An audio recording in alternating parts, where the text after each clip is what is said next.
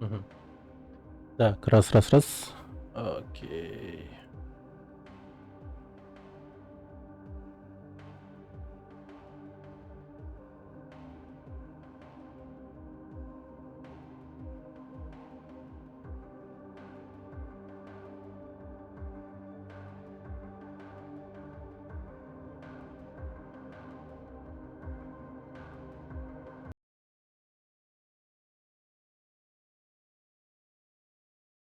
Мгм. Так, сейчас.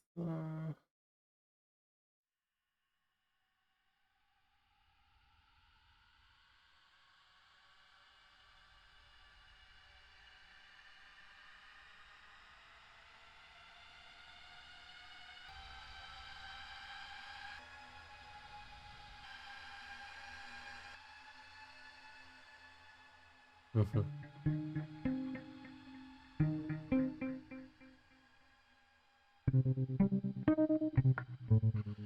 Так. Ам.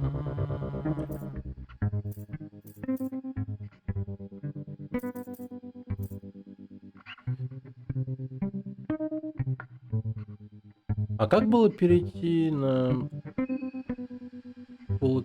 все. F4. Да, давненько не играл, давненько.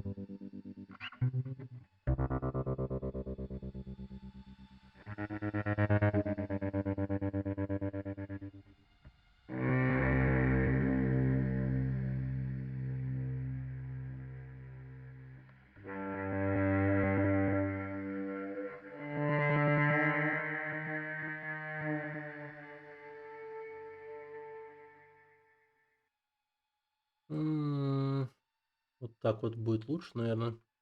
Привет, ФБМ, здорово. Так, еще.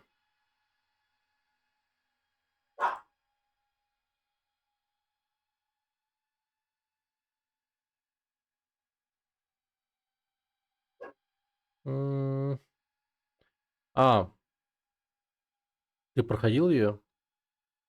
Ну, вообще, да. Было дело. Я его прошел уже? Нет.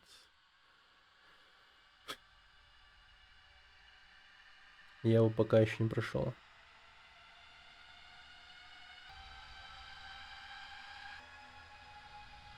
Надоело? Нет, просто внезапно человек пришел, впрочем, как всегда, и закинул вот этот вот челлендж. Обе части проходил страха. Вот эту часть полноценно прошел, прям на истинную концовку. Ну, нормально прям. А первую часть нет, не очень. Там уже как-то все жиденько было. Добавляет контент. Да.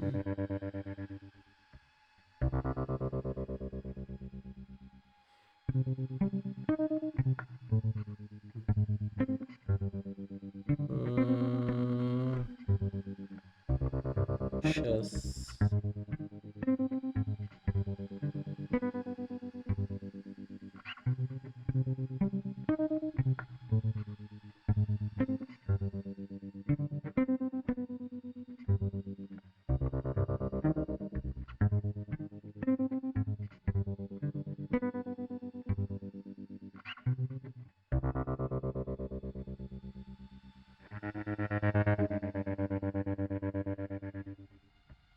Новую вебку себе сделал, если что.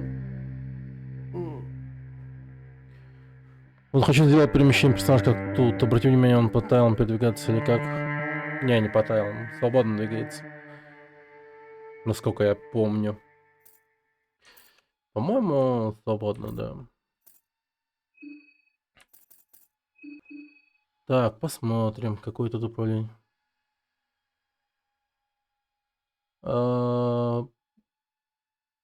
По-моему, по диагонали. Сейчас посмотрим. Бег, X, Ox, Chair, Talk. Ага. Ну ладно, давайте начнем.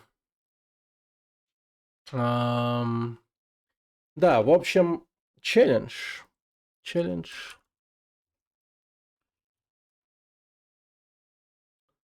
Челлендж такой. Пройти Фиренхангер термина без смены оружия, только то, что дали в начале. То есть выбираем любого персонажа, но не подбираем новое оружие. То есть только расходники, патроны, аптечки, травы, вот все, что вот это вот. Если начал с ножа, то бьем только ножом. Если с пистолета, то только стреляем с пистолета.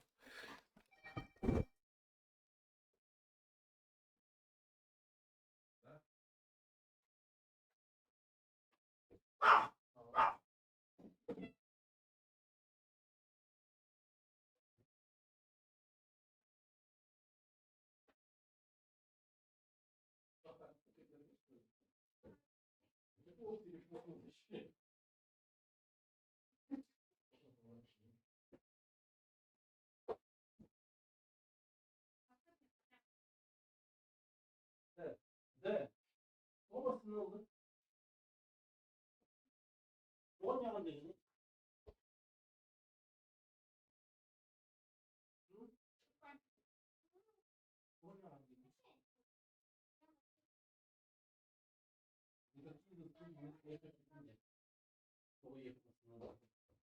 Сколько? Мне тут не говорят.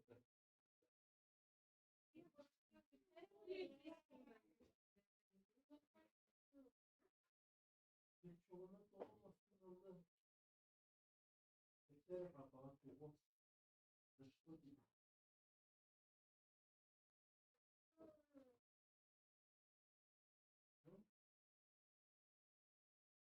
Что? Apa bıcet olmasın ya. Burası en küçücük harita. Küçücük sarı. Dur. Не меня нет. Меня сын.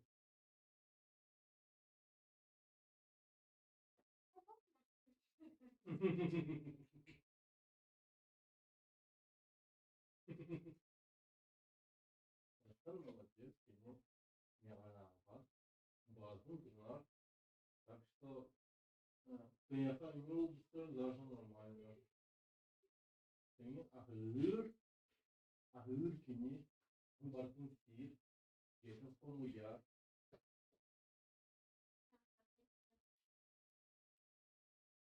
Evet, barkın stil.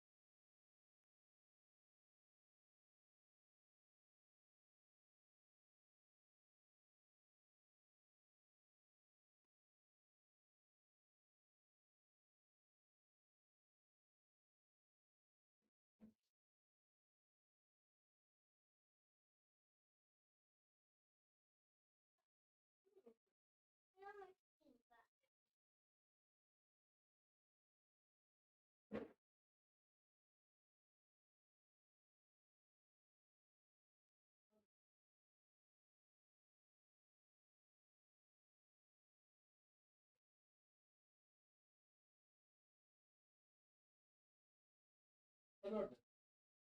Böyle çocuk. Açıkçası geç çocuk.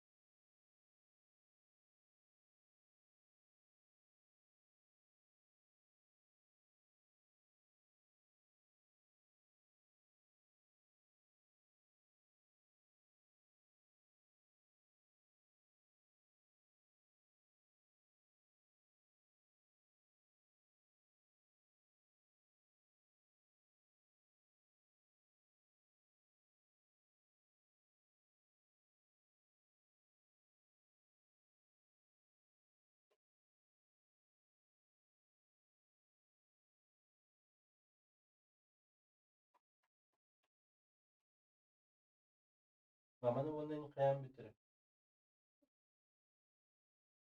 Mama intaptır, papa intaptır, no mama daha hayır. Yani pekkin ister. Bak şu kayan bitirir. Tutma. Bırak etme. Bırak. Anneme bırak.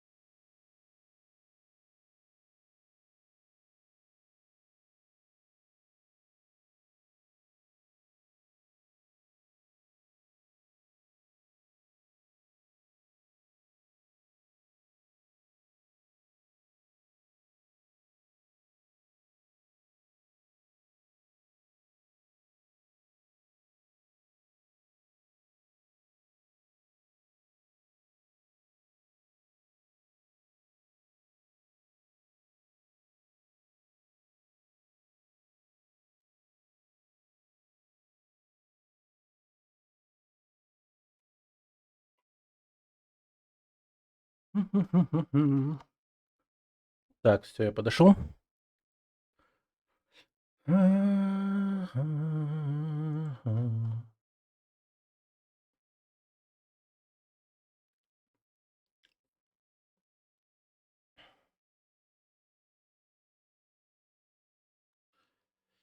Так, окей.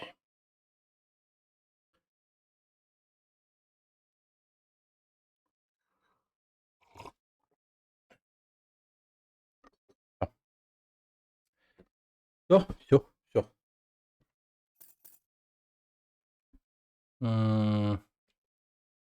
Ну, если что, буду читать, наверное, все. Так как уже ни хера не помню практически. Ну, практически. Чекни передвижение в начале, ладно, а то у меня нет этой игры. Конечно. Ща. Итак, будем играть за этого персонажа. Зовут, насколько я помню, Леви. Итак, он бывший солдат, 18 лет, участвовал в войнах с 13 лет. Солдат превосходен в бою на дальних дистанциях и умел обращение со всеми видами огнестрельного оружия. Сейчас поясню, почему я его беру. Потому что, ну, огнестрел. Да, большой дрозд пульсирует сильнее. Это обязательно будет. Короче, огнестрел и огнестрел тут имба. Мне всего лишь надо будет, как бы, ну, всего лишь. Надо будет найти как можно больше патронов. Я знаю, где находится одна нычка, и надеюсь, мне просто будет вести с патронами в всяких этих бочках, не бочках, вот во всех этих местах. И, ну, надеюсь, управлюсь, ну, меньше, чем за 3 трая, я думаю. Я думаю, я сфейлюсь несколько раз обязательно. Но на то у нас и 5 дней, в принципе. На то у нас 5 дней. Так, первую часть я так не прошел, тупо нигде пройти не мог. Постоянно людей давали. Люлей давали, суровая жизнь. Да, с 13 лет он воевал. Воевал со своим змеем, наверное. А? Ну,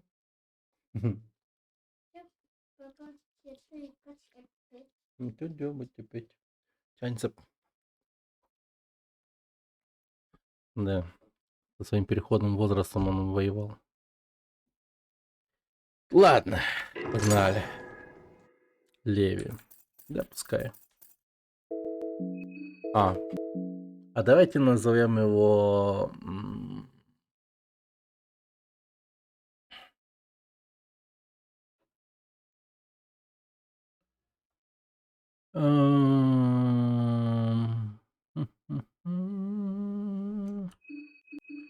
Блин. Фиренхангер мод.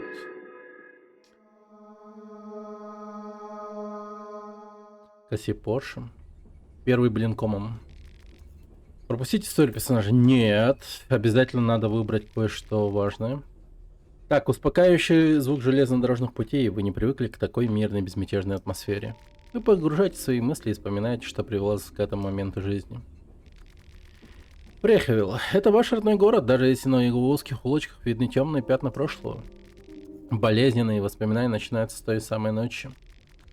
Ты гайды уже чекнул? Нет, вообще. Не особо. Ну, я-то просто видел...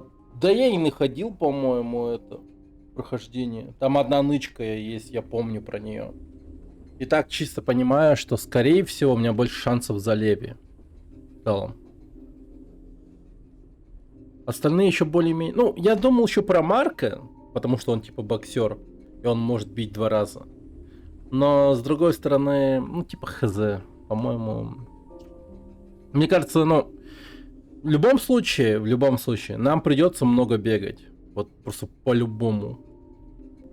То есть избегать сражений и так далее. Короче, будем максимально жестко выживать. Ваши родители ссорились внизу. Спор загорелся, как всегда, и перерос в драку. Ваша мать в отчаянии ворвалась в вашу комнату, она заперла дверь и держала ее изо всех сил. Сначала в вашу комнату попал запах застарелой водки. Затем вы слышали тяжелые шаги вашего отца, поднимающиеся по лестнице. Ваш отец начал колотить двери. Восстать против своего отца? Ваших усилий оказалось мало против мертвецки пьяного отца. Тем не менее, это сделало вас более стойким. Стойкость появилась. Так как вашей матери не стало, а отец беспробудно пил, вас забрали в детский приют Прихвилла. В этом месте воспитанниками обращались же ужасно. По округе ходили во всевозможные слухи о том, как дети здесь время от времени исчезали без следа.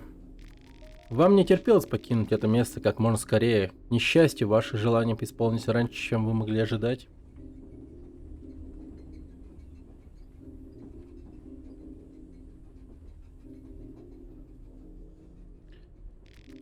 Когда началась Вторая Великая война, Восточный Союз стал вербовать в армию всех, кто мог держать оружие, независимо от возраста, чтобы они сражались за Родину. В то время вам было только 13 лет, но вас призвали вместе с остальными специализациями. Так, короче, дробовики берем. Мы получили дробовик 12 калибра и 3 патрона 12 калибра. 3 всего лишь. Вы преуспели на поле боя, несмотря на возраст, однако чувство горечи неумолимо росло, когда вы наблюдали за тем, как детей все младше и младше вербуют и убивают, пока шла война. К тому времени вы уже имели под командование собственный отряд детей. Вы получили задание, предназначенное для тех, кого пустят в расход. Фактически это было гарантированное самоубийство. Вы стали уставать от бессистемного распределения войск, а общий моральный дух армии без Восточного Союза начинал давать трещину. Взять на себя миссию, выполнить свой долг, покинуть тонущий корабль.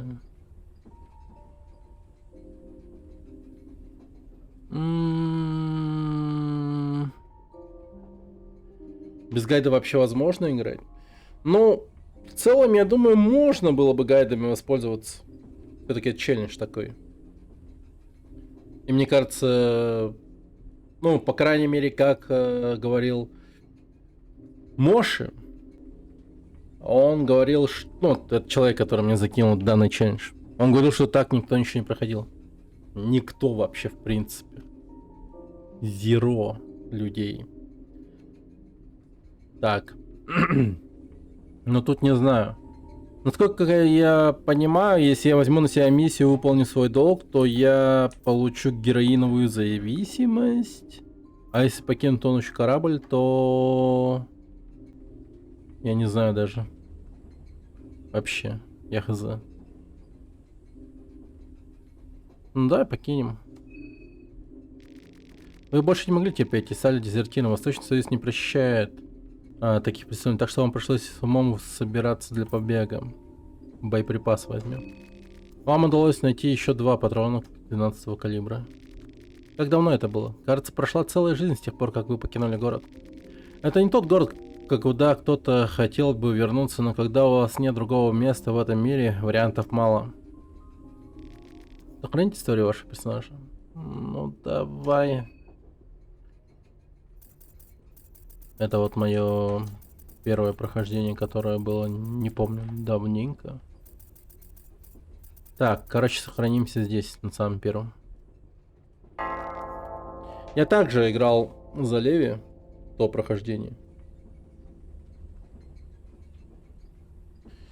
Пропустить вступление. Что там может быть-то? Да нет, наверное. Я хз, думаю, что в такие игры играют, чтобы получать боль. А без гадов как раз будешь страдать. Да, так и есть. Все. Он заснул.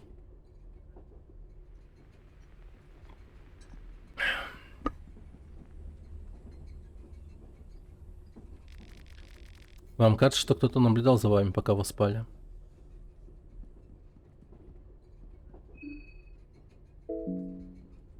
И да, управление тайловое. И по диагонали движения нет. Блин, у меня в памяти казалось, что он есть. Так, хорошо. Давайте смотрим на наш статус. Бывший солдат. Так. Оружие. Стартовое. У меня только дробовик и нож. Только дробовик и нож. Бля.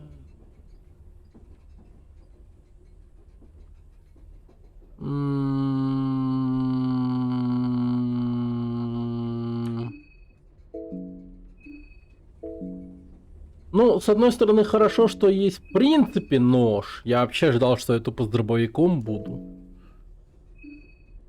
Если честно.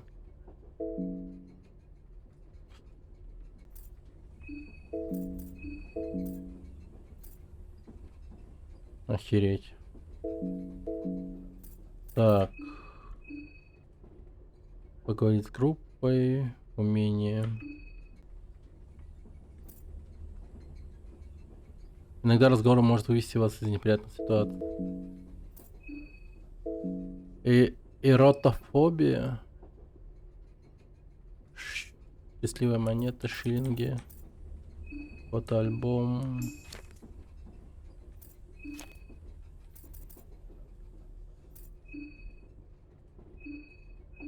Ща, погоди. Мешок для трупов.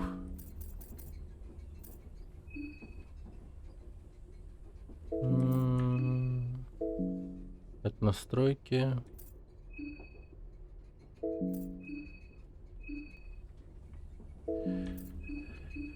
Ладно.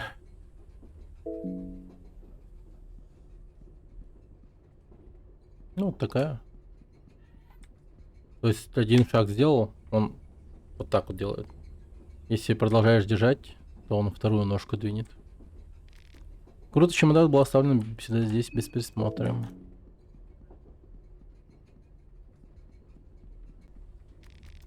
Вы обыскиваете багаж. Находите синюю траву. Хорошо. Слушай, неплохо. Старая брошюра. Похоже, на нем не напечатано ничего интересного.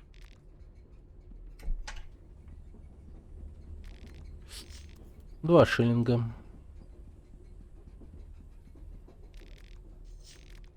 Два шиллинга.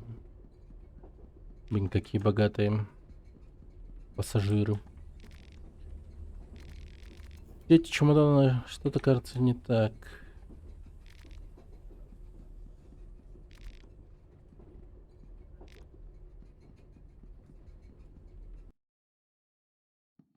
Это место. Это больше не поезд. Я искал тебя повсюду. Где тебя носят? Разве ты не понимаешь, в какой спешке мы находимся? Давайте промолчим просто. Послушание — это ключ. Это единственный способ, которым мы можем вложиться в квоты. А теперь возвращайся к своему верстаку. О, мистер Писюн. Это твой последний шанс. В следующий раз настанет время наказания. Займись делом, у вас сжатые сроки. Если у нас ничего не получится, все придется делать следующую порцию кубика из твоей кожи на спине. На что ты пялишься? Здесь не на что смотреть, глаза на кубики. Работай, или я вырву глаза из твоего милого личика. Класс. Используй клавиши напряжения для сборки кубиков. Да. Едим, коробочки клеим. Девушка в розовом пытается привлечь ваше внимание. Я уже 4 собрал. Блин, она явно из плохой компании. Мне не стоит с ней тусоваться. Куда ты, по-твоему, идешь? Бля.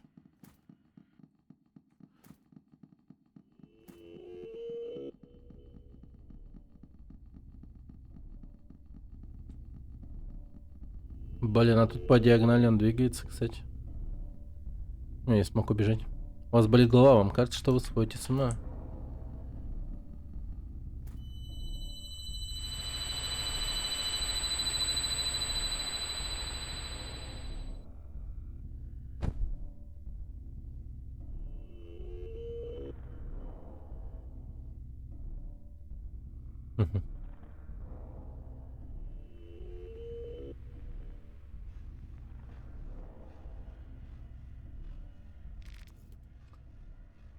Таинственный человек. Ах, вот и ты. Таинственный человек приветствует вас монотонным голосом. Я вытащил тебя из этого гадкого места. Слишком глубоко ты забрался в эту кроличью нору. Теперь ты в безопасности, под прекрасным зеленым светом луны. Добро пожаловать в лунную башню.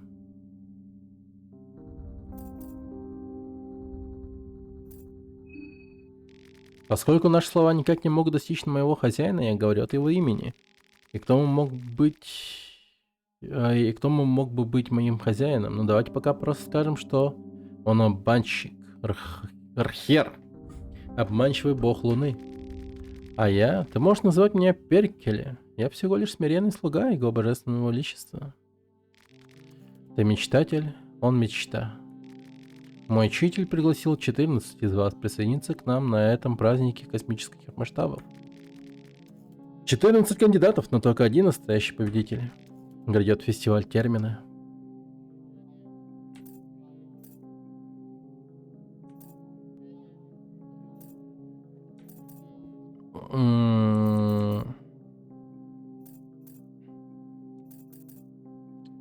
Давай попробуем спросить, что за фестиваль термина? Это фестиваль, призванный дать вам, людям, возможность познать величие и достичь прославленных вершин. Фестиваль, который положит конец всем фестивалям. Должно быть, все это очень сбивает с толку. Я не буду применять тебе дополнительной информации прямо сейчас. Просто направляйся к башне. Это все, что тебе нужно знать на данный момент. Я с удовольствием отвечу на твои вопросы, как только ты доберешься туда. Но до тех пор давайте встретимся снова при лунном свете.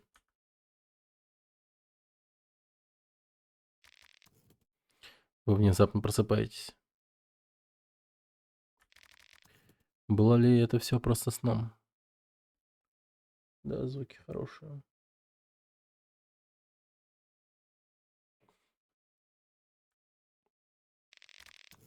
Поезд, кажется, он остановился.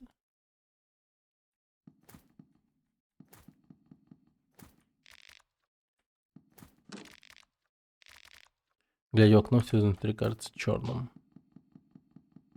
Да.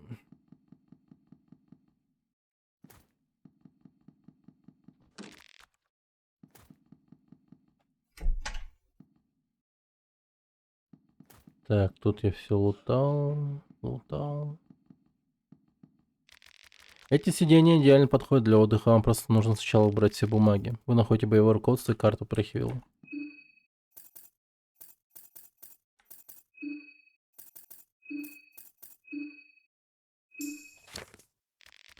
Это руководство описывает основу выживания в ближнем бою, а также на поле боя. Следующие советы могут применены как на поле боя, так и в повседневной жизни. Стратегическое расчленение. Урок 1. Отсекайте различные конечности от врага, чтобы снизить их боеспособность. Если у врага есть оружие, возможно, лучше сначала всего разобраться с этой конкретной конечностью. Удар прямо в голову может показаться заманчивым, но атаковать такую защищенную часть тела в полубитвы может оказаться непросто. Отсечение ног часто нарушает равновесие противника и делает его уязвимым для удара в голову.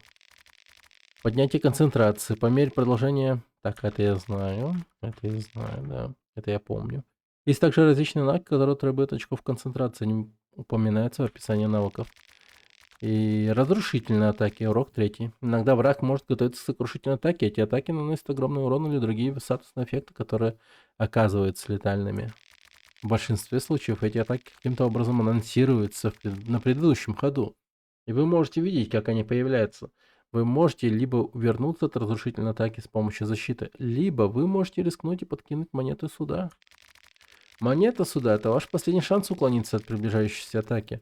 Вы можете повлиять на свои шансы, бросив счастливую монету в пару, удерживая клавишу Shift, пока вы выбираете либо орла, либо решку. В конечном счете, ваша судьба будет выбрана высшими силами. Стрельба. Вы можете использовать различные огнестрельные оружия на поле боя, даже не вступая в боевое столкновение, чтобы ослабить или убить врага до того, как он подойдет на расстояние удара. Просто вооружитесь огнестрельным оружием, запаситесь патронами и нажмите Shift. Впоследствии ваши атаки варьируются от врага к врагу. Более слабые враги могут даже погибнуть от одного попадания. Бег. Удерживая Shift для бега, медленно истощает вашу выносливость. Если у вас полностью иссякнет выносливость, вам потребуется короткое время на восстановление, чтобы отдышаться, прежде чем вы сможете снова бежать. Если враг заметит вас, вы перейдете в режим напряжения, в котором выносливость истощается с ужасающей скоростью. К счастью, этот напряженный момент пройдет довольно быстро. Если у вас есть огнестрельное оружие, вы не сможете бежать. Никакой стрельбы на бегу. Если вы повредили ноги, так бег также недоступен. Выживание это гораздо больше, но надеемся, эти уроки помогут вам начать. Удачи. Вот, это была важная инфа. Насчет того, что если у меня в руках есть дробовик, то Shift нажимать не стоит, так как он у меня выстрелит. Вот так вот. Мужчина в костюме разговаривает сам с собой. Кажется, он полностью погружен в свои собственные мысли. Я уже опаздываю, так опаздываю. Ладно.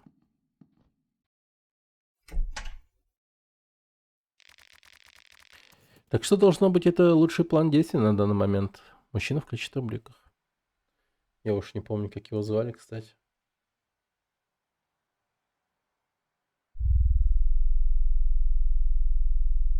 Да.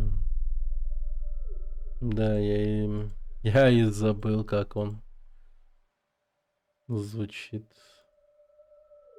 Фиренхангер.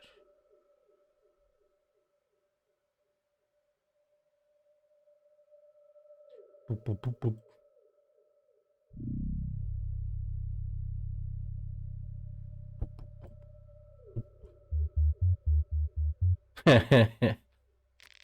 Вы прерываете дискуссию. О, Засоня встала. Так, что происходит? Ты должно быть тоже ничего не понимаешь, как и все мы. Поезд остановился здесь, на окраине города. Весь персонал поезда, все ушли. Никаких объяснений. Это как-то связано с войной? Твоя догадка так же хороша, как и моя. Мы решили остаться и подождать здесь какое-то время. Рано или поздно кто-то должен прийти к поезду. Так что, если ты не торопишься, я рекомендую просто сесть внутри и попытаться расслабиться. Кстати, как тебя зовут? Представиться. Меня зовут Марина. Меня зовут Оливия. Приятно со всеми вами познакомиться. Ты можешь звать меня Августом. Пожилой джентльмен. Карин Зауэр, дежурный журналист. Привет, я Генрик. А это загадочный джентльмен Оса. Ну, я как будто бы шел по диагонали, но при этом диагональной анимации как будто бы не было. Понимаешь? Оса же, верно? Угу. Я почти уверен, что да. Мы были первыми, кто проснулся.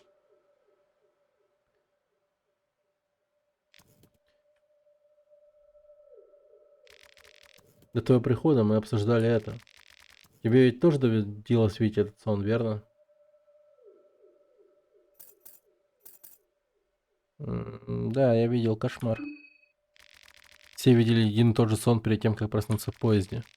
Луна, девушка в розовом платье, фестиваль термина. Все это казалось слишком реальным, чтобы быть просто сном.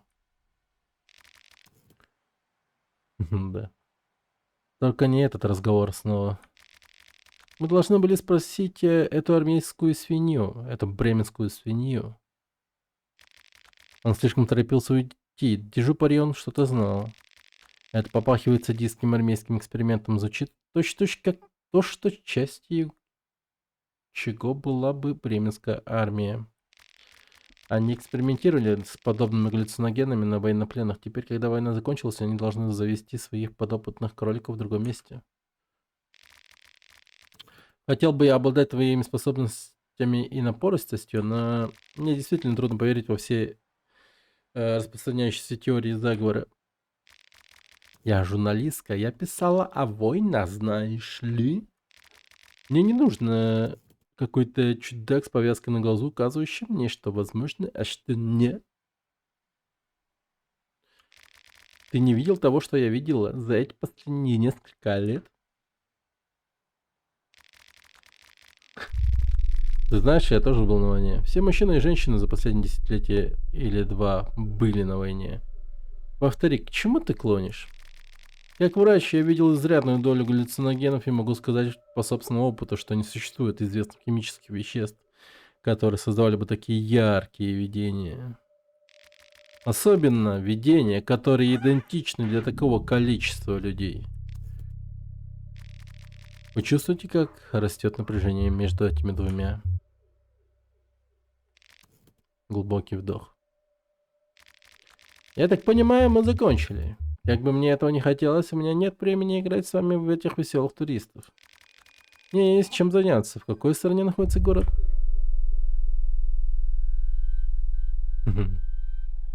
Да. Смотри, там наверху, от вершины леса. Ты видишь башню, стоящую прямо в тумане? Эта башня знаменует собой центр Прехевилла. Ты можешь пройти пешком через лес, чтобы добраться сюда. Это не так уж далеко.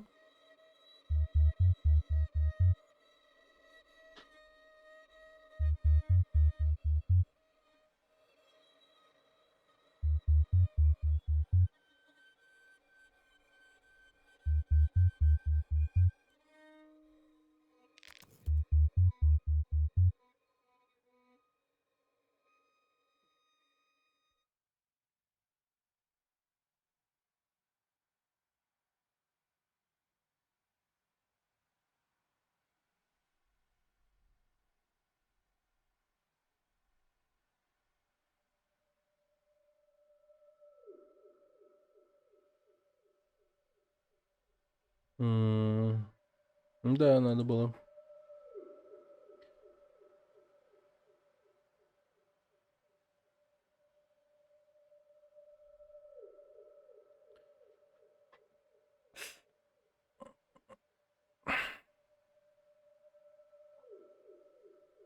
Так, тогда ладно. Если я кого-нибудь увижу, да я дам им знать, что вы, ребята, ждете здесь. Повеселись, найди сенсацию в этом сонном городке. Ты знаешь, где нас найти, если что-нибудь всплывет. Что ты собираешься делать? Пожимает плечами. Мужчина в клетчатых брюках. Подожду здесь, я полагаю. Я не тороплюсь. День первый. Ебо. Это было громко. Монолог с луной.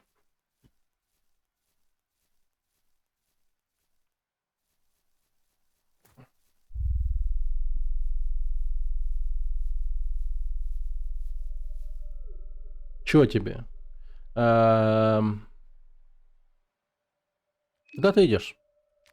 Я предпочла не заводить знакомств прямо сейчас. Я провела достаточно времени, слоняясь без дела. Ты направляешься в город? Это верно. Я пойду одна, если то... Это то, о чем ты собираешься спросить. Что привело тебя сюда? Я журналистка, я чую сенсацию. Я не думаю, что кто-то посещает эти места без крайней необходимости. Ну, приятно с тобой познакомиться. Взаимно. А теперь, если ты не меня извинишь, я провела достаточно времени, слоняясь без дела. Синяя трава. Ну, не знаю. Можно было и напасть на нее. Хотя непонятно чего ради. Типа, если бы я вначале выбрал бы пистолет, тогда вполне себе это было бы логично, наверное.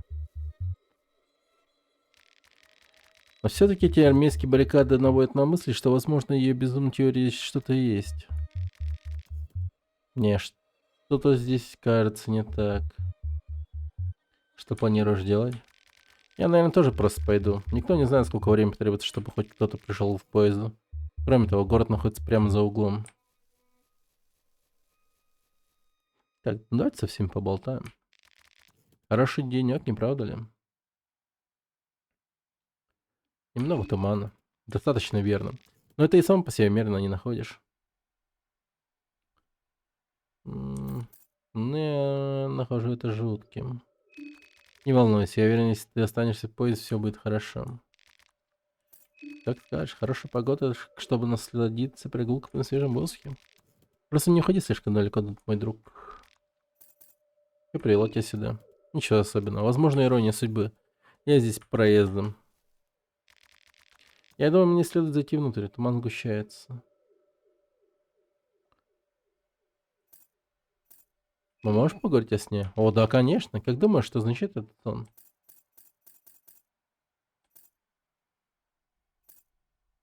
Это как-то связано с этим местом. Это действительно похоже на сон, не так ли? Во всем этом есть неземное ощущение. А не важно. Это лес пугает меня. Я думаю, что здешняя лесная флора крайне очаровательна. Кажется, вокруг растут всевозможные лекарственные травы. Блин, кстати, играть в заливе тоже интересно было бы в каком-то смысле. В том плане, что она ботанику знает. А это не хухры-мухры. Так, зеленая трава. О, привет. Мы еще не успели друг другу представиться. Я Белла. Приятно с тобой познакомиться. А, ну еще, кстати, да. Надо будет как можно скорее найти как можно больше сопартийцев.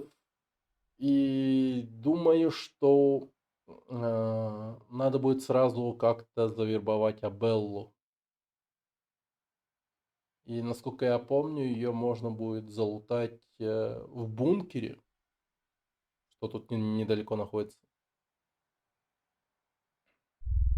Иначе в противном случае, если мы в тот бункер не пойдем, то она превратится в слона.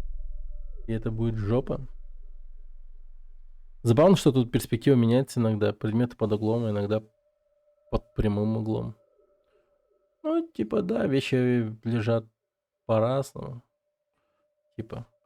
Но ресурсы и тому прочее, я думаю, что они лежат всегда под одним углом. Для удобства целого. Так, сейчас я хавчик себе принесу. Я сегодня приготовил интересное блюдо.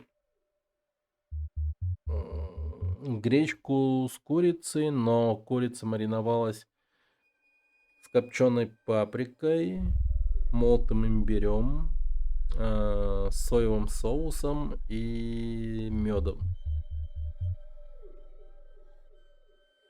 Плюс чеснок.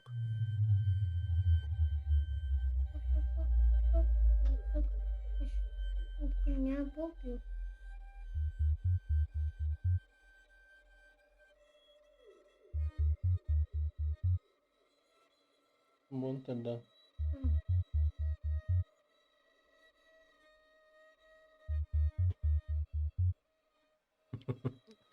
Блин.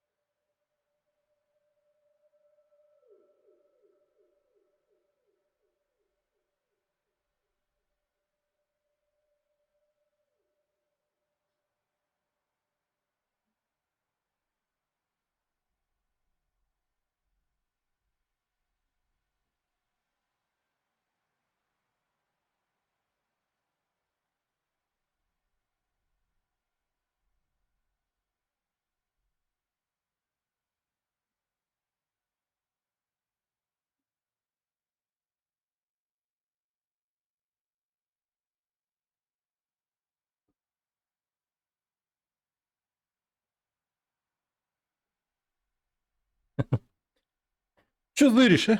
Чё зыришь, на? Привет. Здорово. Я себе покушать принес.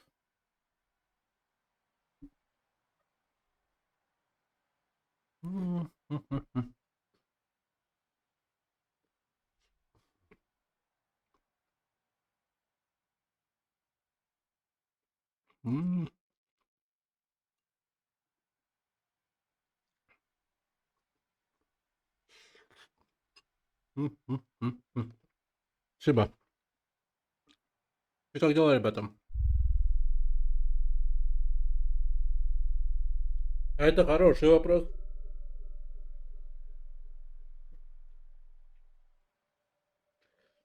Во-первых, мое блюдо маринованная курица с прикольным маринадом, которую я сделал сам. Маринад состоит из молотого копченого паприки с молотым имбирем, соевым соусом, медом и чесноком. Ну, там свои какие-то эти...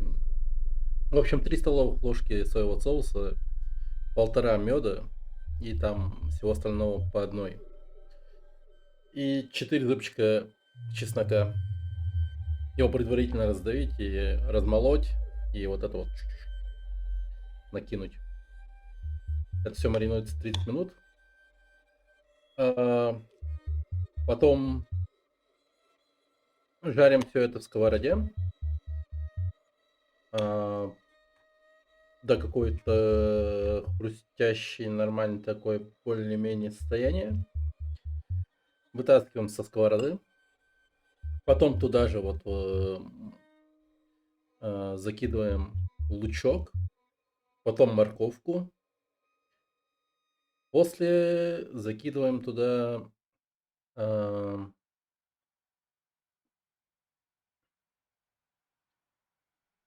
гречку. Что я еще туда закидал? И изюм. Изюм.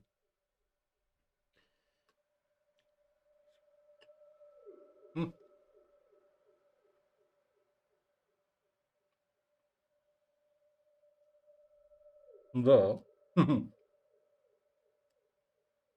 После возвращаем туда курицу, сверху ложим, добавляем воду и варим. Варим, варим.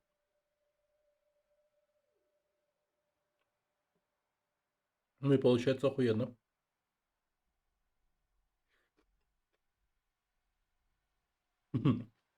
Да.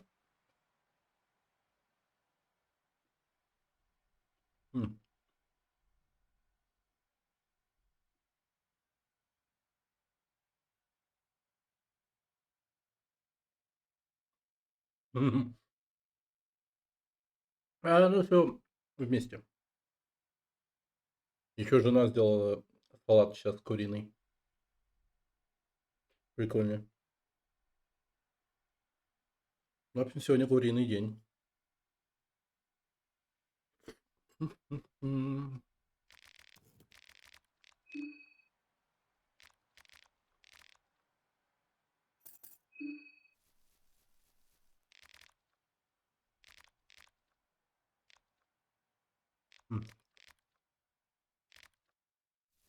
Ладно, пошли.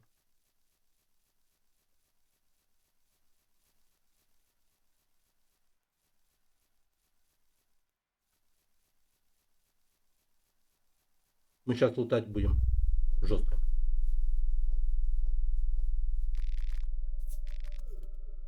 Яйцо. Яйцо. Вау. Лаванда. Пшеничная мука. Ну и дерьмо.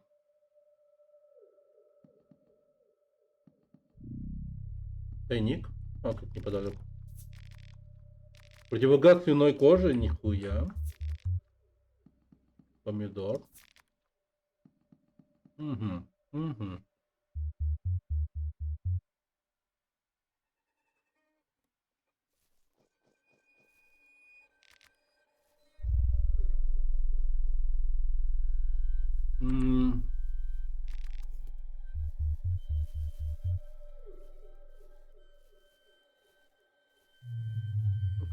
вот тут, по-моему.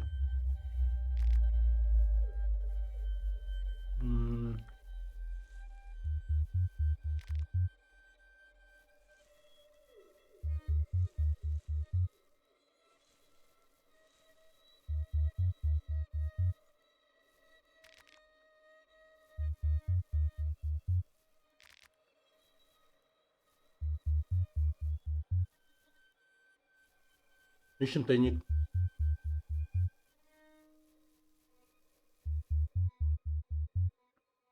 У меня друган так в детстве делал чудо-зелье. Вкусное было капец. Потом узнал, что он туда тупо все, что было на столе, заливал. Сок, колу, минералку, морс и прочее. Жесть.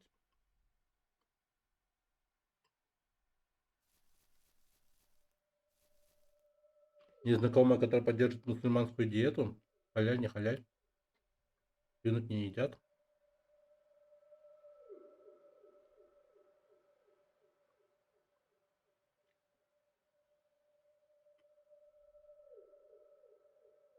Ага.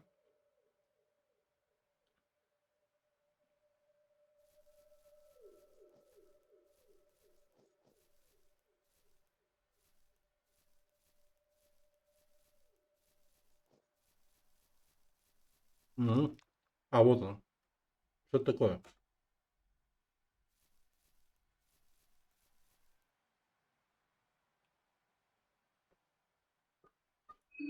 М. Так.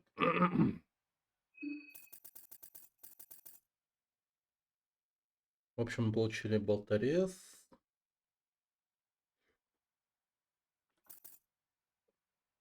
Мгм.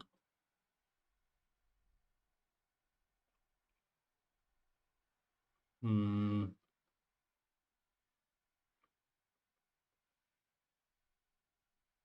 Да.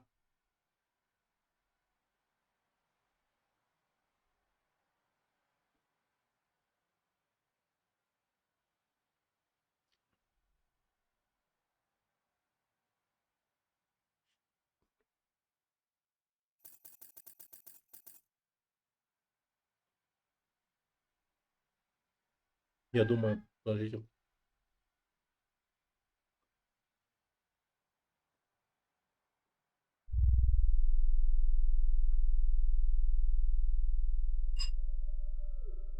Как будто бы надо винтовку брать, а не дробовик.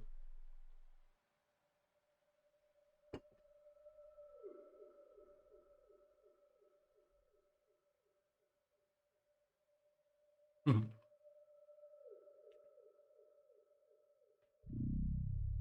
Ща.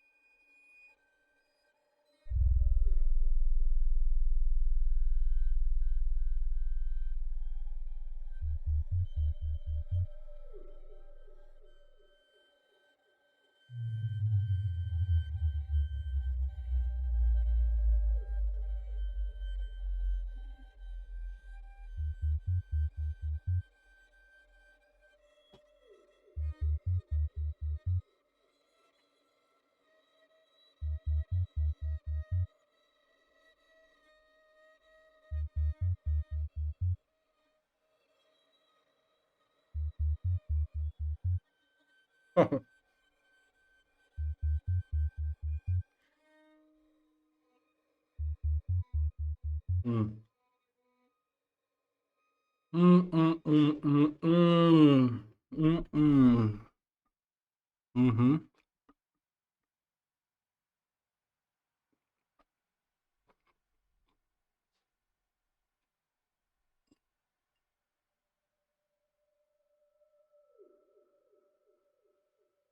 Получается, что да.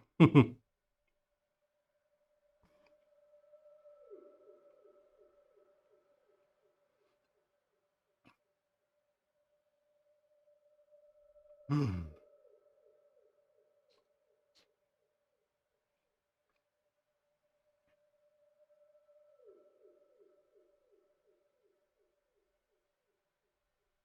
Я думаю, винтовку брать будем.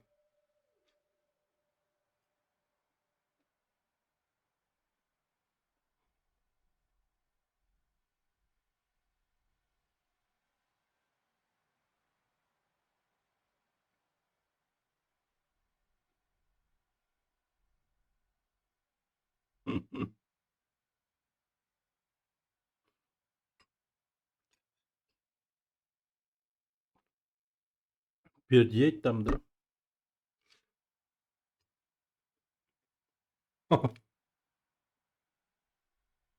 М. М.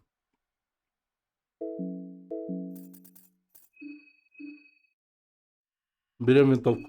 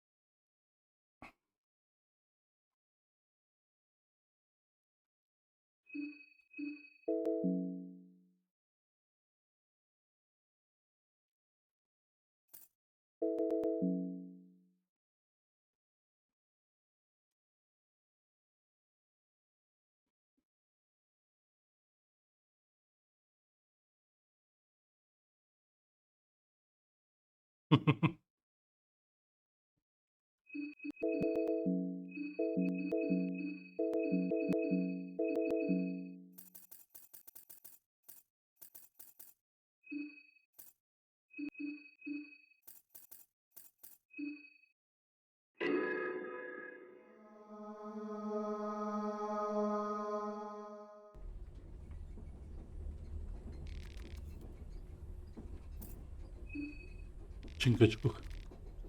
Они все одинаковые же.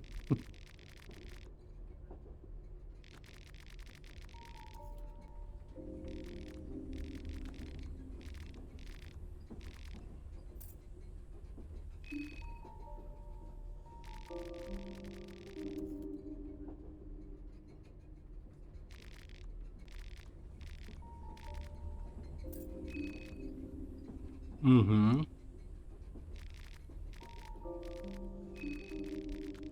Бля.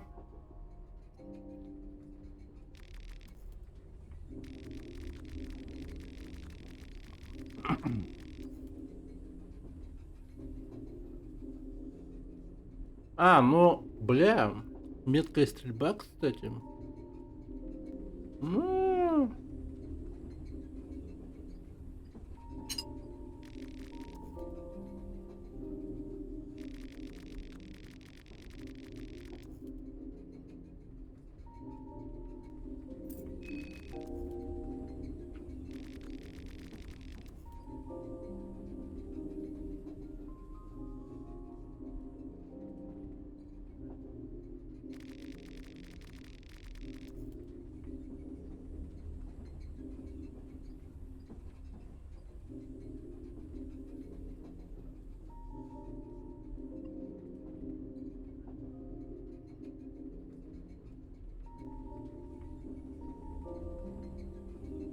м, м,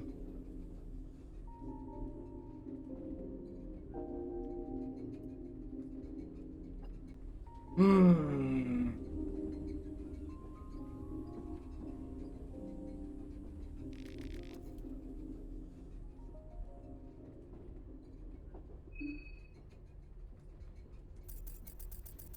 Да.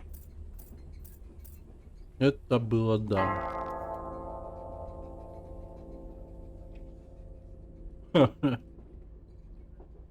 Но, да. Палочками пользоваться умеем. Ух, хорошо.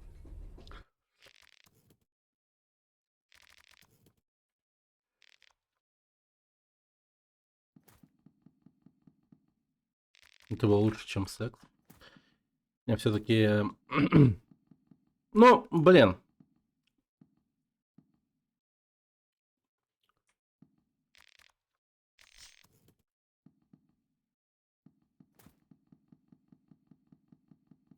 Ну вот близко. Близко. Нихуя, я еще... Плюс Герыч. 9-метровое поле. Максимально бесполезное дерьмо. Но мы уже имеем 7 патронов 303, 2 героина.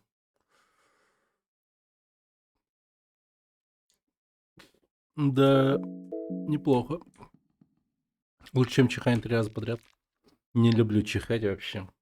Ненавижу. Ну, что поделать, иногда приходится.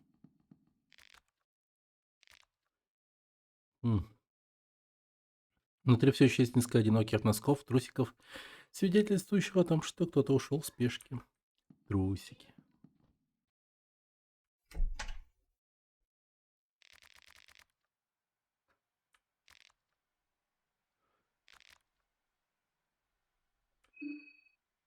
Чемодан японцы. Японцы.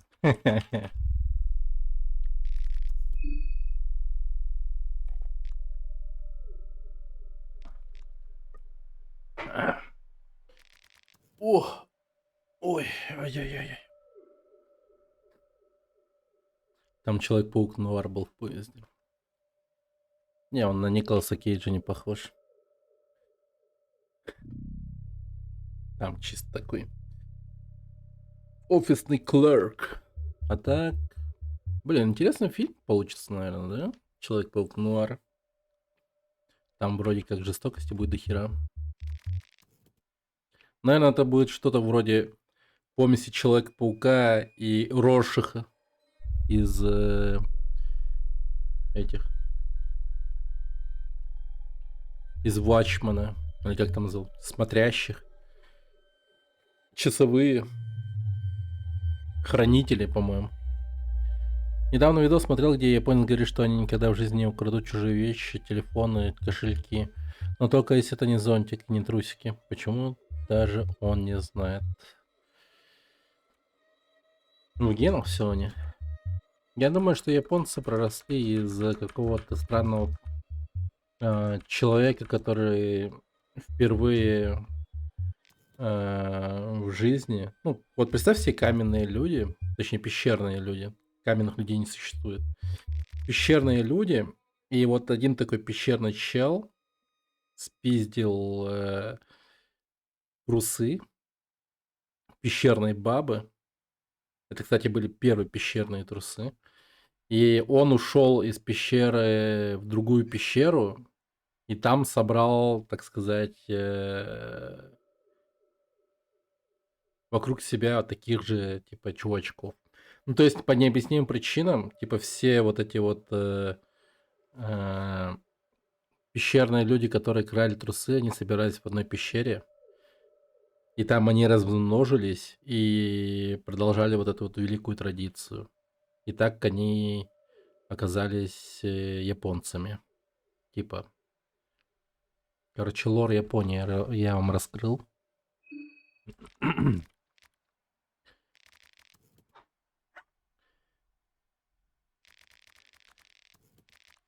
Паук пипец гибкий же, мне так как-то в голове не укладывается Никола Кейджа и гибкость. Ну, Николя Кейдж, скорее всего, будет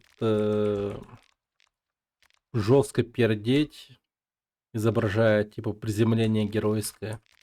А на самом деле все будет делать дублер. И потом в 2026 году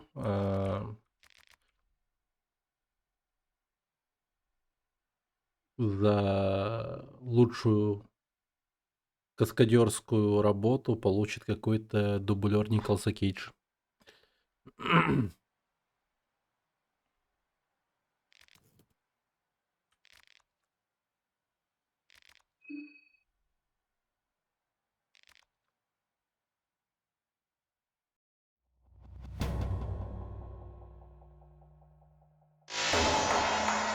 Блять!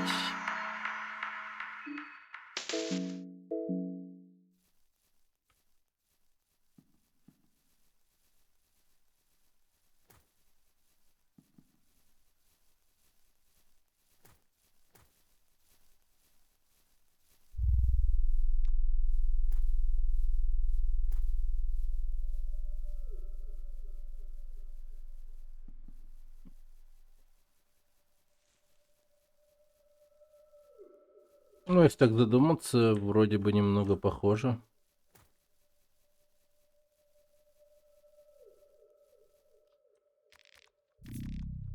Морковь. Паприка. Блин, охуенно. Могу еще раз приготовить свое блюдо. Репу. Морковь. Вау, заебись, лут. Немного. Оу, щит! Хирургическая пила. Паприка. Ну, вот это полезный лут. Между прочим, сейчас выпал. Прямо на старте. Я просто хз, где хирургическую пилу найти. 13 303 патронов. Сюда.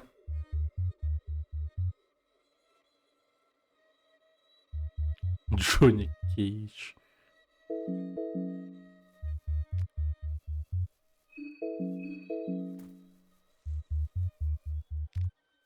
Никола. Никола, Никола, Никола.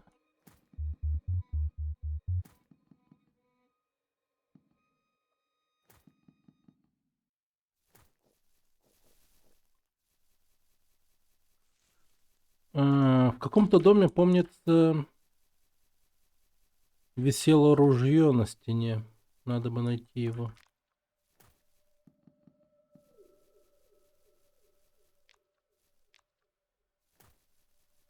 Так, хорошо. Лутинг жесткий происходит прямо сейчас.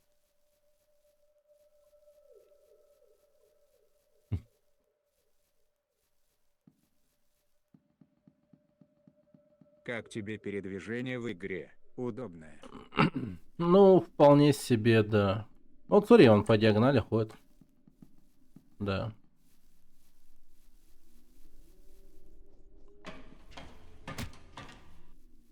Ну, типа, было бы странно, если бы он не ходил по диагонали, скорее всего.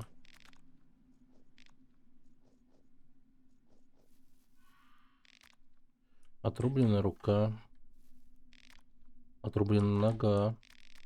Ужасно здоровое тело. Все еще относительно свежее, хотя загадочное уродство на его лице затрудняет определение точного времени смерти. Что это? Что, черт возьми, происходит? Они мертвы? Они мертвы? Это ужасно, да. Должны ли мы сообщить об этом кому-нибудь? Местной полиции?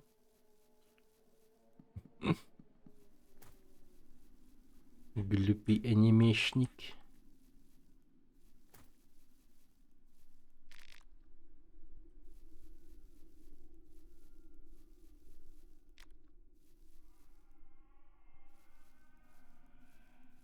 Нандеска. Аригато. Бакаяро.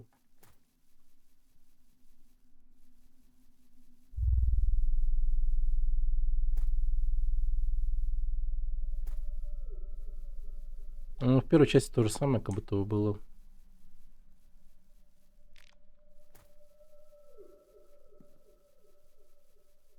Это выносливость. Упадет выносливость, упаду я. Шучу. Туман медленно наползает из глубины леса. Так, ну, все, ребята, началась суета. Официально началась суета.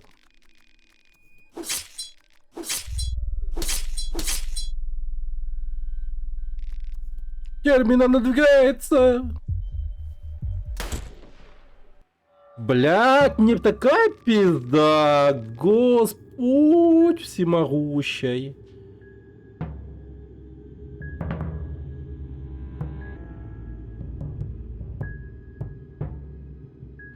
Так.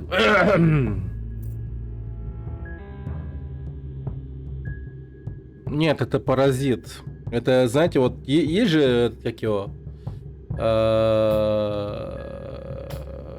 лицехват из Чужого. А это пахохват. Он, ну, просто хватается за пах. Это не пенис, это паразит. Да не, расслабьтесь, это фантастическое существо. Пахохват называется. Это не пенис. Это монстр такой.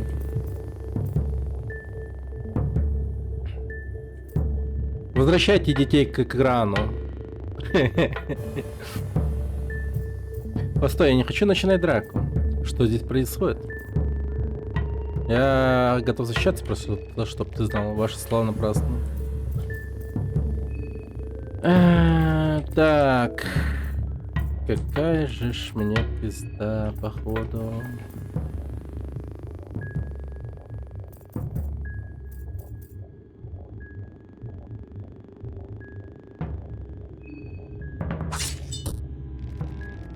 Потерял левую руку. Ну все. ГВП.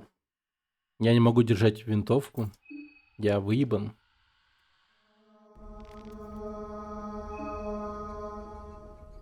А если это пахохват, то во вселенной чужих за пахохватами бы наоборот бегали, а не от них.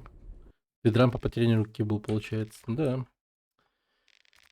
Бля, обидно нахуй. Знаете, почему обидно? Потому что мне с хирургической пилой повезло.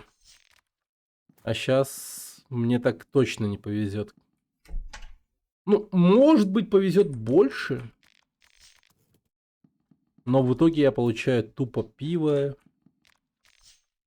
Маленький ключ. То... Любопытно.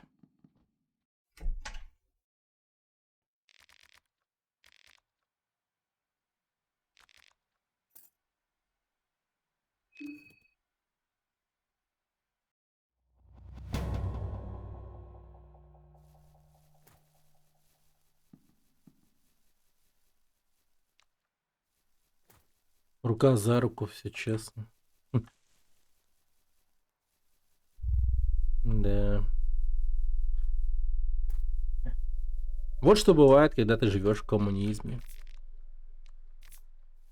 Тебе отрубают руку за то, что ты отстрелил руку.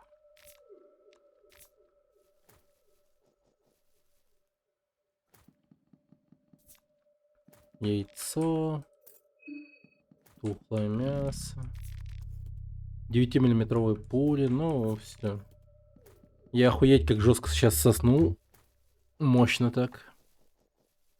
Лутом не повезло.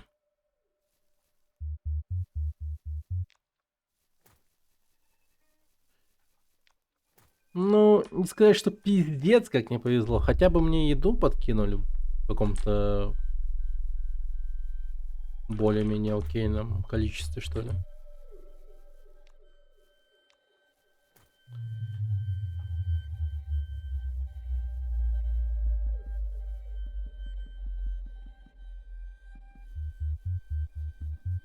Пум-пум-пум-пум-пум-пум-пум. Пум-пум-пум-пум-пум-пум-пум. Пум-пум-пум-пум-пум-пум-пум. Пум-пум-пум-пум-пум-пум-пум. Но... Пум-пум-пум-пум-пум-пум-пум. Пум-пум-пум-пум-пум-пум-пум. Пум-пум-пум-пум-пум-пум-пум. Музыку один басист писал. Да. Ты бежишь или крадешься? Это бег украдкой называется. Так. Ну.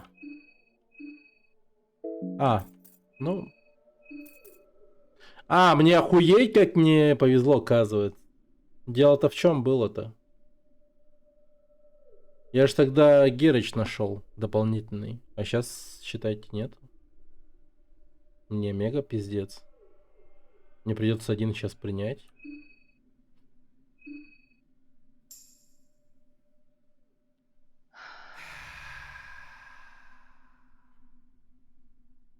Осуждаем.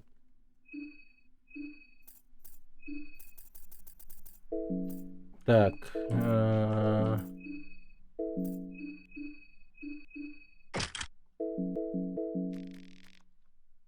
Вы проверяете функциональность винтовки, даже не задумываясь об этом. Ваши старые привычки дают о себе знать, винтовка создает знакомое ощущение. Давай пивка для рывка.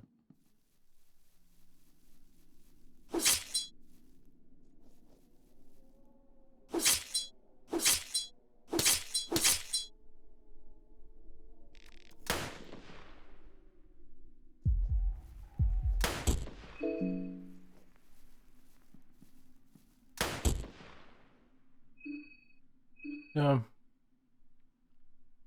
Сосать. Дровосек.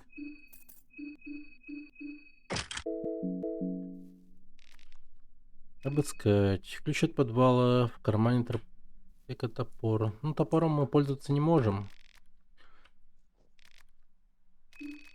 Или нет ничего ценного.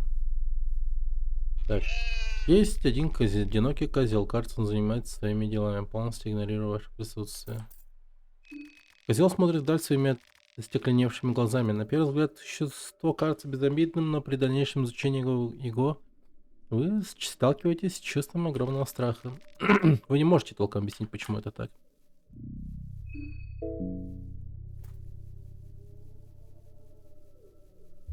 Я боюсь козла.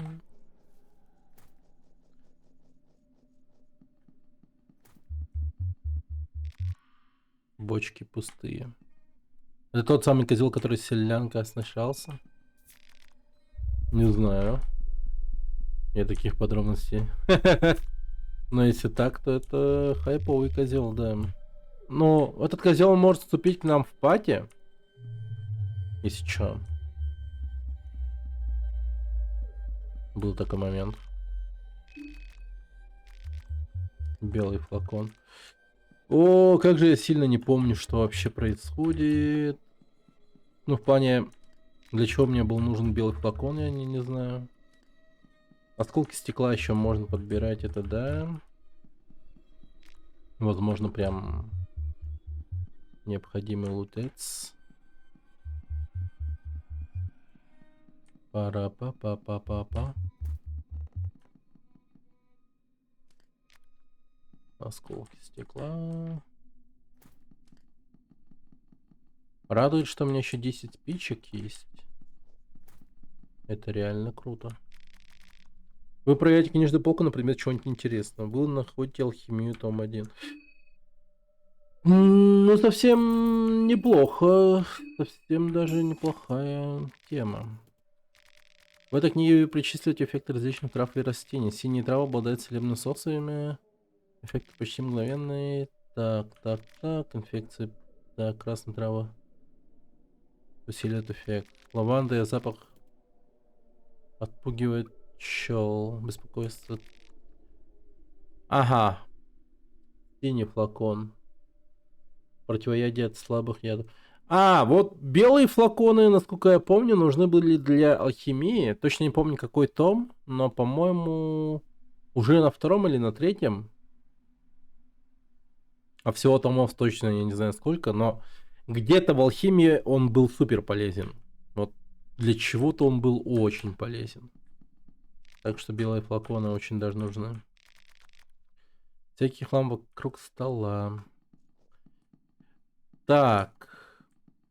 Ну, в принципе, вот для чего мне надо было убивать этого челика? Хотя бы чисто ради того, чтобы залутать книжную полку. Козье копыта. И как бы другие, типа вот ништяки тоже супер важны. Сейчас я буду конкретно жить от удачи и от того, насколько щедрый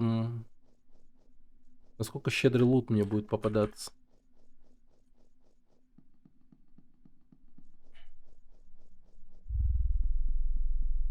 О, тут еще 2 полки.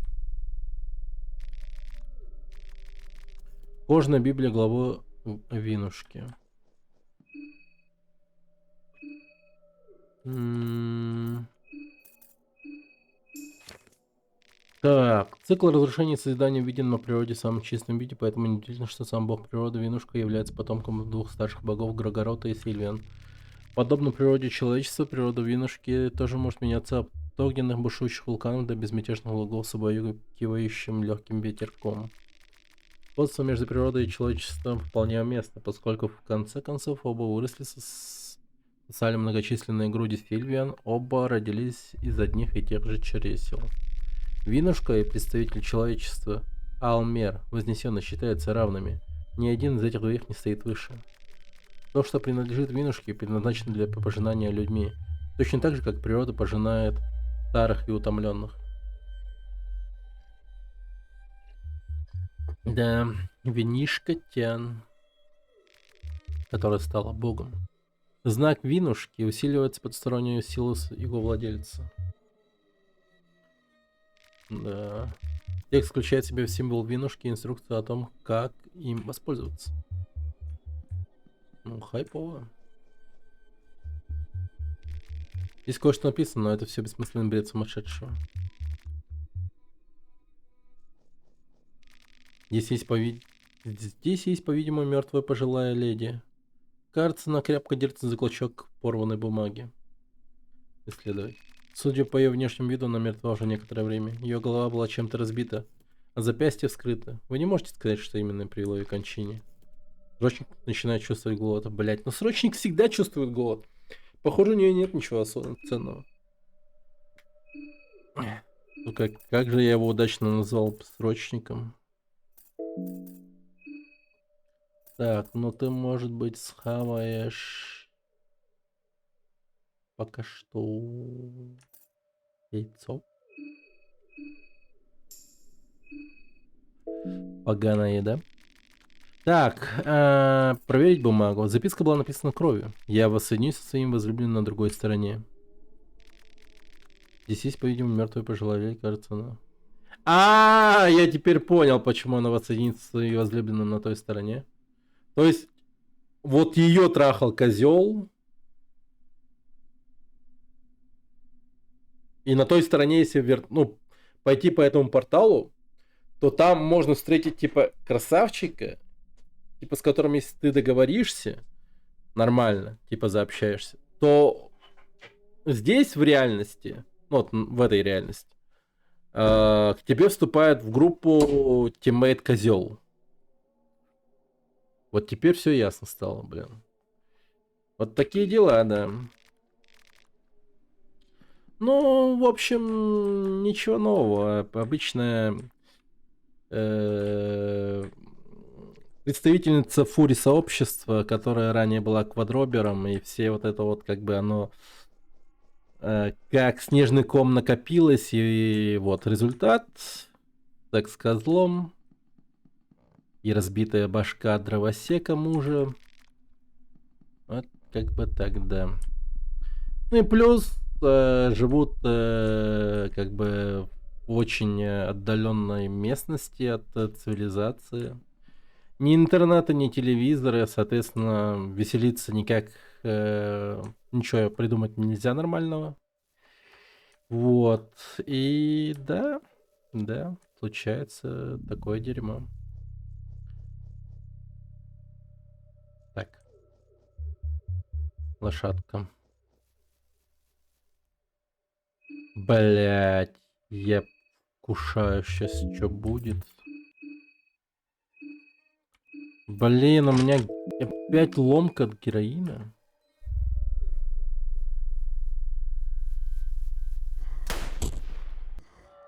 Заебись, я обосрался. Так, таинственный зверь приближается к вам, и его разинутой пасти капает слюна. Кажется, похоже, что готова напасть.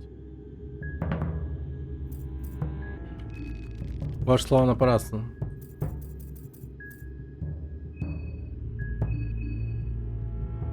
Нож.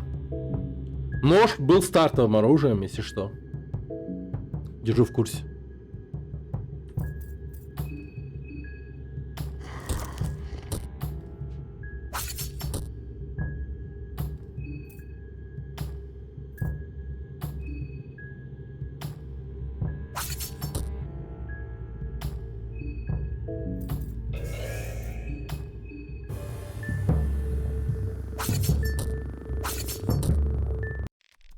Охуеть, я выиграл.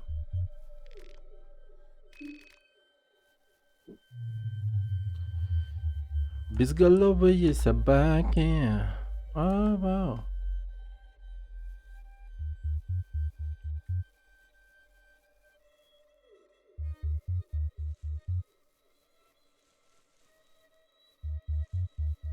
Мать твою, там страшное говно было, я вспомнил. Я туда лучше не приближусь.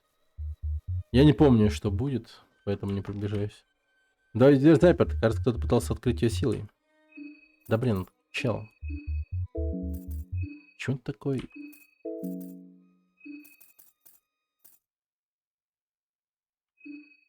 Голодный.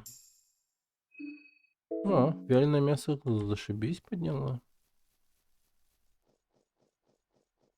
Срочник чувствует себя менее голодным. Типа ехать на нем как на маунте. Я говорю, реально можно в пати. А козла, да, можно в пати. Но он обычно как бы тупо танкует и нихуя не делает. Он пиздец бесполезный. Я, по крайней мере, не помню, чтобы он как-то мне помогал. Нормально. Сразу после открытия ощущается запах гнили. Оу, Абелла? Рыжеволосый механик. А, это ты. Ты тоже был в поезде, верно? Я нашел этот люк. Люк черт знает где. Кажется немного подозрительным, не так ли? По меньшей мере интересно. Как насчет того, чтобы мы запрыгнули внутрь и посмотрели, что там внизу? Тебе должно быть хоть немного любопытно. Да, посмотри, что там. Вот это настрой. Ух ты, это место невероятно. Я слышал, что у Восточного Союза были большие подпольные сети вокруг Брахевилла, но это такого я не ожидал. Да, это сильно впечатляет. Для чего используются эти туннели? Я не совсем уверен, какова точно цель этих туннелей, но они должны иметь какое-то отношение к расположению этого места. Брахевилл и Богемия в целом находятся в довольно стратегическом месте, а именно посреди многих могущественных стран. Что они здесь строили, понятия не имею, но многие хотели прибрать это место к рукам. Ой, мы ведь еще даже не представились, не так ли? Я Абелла, приятно с тобой познакомиться. Не говори ни слова, теперь я какое-то время буду путешествовать с тобой. С радостью. Все, кайф. Теперь у нас есть Абелла. И у нее есть разводной ключ. Так, а что за восклицательный знак?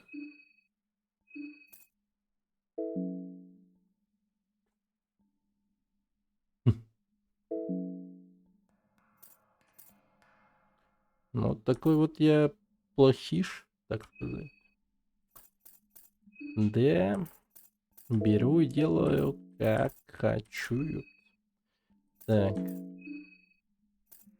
Создать предмет синие травы.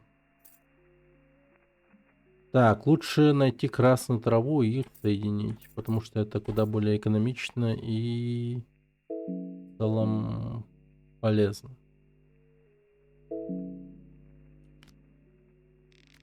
Строительство такого бункера, как это должно было быть, потребовало времени. Это не то, что можно было бы сделать за одну ночь. Я бы даже сказал, что это место в каком-то смысле предшествовало Великой войне. Какова может быть цель этих туннелей? Они слишком узкие для транспортировки войск. Технология не выглядит так, как будто у нее были очевидные военные цели. Супер увлекательно, не правда ли?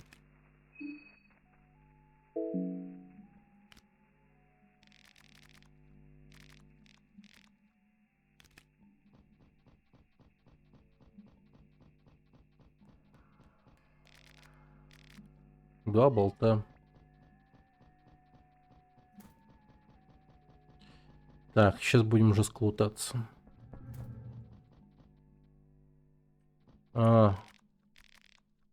Циркулярный диск. Но, увы, крафтить оружие тоже нельзя. Ну, то есть, это только стартовое оружие. Орел и решка. Орел и решка. Мне кажется, решка. Мина-ловушка. Найс.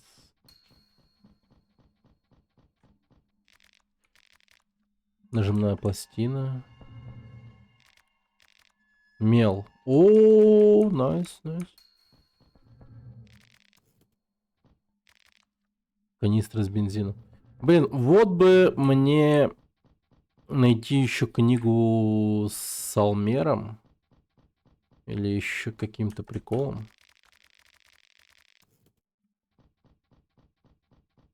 Я точно не помню, по-моему, Алмер, да? Отвечает за сохранение.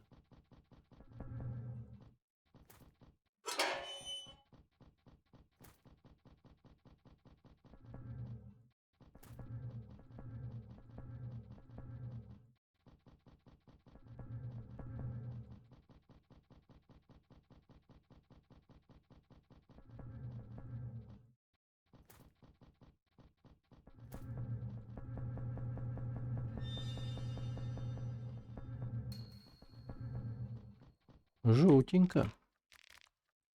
2 шиллинга. Канистра с бензином. Уже вторая. Ключ.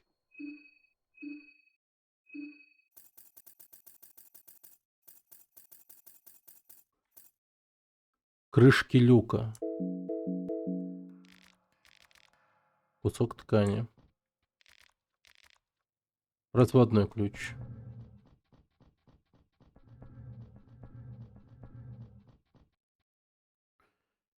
М.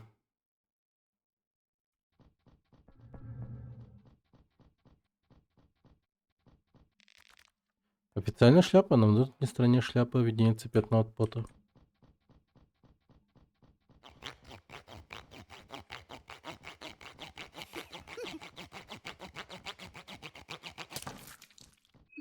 Блядь. Там этот... он убил Танаку.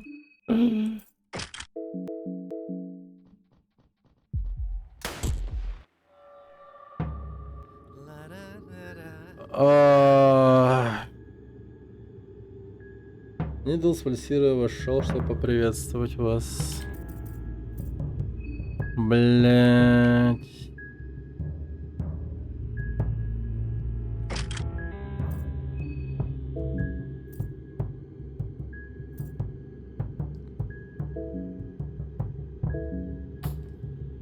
Ну, выглядит так, как будто бы нам пиздец.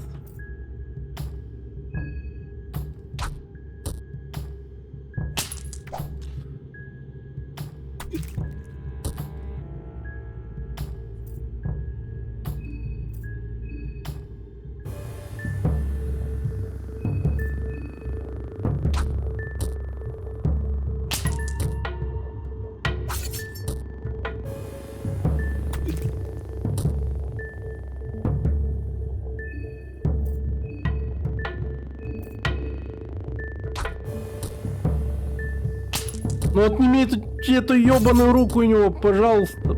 Пизда, блядь. Орешка, пожалуйста, орешка. Слава богу, нахуй.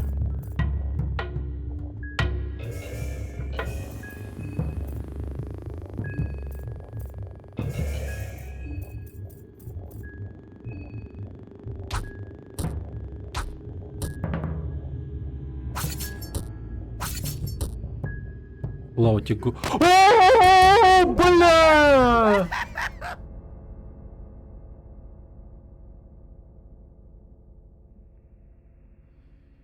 Как же он еще при этом угорал, как мразь, просто пиздец. Вы чувствуете укол иглы в свою шею.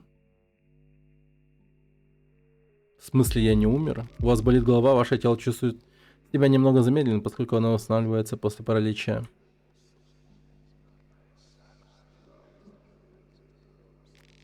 Вы обнаружите цепочку, привязанную к вашей лодыжке.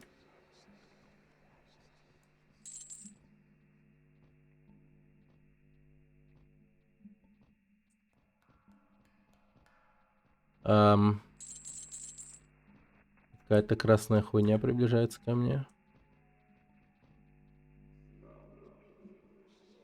и оно зашло в мое очко. Вы испытали мощный оргазм, а затем потеряли сознание. Найс.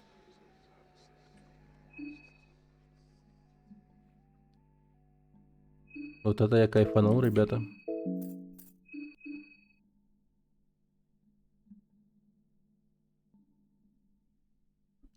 Да, погодите-ка. А минусы будут? А минусы будут? Я потерял зависимость от героина.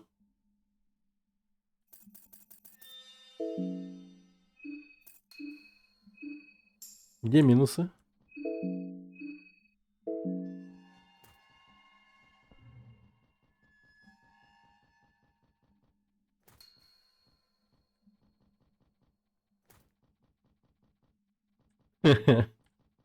А, Ну а Белла пропала, кстати, вот что плохо.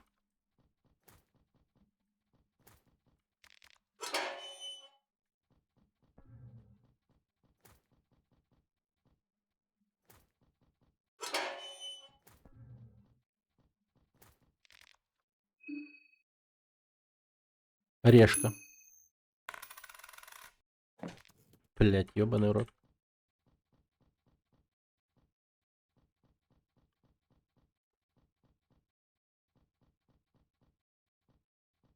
Так, сейчас подойду.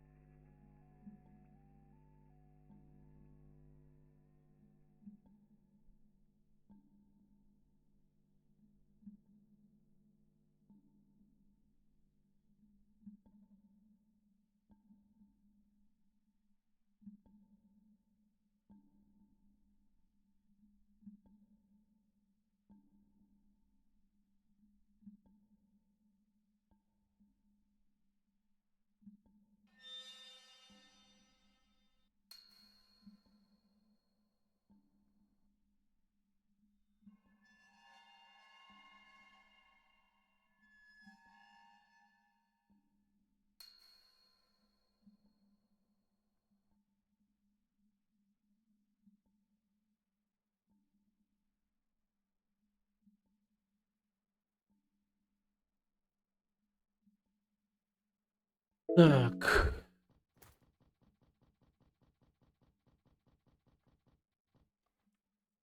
А что это такое вообще?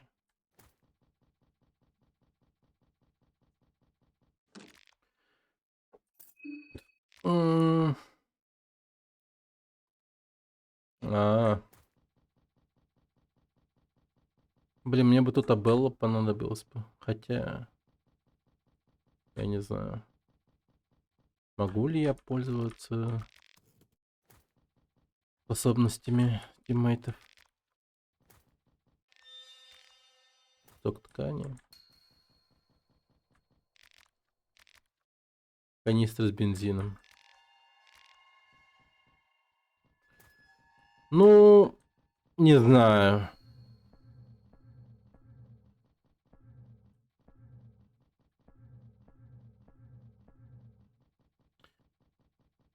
Вроде бы мы в порядке.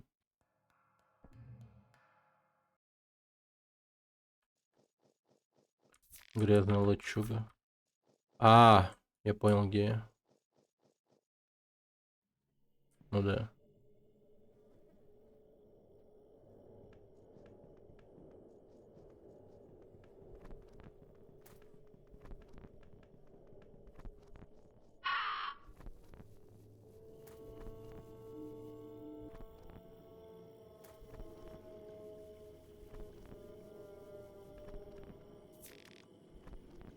Вяленое мясо, синяя трава.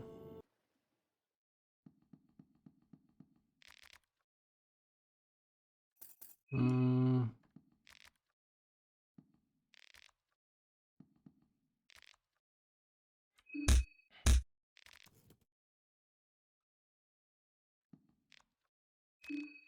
Два шиллинга. А, блин, у меня нет уже этого. Странной пилы. Морковь. А, почему-то я думал, что у меня пила есть, поэтому я его грохнул. Но в целом, все равно надо их всех грохнуть.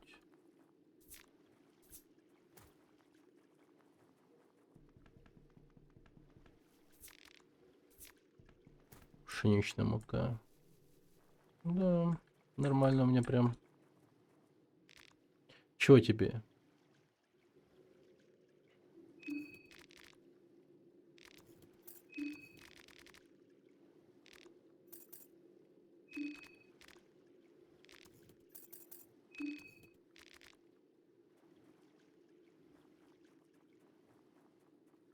А, золотистая лисичка. Прикольно.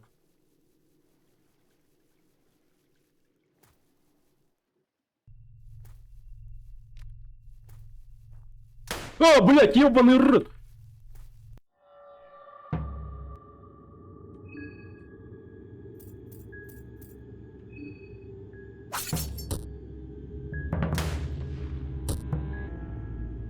Вау!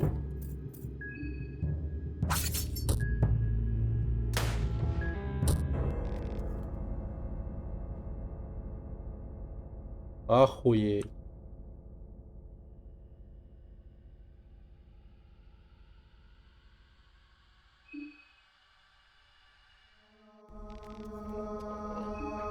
Да, ребята. Блядь. Хайповенько, хайповенько. Ёб твою мать. Мне просто какой-то бомж завалил. А ты помнишь сюжет, что тут за прикол с этой девочкой одноглазой на обложке? Да ничего особенного. Она такой же участник фестиваля термина, как и все остальные. Просто каждый, типа, персон такой. В чем-то где-то более или менее, ну, особенный. В плане способностей, лора, расписной фонарь. И что это значит?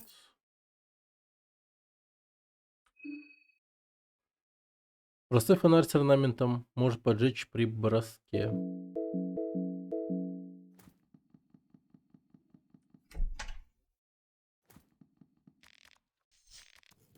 Топор.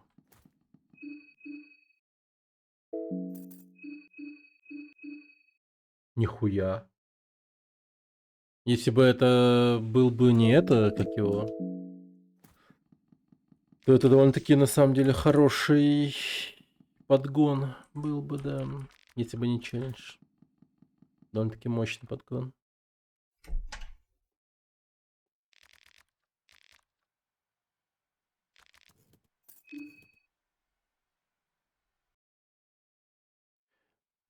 Toga cool VIP. Hello? Oh Lord, give moldy bread.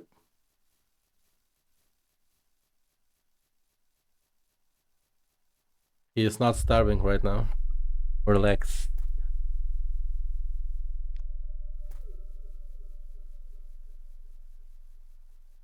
Так, репа, морковушка,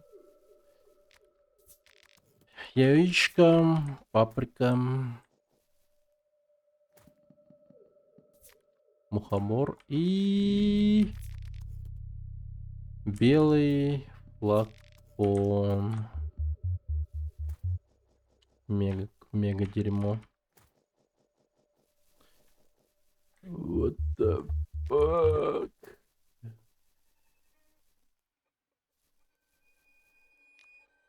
Угу. Так, ладно. Может быть, в дальнейшем нам повезет более или менее. Может быть, может быть.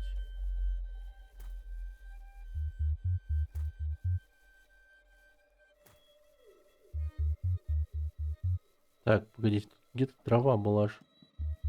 Типа зеленая. Да.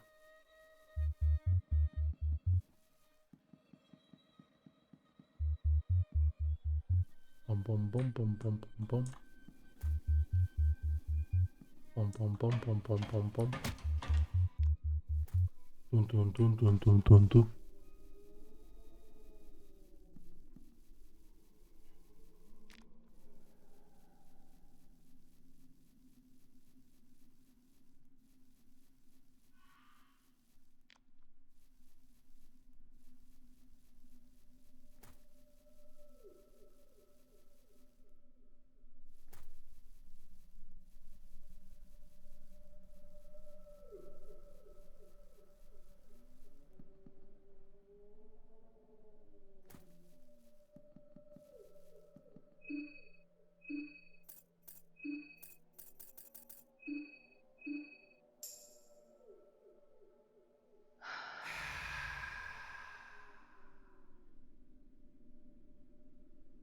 Пам-па-пам, пам-па-пам-пам. Да. Пом-пом-пом-пом-пом-пом-пом.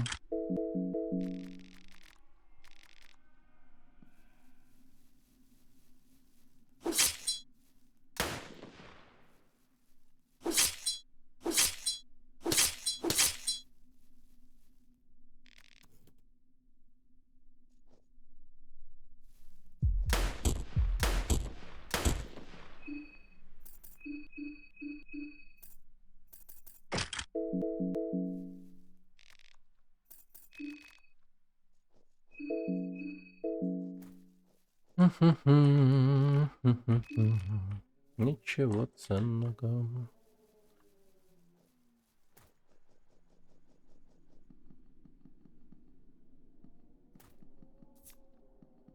Вяленое мясо, паприка, пиво.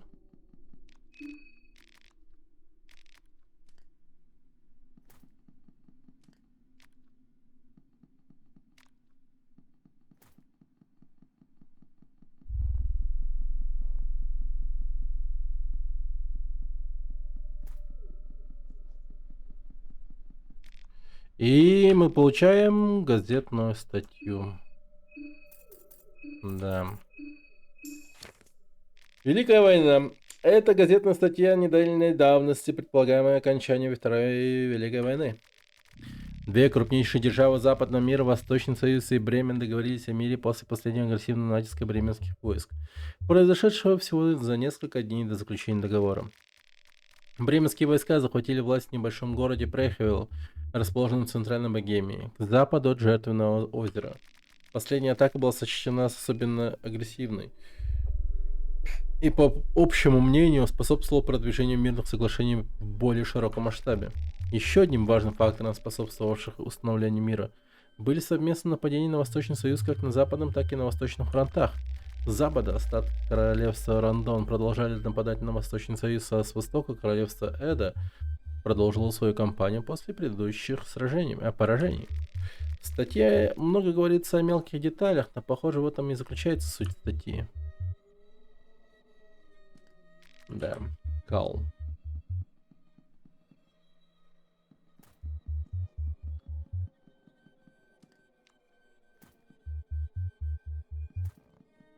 Пум-пум-пум-пум-пум-пум-пум.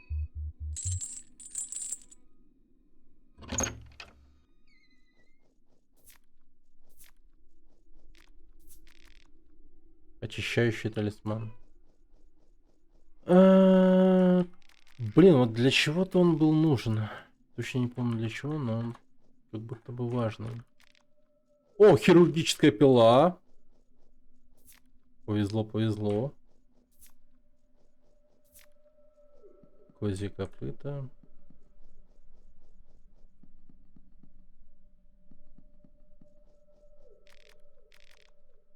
Четыре эпохи современной истории. Бля, просто книги про историю получаем. И 4 эпохи современной истории. Современная эпоха и современная хронология начинается с рождения нашего Господа, означающего Алмера. Существует множество поддельных религиозных текстов об Алмере, однако есть достаточно свидетельств о том, чтобы доказать, что в свое время Алмер действительно существовал как реальный человек. Его рождение знаменует начало первой эпохи, вторая эпоха пришла с началом правления так называемых новых богов в 410 году. Только зашел. Как настрой? Ну, довольно-таки неплохо. Решил за Леви играть винтовкой. Шансы неплохие, на самом деле. Шансы неплохие. Как мне кажется. Меня порадовало, что у него старт, в начале у Леви все-таки был нож. И плюс винтовка. И потом еще, если нам будет вести с расходниками и патронами, то вообще все должно быть нормально. Да, меткость. Но сейчас я буду идти брать Абеллу. Вот сейчас в предыдущем ране попытался ее взять. Но, взял как бы, но Нидлс нас выебал. После я почувствовал мощный оргазм. И...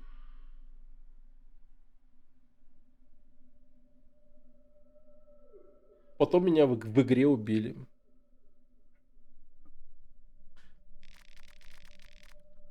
Ладно.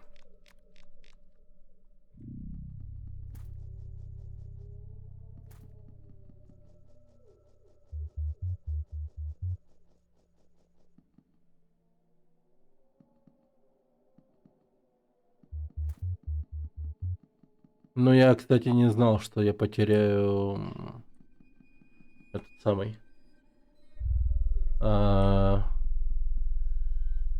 ломку при этом. Было очень неожиданно и приятно.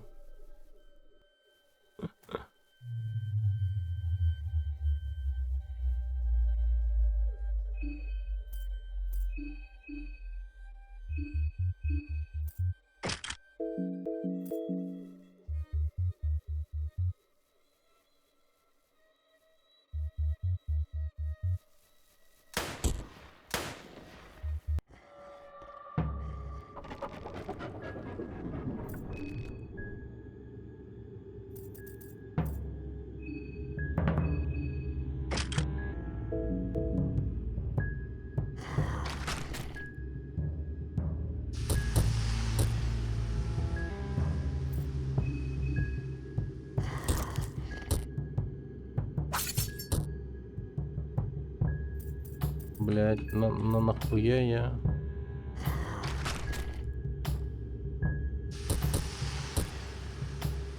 Ну, кажется, умираем.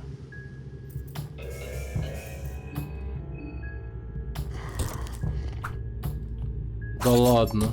Не попал. Охереть, не повезло сейчас.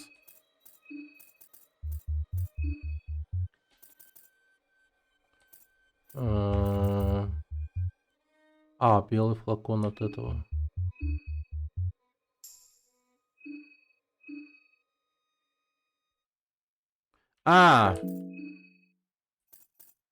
Ну да, кстати. Пойдем голову отрубим. Дровосеку лол. Псов можно забатить снизу, выйти и зайти сверху, побежать мимо них, а уже с Абеллой их конфликт. Ну вообще да, кстати.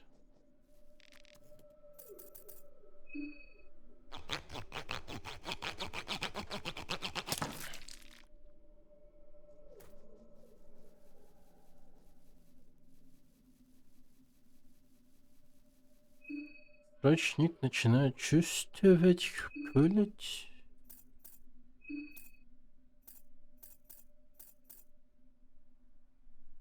Паприка. Па-па-па-па-па-па-па. Паприка.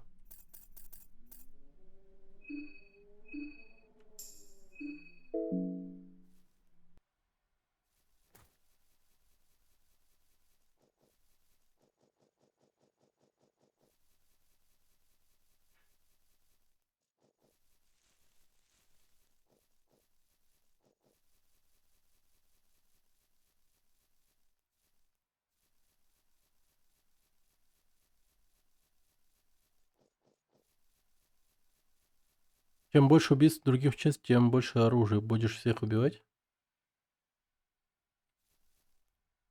В смысле? Больше оружия. Допускается лишь только стартовое оружие.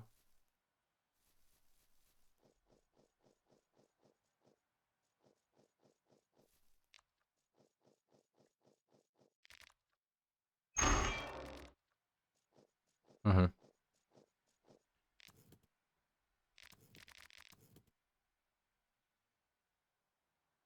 Про их внутреннее оружие, которое расходует ману.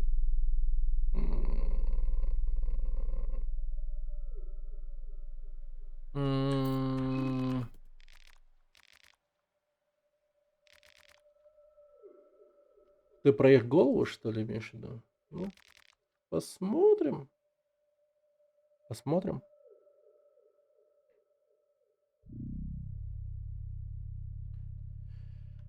Посмотрим, как пойдет.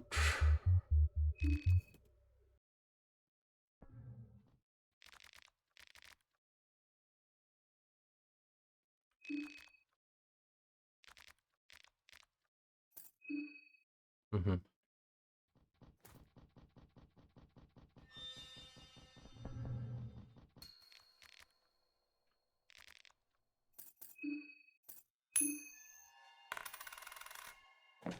Да, ебаный рот.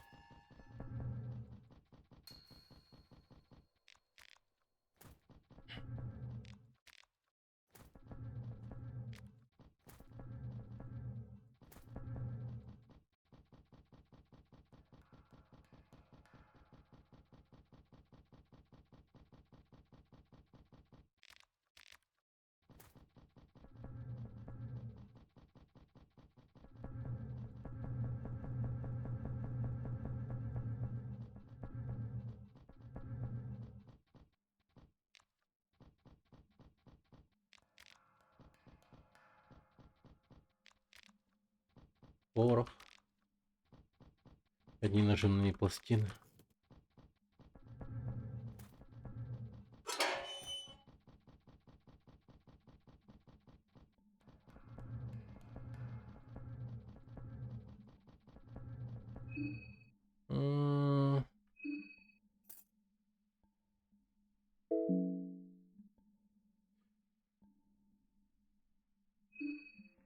Блин. Дать подсказку про предметы, которые можно использовать в бою.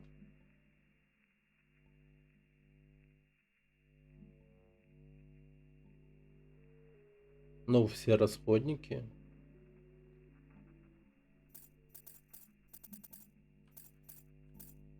Ну, давай. Конечно.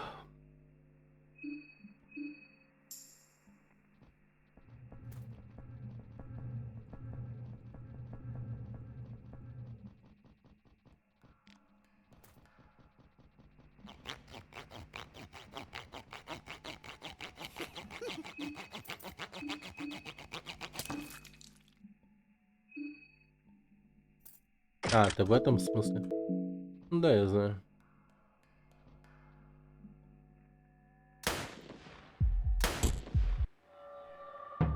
Не плевать на ваши выстрелы? Да ёб твою мать.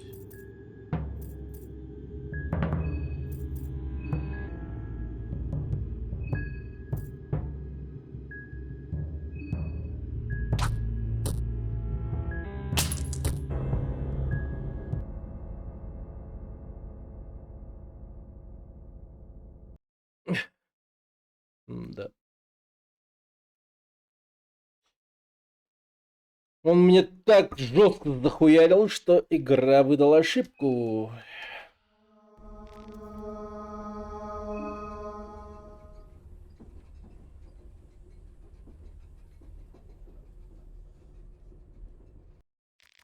Ух. Мгм.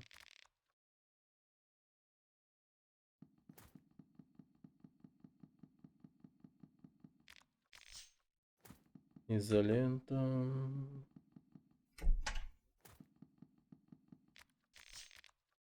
Стеклянный флакон. Белый флакон. Да, лутом не повезло.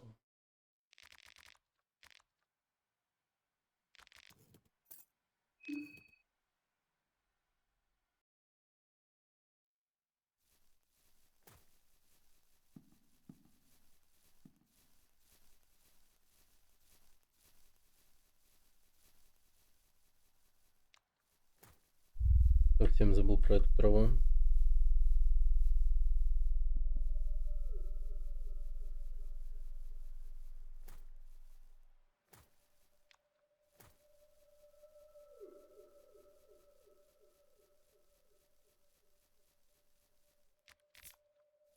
Местный пирог. Овощной пирог.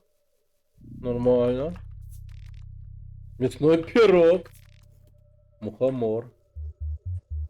Так, чувствую.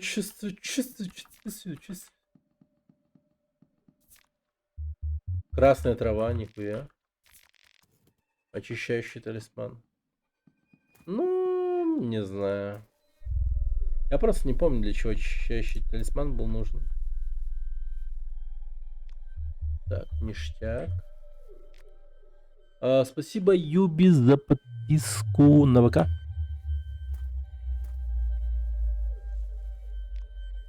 Лаванда.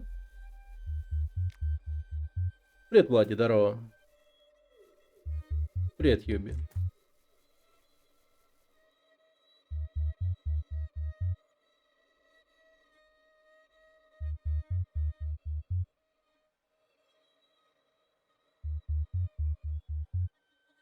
У тебя обноба, смотрю, рамка другая.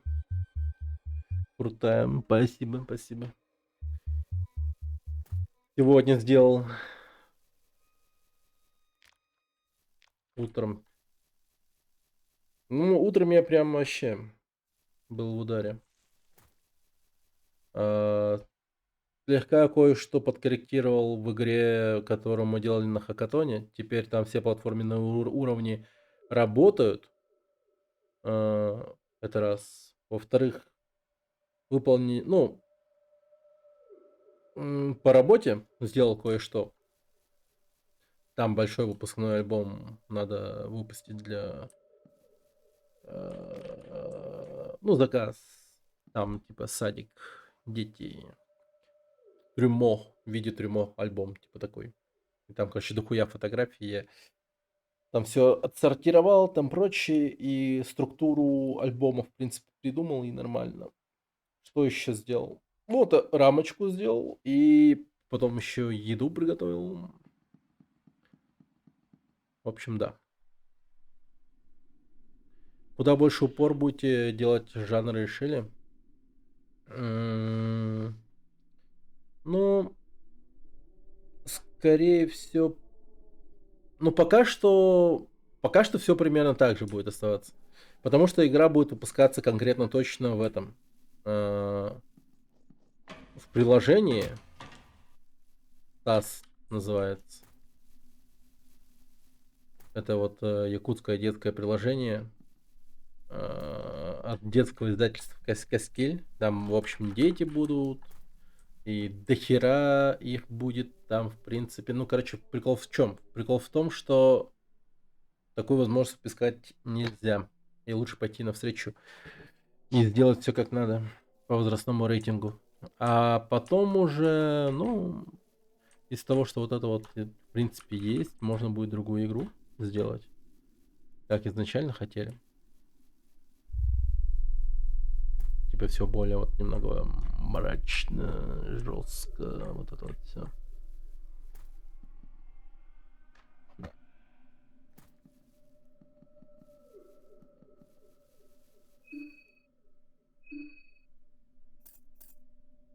Так, осуждаю данное действие.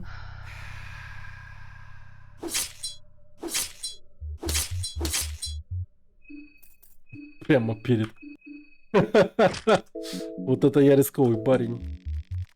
Вы проверяете функциональность винтовки, да?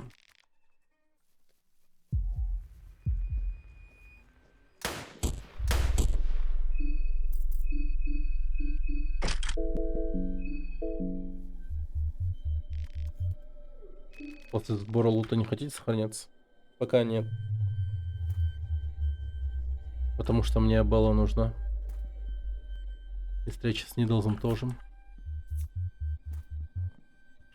Тут все на таймингах завязано. И уходить в вечернее время, дневное время ради простого сохранения такое себе. В общем, у меня есть план, и я его придерживаюсь. Какие вы все-таки молодцы. Да ладно.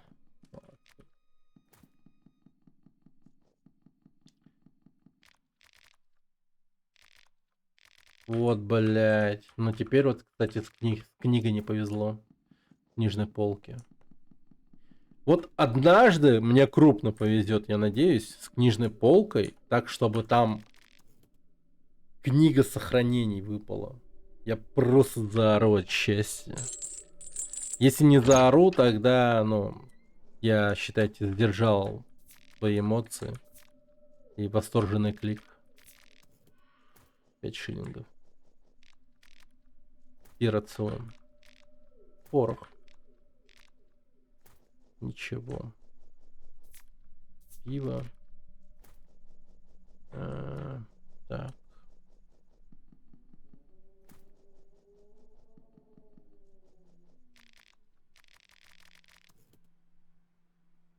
Кожаная Библия, глава о боге страха и голода.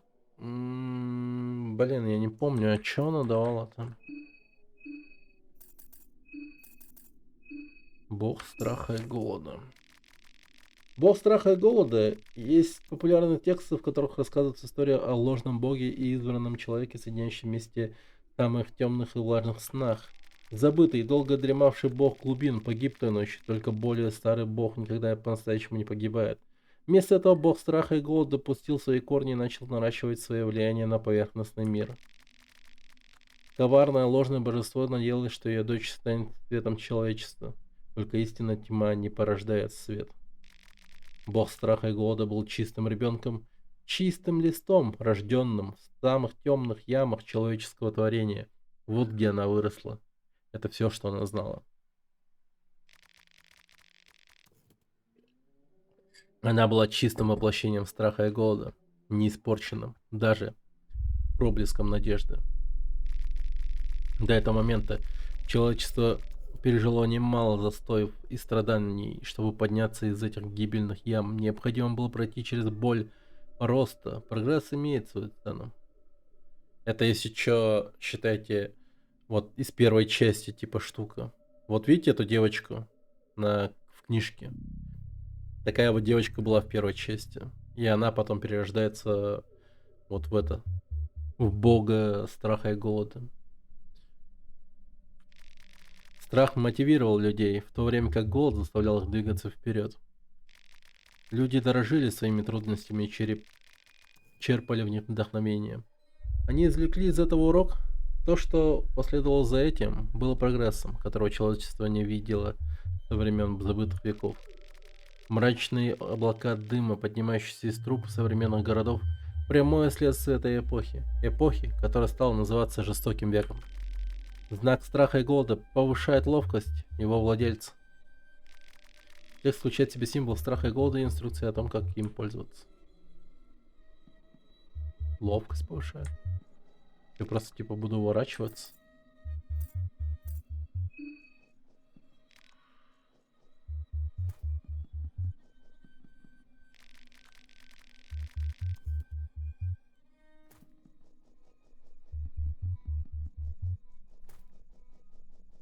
Пум-пум-пум-пум-пум-пум-пум.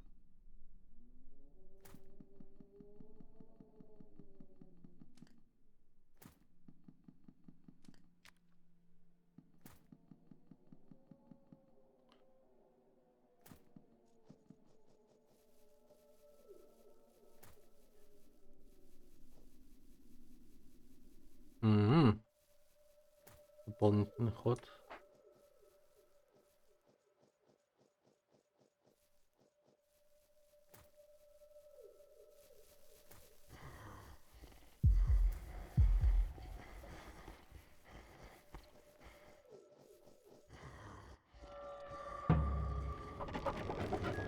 Не такая пизда.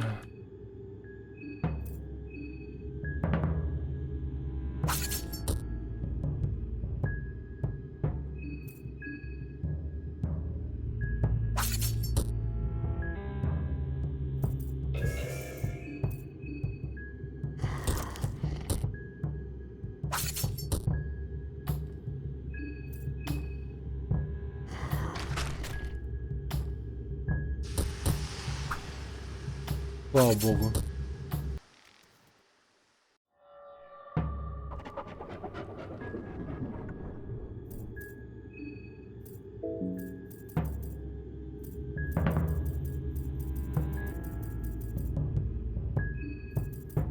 Чё, осколок стекла и на нем сработает? А, забей. Он попал.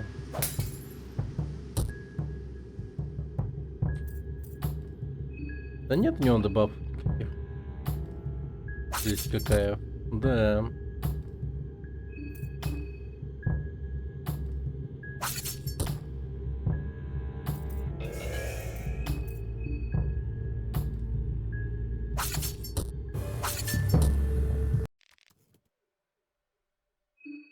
Блин. Ну, с другой стороны, ладно, да? Типа, с другой стороны, ладно. В принципе, без траты патронов с ними, типа, справились. Не так уж и плохо. И узнали дебафы. Да, дебафа нет от стекла. Вообще ноль. Ну, для собаки, по крайней мере. Собаки вообще насрать на стекло. Так. Мясной пирог. 71. Ну... Конечная мука. И рацион. Еда в целом неплохая, кстати. Есть. М.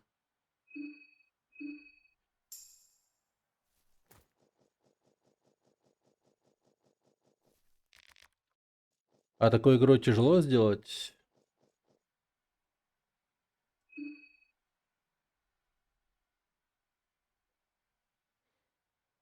Ну, в целом, конечно, да.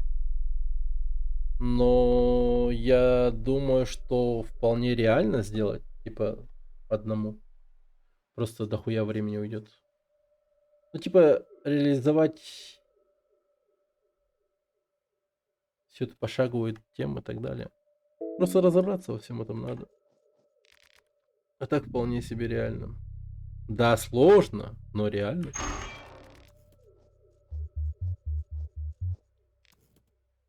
Еще самая большая сложность будет именно в том, что тебе надо будет прям дохуя рисовать. Прям очень много. Привет, Коп, здорово. Ой, Капс. Да ничего страшного.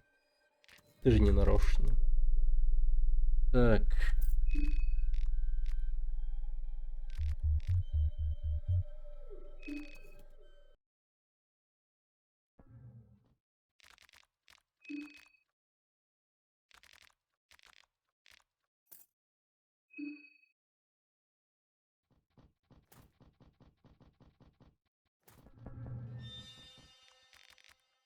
Нажимная плита. Решка. Руб. Это оружие? Да.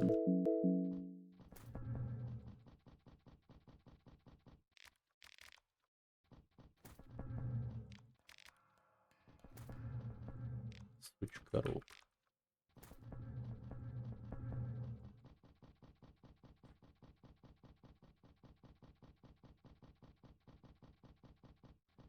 Любимое оружие инцелов? Да.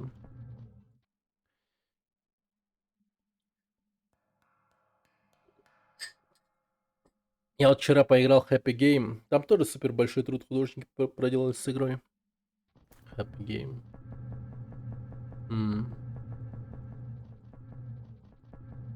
Не слышал. Ну, много прикольных игр есть. Типа вот есть, например, Don't Look Outside называется. Или Look Outside.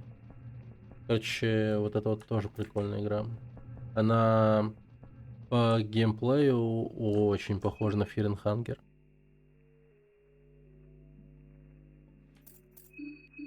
По геймплею.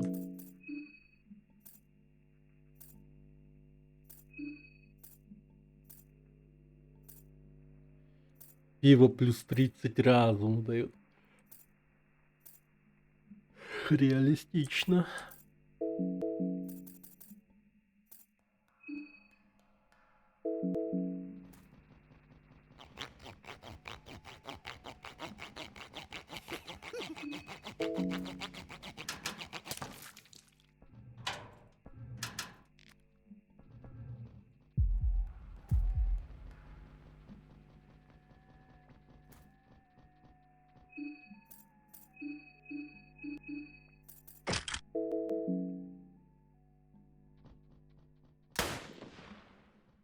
Давай гандон.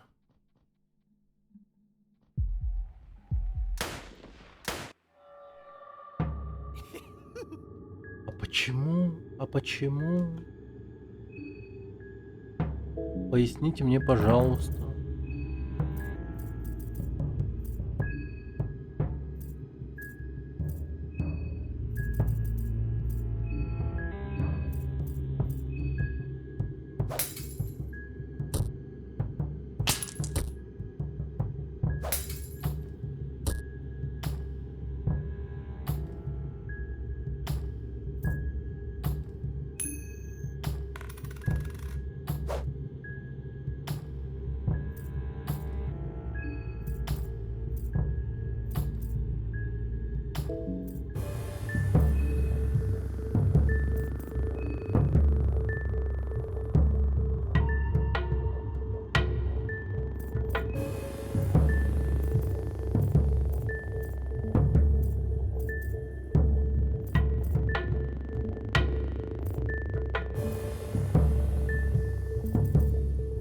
Бля, мне такая пизда. У меня вообще нету хил.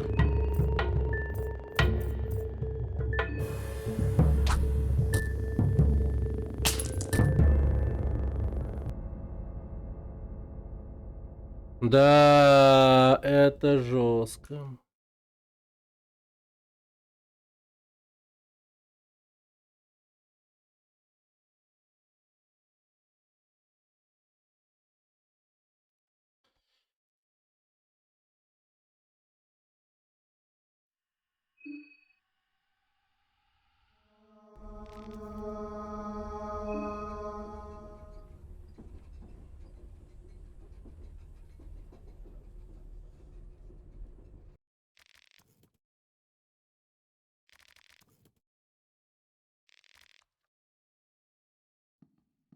Только бежать от клоуна. Я клоунов не боюсь.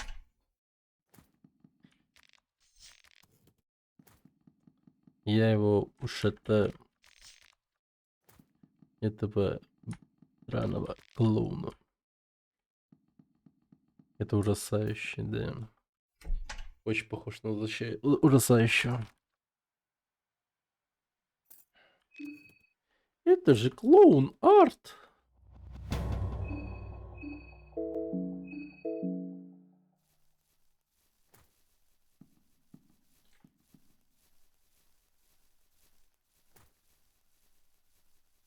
Они сейчас делают Фанополис, там тоже прикольный стиль. Фанополис. Какая у вас стратегия в начале игры? Ну, берем Леви, винтовку, боеприпасы, даем отпор отцу, воюем войну, получаем меткую стрельбу,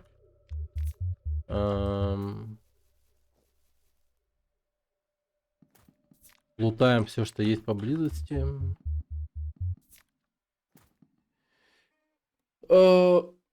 Убиваем дровосека, лутаем все, что есть в доме, потому что там есть книжная полка, она мне очень нужна, потому что может быть так, что мне повезет на книжку с сохранением.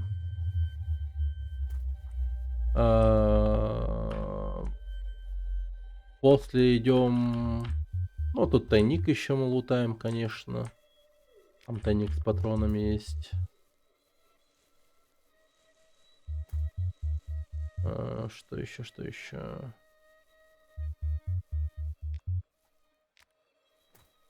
Берем Абеллу.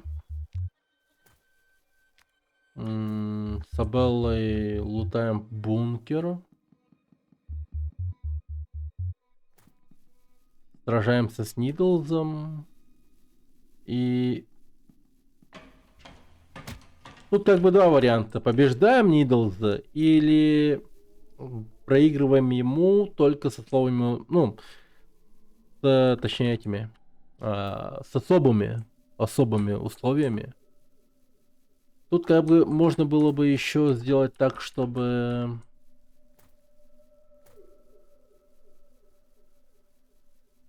Ну, не знаю.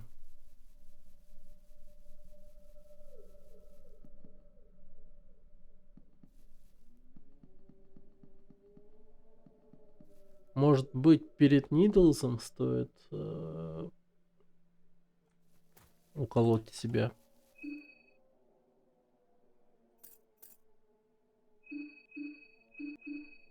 Да, как будто бы там стоит.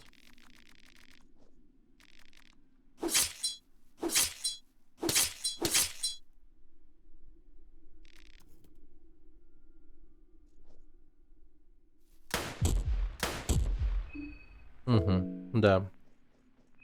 Сейчас. Ладно, допускает. Да блин, конечно, допускает. А как иначе допускает? Он есть, и как бы и все. Это типа ни хера не баг, ничего нет. Это секретка, и я ею пользуюсь. Вот тут уж типа, ну, никак нельзя назвать это каким-нибудь абьюзом или типа того. Это максимально легитимная штука.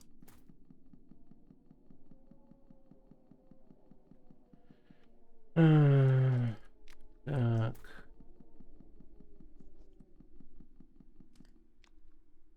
Ну, пожалуйста, книжку дай. Оккультные гримуары. А,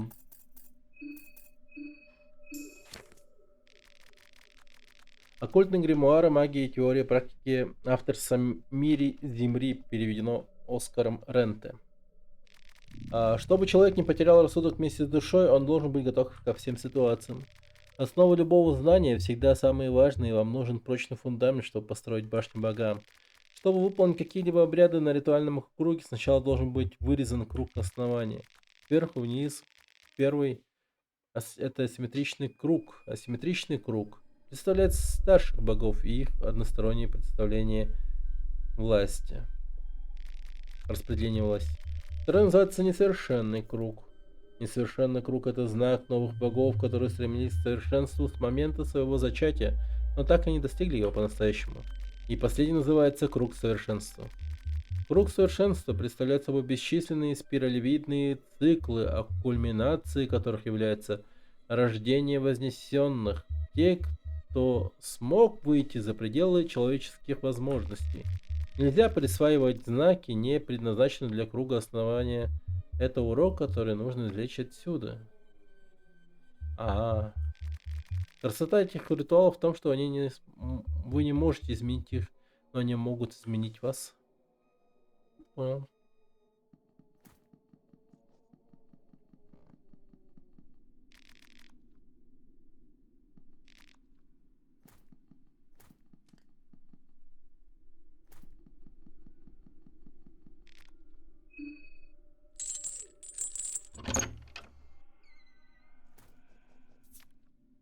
Овощной пирог.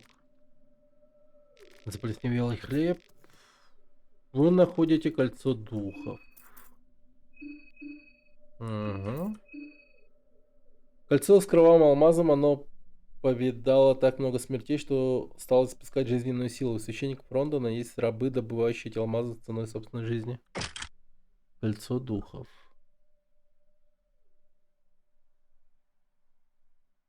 Чё? И чё он дает? Я Дек, спасибо за фоллоу на ВК.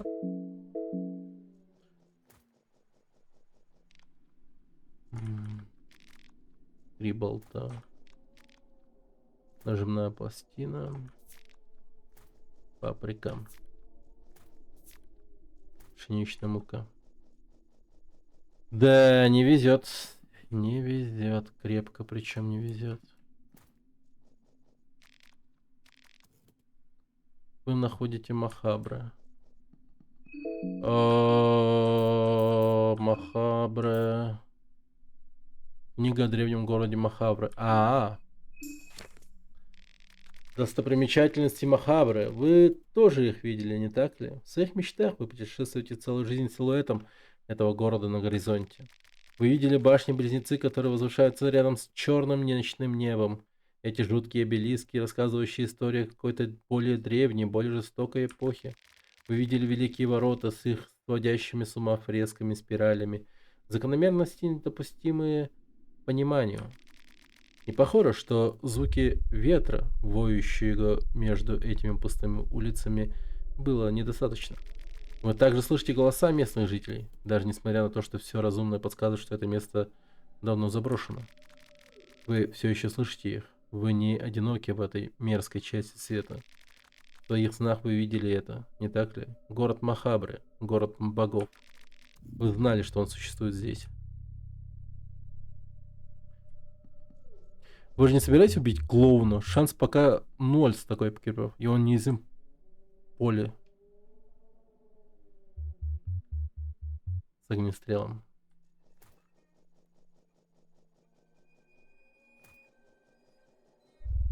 В смысле?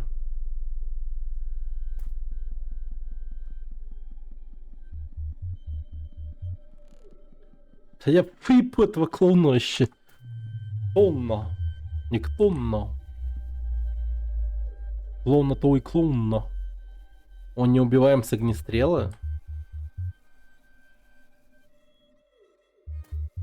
Реально? М, Да не, насрать, я его ёбну. Ну, типа, я его ёбну, знаешь как? Я капкан найду. Надеюсь, по крайней мере, на это.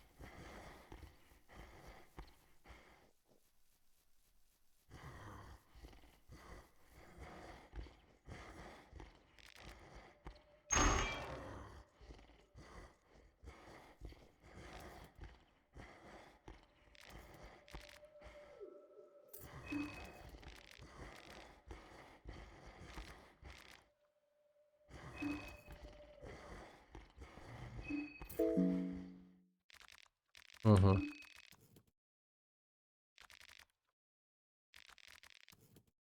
Он мидгейм босс.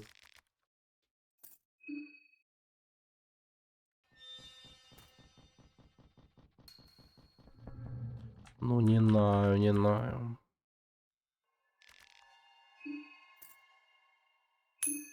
Ну, я попробую. Попытка не пытка.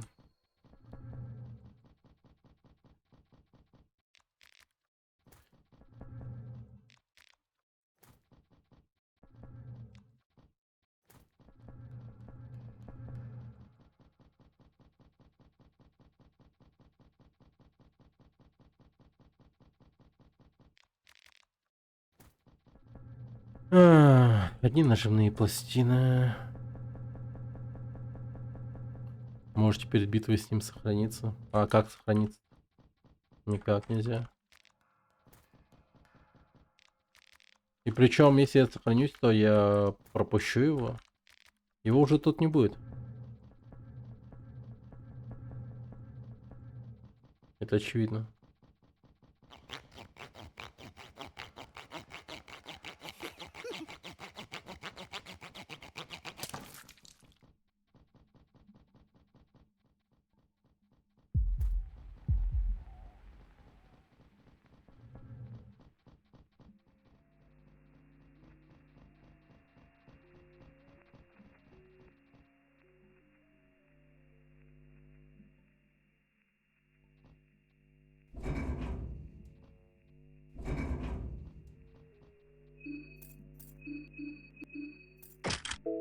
Давай, дерьмо, посмотрим.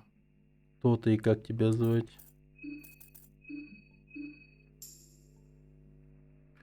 Ща, братан, подожди. Погоди. Ну давай. На нахуй. На нахуй. На нахуй. На нахуй. На нахуй. Умри, заебал!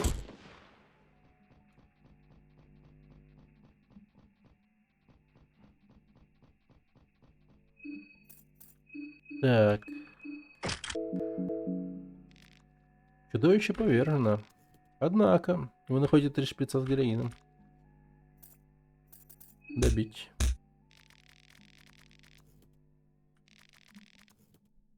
Особенно приятно пинать его безжизненное тело. Да. 8 сохранений по дефолту, он всегда по городу ходит. Ну, я его убил. Тем не менее, я его убил. Блин. Че теперь все время орел выпадает? Капец несправедливо.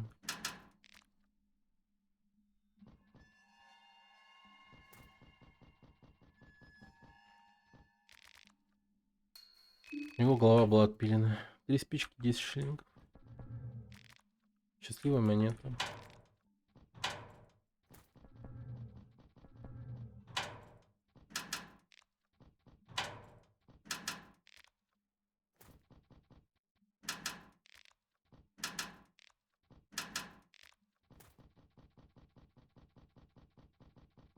М.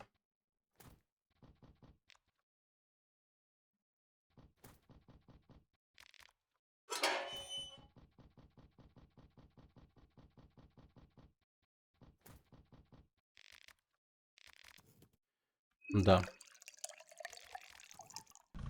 Налили бензина и пошли.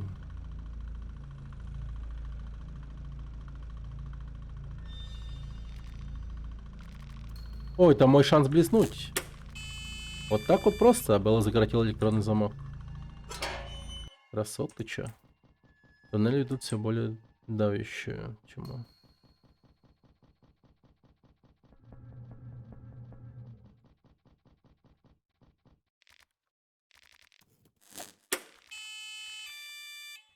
Угу. Very nice.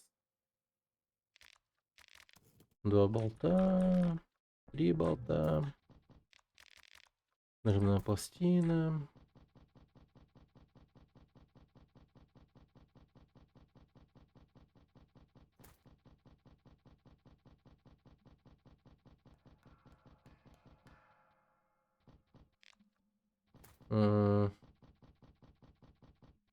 Я вот точно не помню.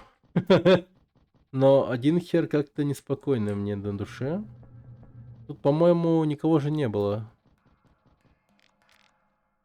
Люк крышки люка. Циркулярный диск. Блин, мне бы патронов найти.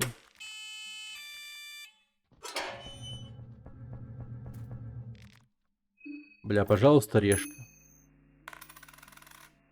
Спасибо большое. Офицерский меч. Да, и это оказалось оружием. Мне бы, сука, броню. Броню-то я носить могу, другую. И аксессуары. Вот чисто оружие нельзя.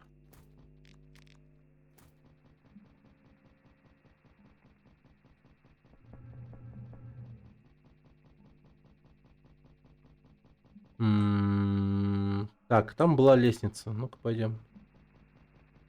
Куда ведет та лестница?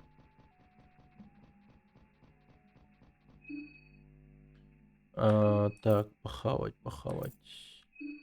Мясной пирог, овощной пирог. Давай овощной пирог поешь. Хорошо.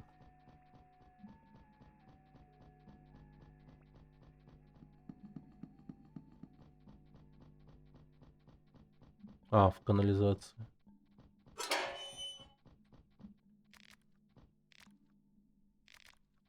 Ну вот канализация никак не вывезу без патронов.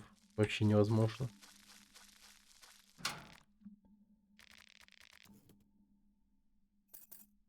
Маленький ключ.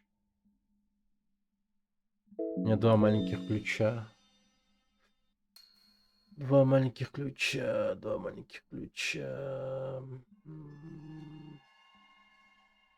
А я хочу туда идти. Я не помню, что там было.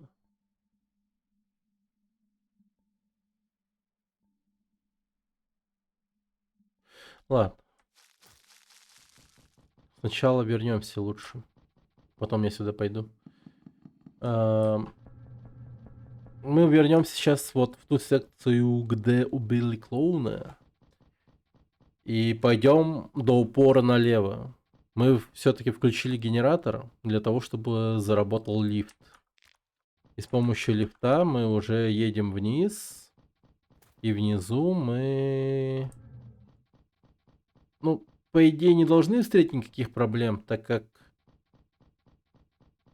сраного клоуна мы убили, и Абелла с нами. Соответственно, там больше никаких противников не должно быть. По идее. Танака мертв. Ну, хотя, может быть, там будет ну, этот, двойник. Может быть, может быть. Но мы его без проблем должны убить. Даже его. Нас все-таки двое.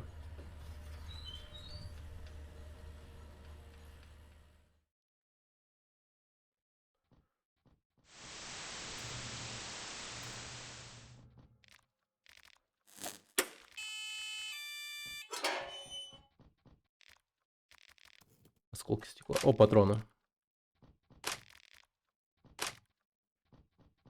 Найс.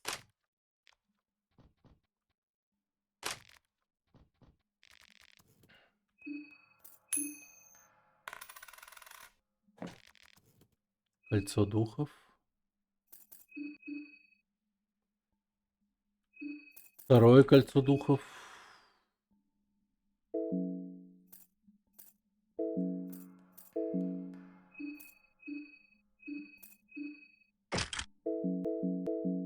Вообще без понятия, зачем оно. Есть проблема. Ножницы, режущие конечности врагов. Пила, что ли? Да херня найдем. Голову Нидлза, конечно, надо бы налутать. Стеклянный диск. Разводной ключ.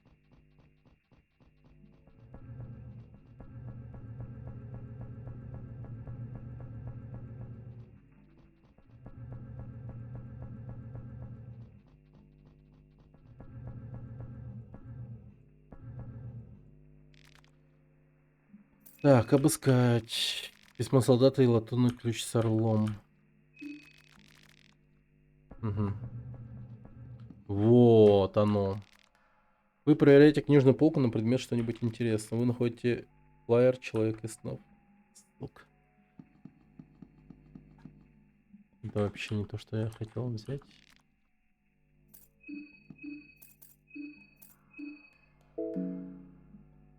Разум в порядке, но тело страдает.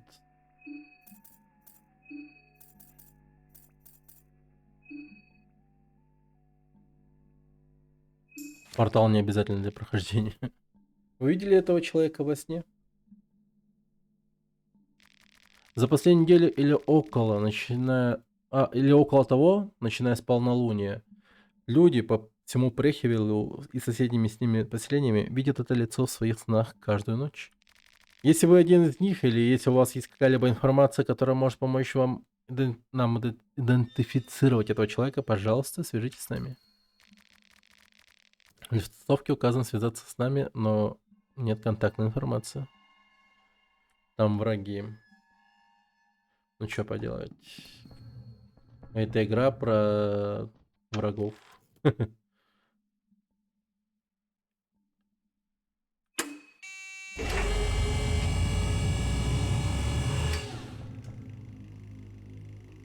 Ну, я не помню, что там было вообще в целом.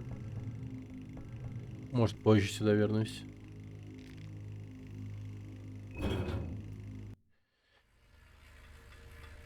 Тот портал. Куда вел, вообще не помню. Вот в многоквартирном жилом доме, вот там пиздец. Ну, в плане портала. А тут... Ну, вообще не знаю. Тут-то что может быть?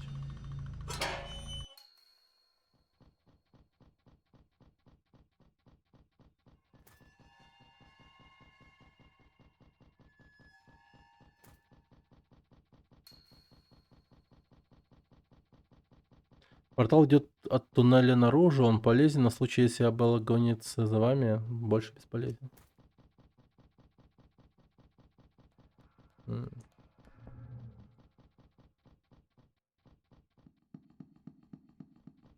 Ну там, да, что-то такое было, да.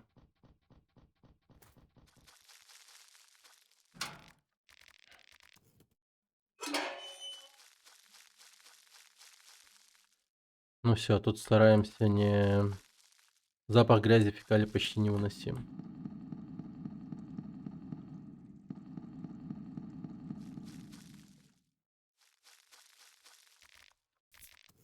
Трубка. Ясно. Хол.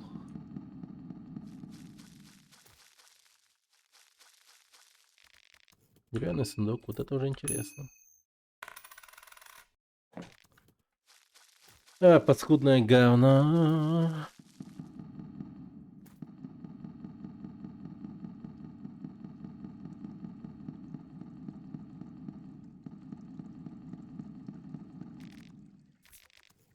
Тухлое мясо. Талисман. Расписной фонарь. Светло-голубой флакон.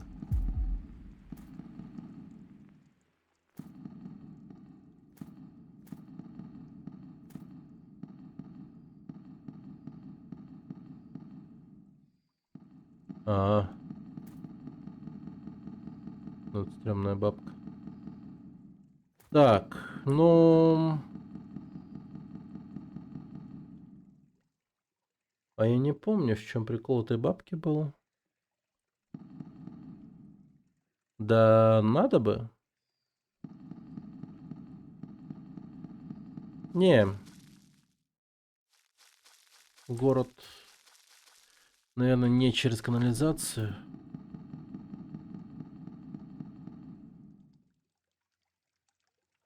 Но в целом... Тут размонтиться вообще практически невозможно, что плохо.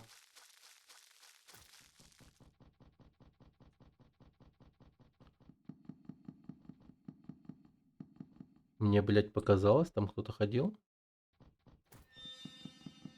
Или эта тумбочка была просто... Это я немного охерел аж.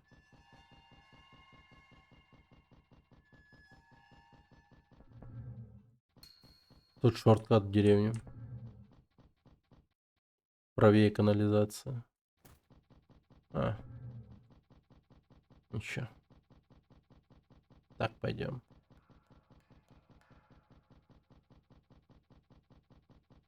Наверху же собаки меня ждут, кстати.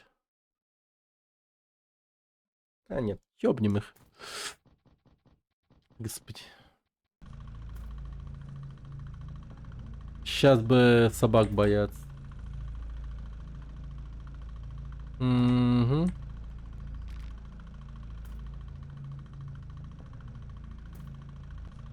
Я сраного клоуна ушатал.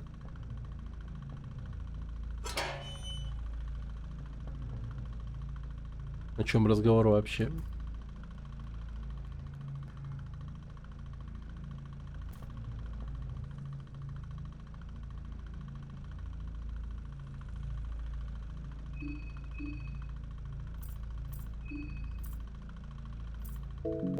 Да, надо будет вернуться с пилой сюда.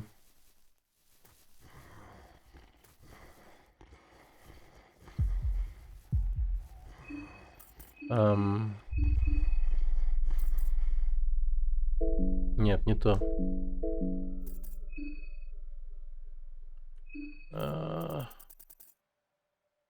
5 патронов. 5. Не, беречь надо.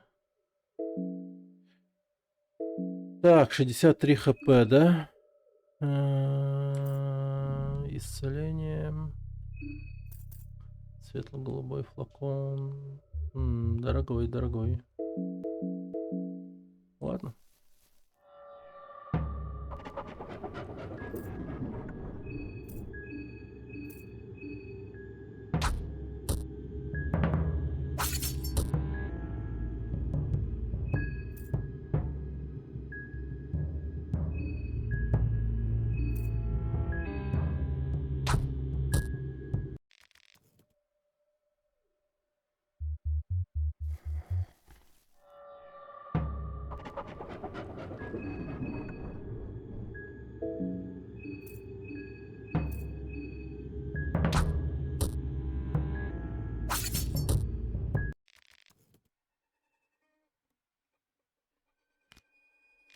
Как только мы разберемся с делами, я хотел бы еще раз взглянуть на туннели. Должно быть там чего-то нам еще не хватает.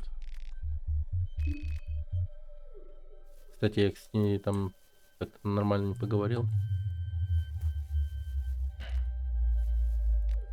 Сброс ключа.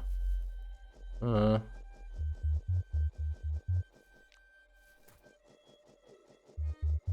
А она при этом теряет же разводной ключ.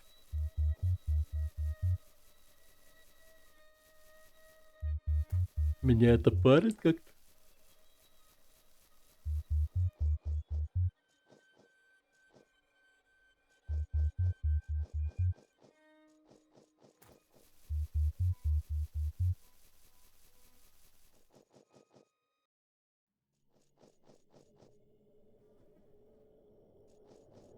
Вы слышите отдаленные крики, бессвязный бред. Вы не один.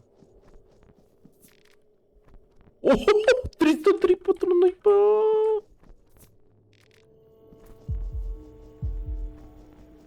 Так, пока к этим уродам не приближаемся.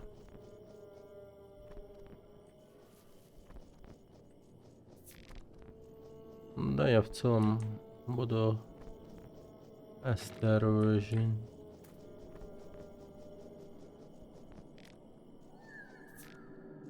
Счастливая монета.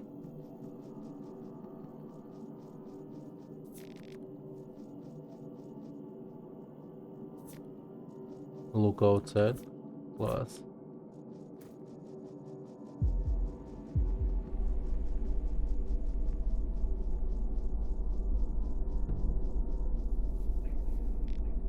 Дверной проем заколочен снаружи для того, чтобы сохранить то, что есть внутри. Мету с свиноголовым. Нет. Какая там мета?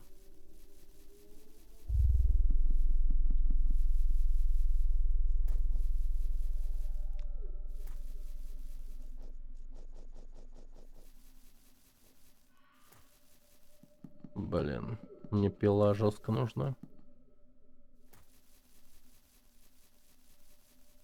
Может с ним пообщаться, тогда он может ваншотиться сам.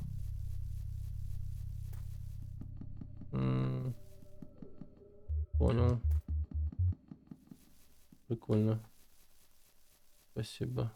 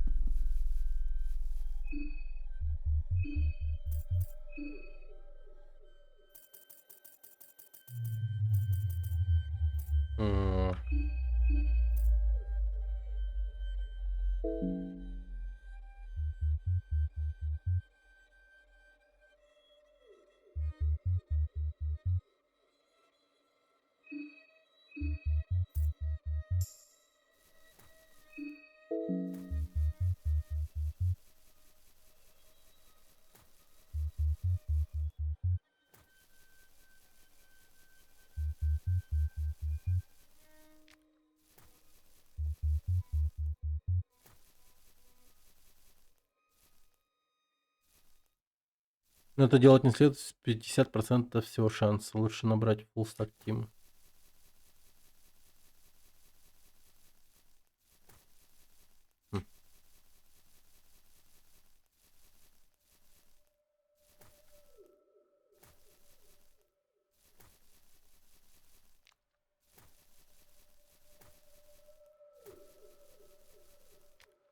О, найс.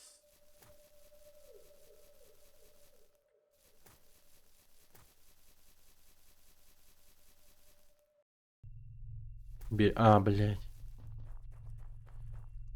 Тут хуев гандон, который стреляет со пушки.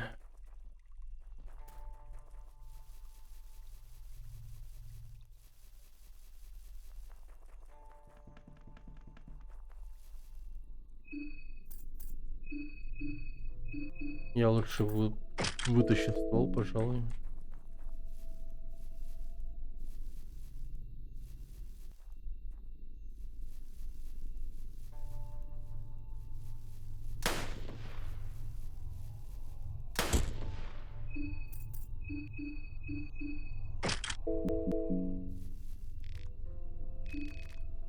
Угу. Кэшбэк. 303 патрон. Марина в поместье может шариться, если не открыть двери на втором этаже во второй половине дня или ночью. Не знаю даже. Ну, я найду ее. Попробуем все сделать без отдыха.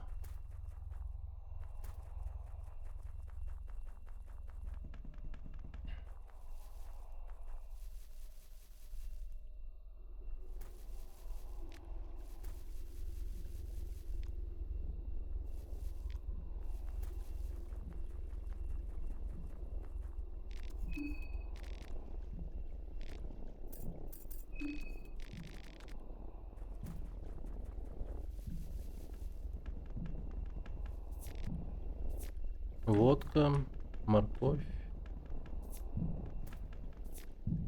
пиво. Да, пока не особо. На пирог, овощной пирог.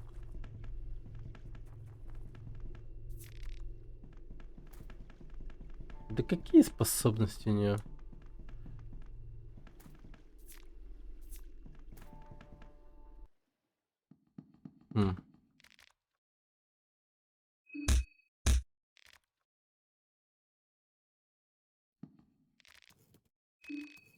А Денчика все нет. Она чуть позже подойдет. Я выклал свои глаза, но все еще видишь зеленый оттенок.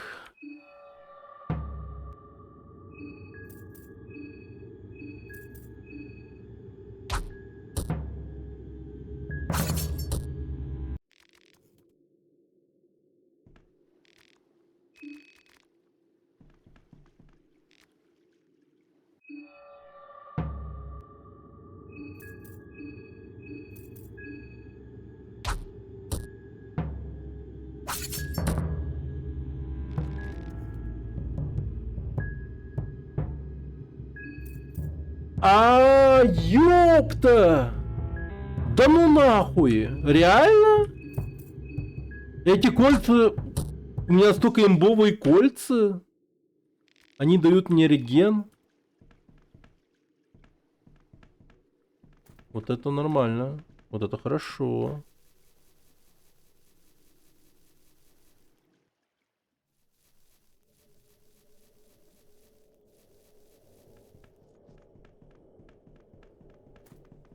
Я-то думаю, что за цифры?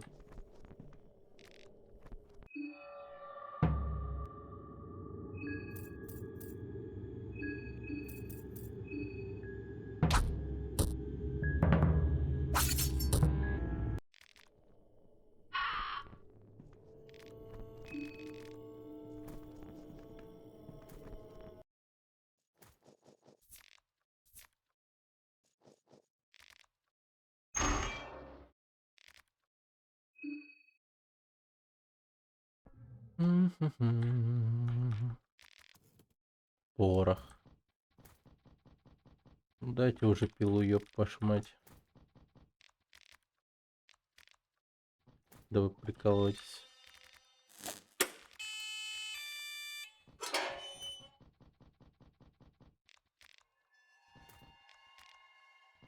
Да нахуя мне болты?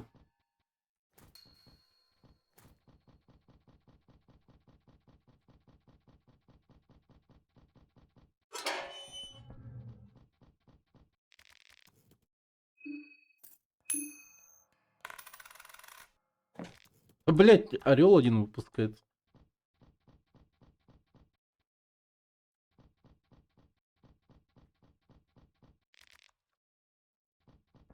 Ну, я бы сказал, что у меня шансы очень даже неплохие.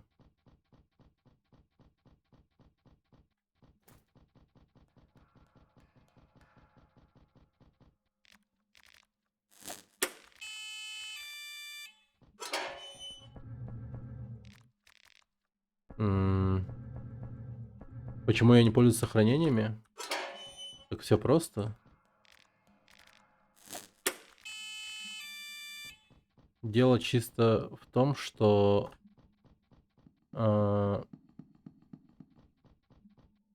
сохранения тут они Ну, разные.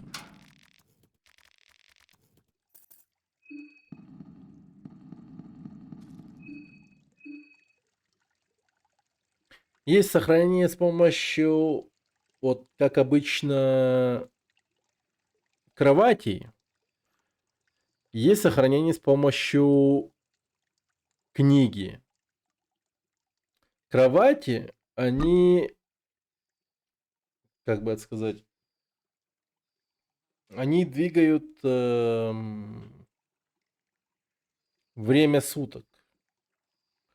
То есть, если заснуть вот сейчас, то наступает ночь первого дня, насколько я помню. То есть у каждого дня, в каждых сутках есть 2 состояния: день и ночь, насколько я знаю. Или 3. Но суть такая, что у каждого времени суток, каждого дня разные события происходят. И самые практически охуенные и вкусные события, они происходят в начале первого дня. То есть чем дольше ты не сохраняешься и больше рискуешь, чем больше интересных ивентов и штук ты можешь, как бы это, ну, словить.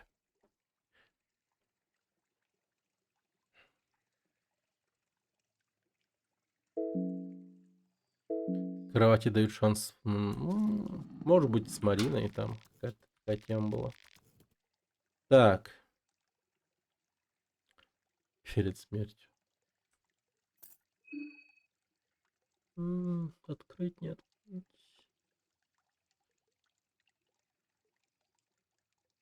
Ладно, давай откроем. Все-таки нам повезло с этими ключами. А!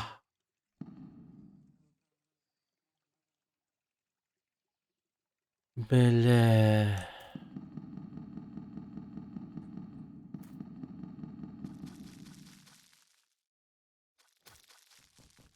Я там уже был.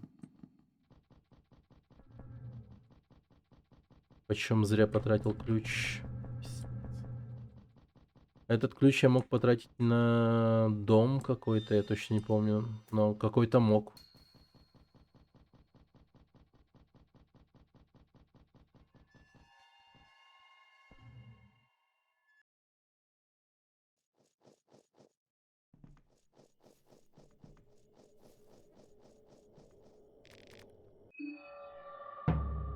Со снайперкой. Ну вот, дом с ружьем.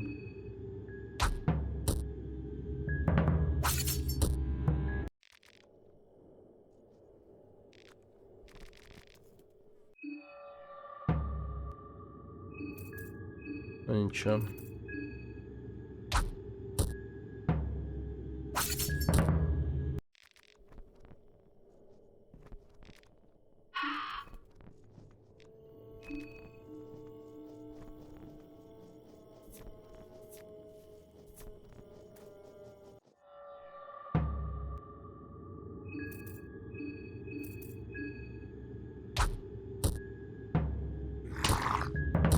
Ау!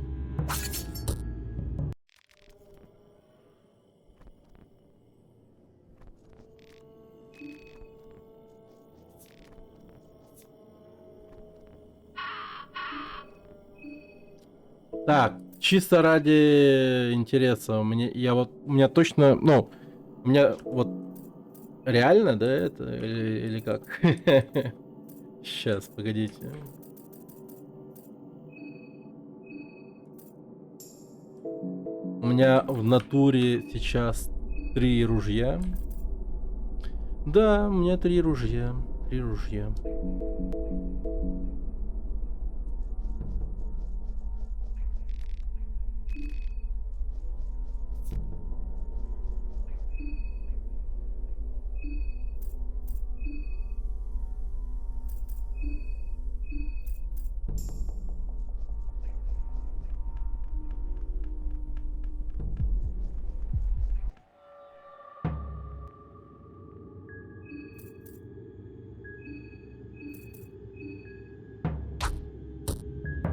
Нихуя она дала, блин.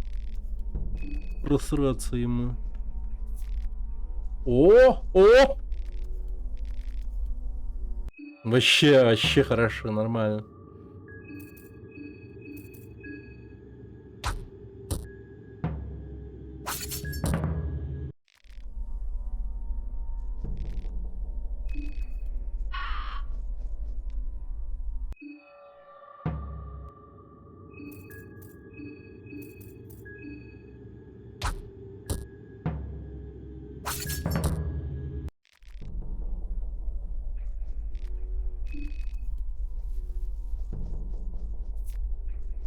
Красная трава, реп. Мне было химию найти. У меня прям все хорошо сейчас. Под это дело. Блять, игра нахуй. Как так-то? Сколько можно? Только один раз решка падала. И все остальное орел. Ебать. Темный глок нежеланного, неугодного, туда, куда они сбрасывали больных, мертворожденных, а теперь еще и опаленных луной. Добро пожаловать, новенький, добро пожаловать в дерьмовый дыру Пряхевилла. Хорошая у вас тут декорация, под неусыпным оком мертвых. Я хочу большего. Мне нужен тот, кто снес половину старого города, дровосек. А потом я хочу, чтобы ты осудил нас здесь внизу. Мне нужен этот грязный священник. Я посмотрю, что можно сделать. Не проявляя раскаяния.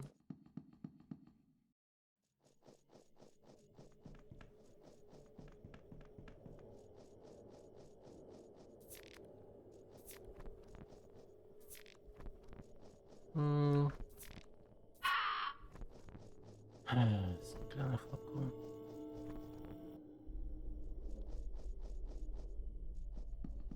Здорово. Это ты? Что, черт возьми, происходит в этом городе? Что ты имеешь в виду? Что? Тебе должно быть уже доводилось увидеть, довелось увидеть, в каком состоянии эти трущобы, в каком состоянии находятся люди. Эта сенсация только что стала намного громче. Я должна быть осторожна в своих желаниях. В будущем. Ты направляешься в город?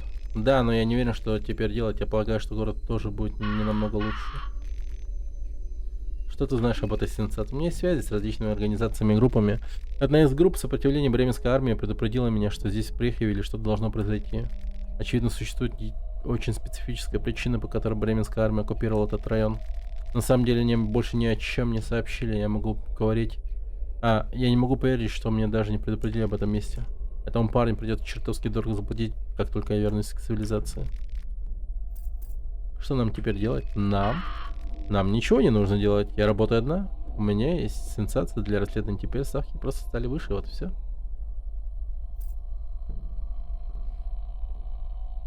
Ты все еще просто сосредоточена? В одиночку это будет небезопасно. Ты беспокоишься обо мне или о себе? Не жаль, но для тебя, вероятно, было бы намного безопаснее, если бы ты просто вернулся в поезд. Погоди.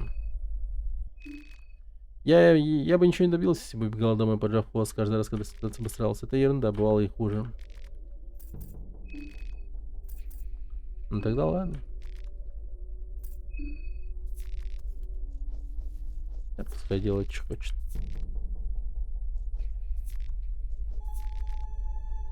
Руна морского дракона.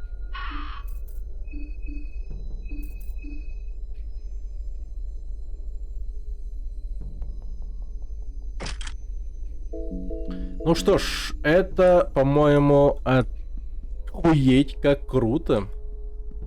Потому что, ну, круче уже не будет, по-моему. Просто, ну, в принципе.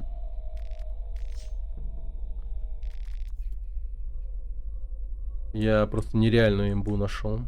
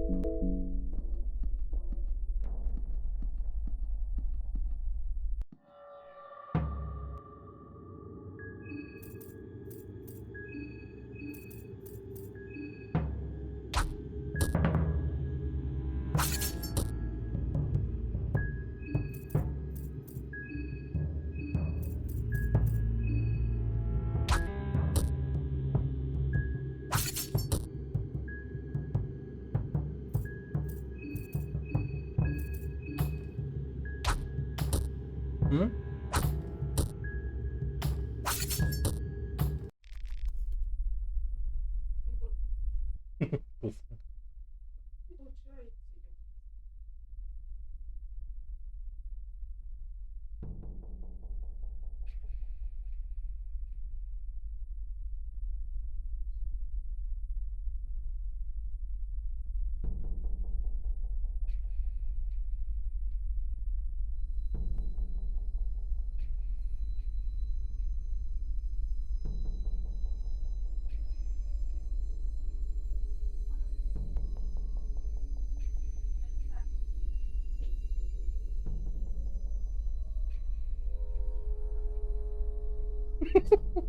Тортири. Тортири. Мама, ты шучу. Тортири. Никто не говорит.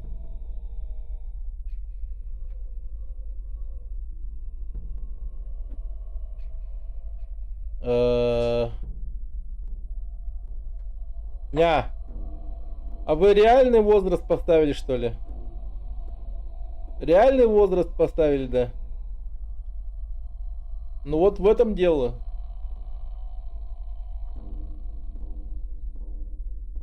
Со много.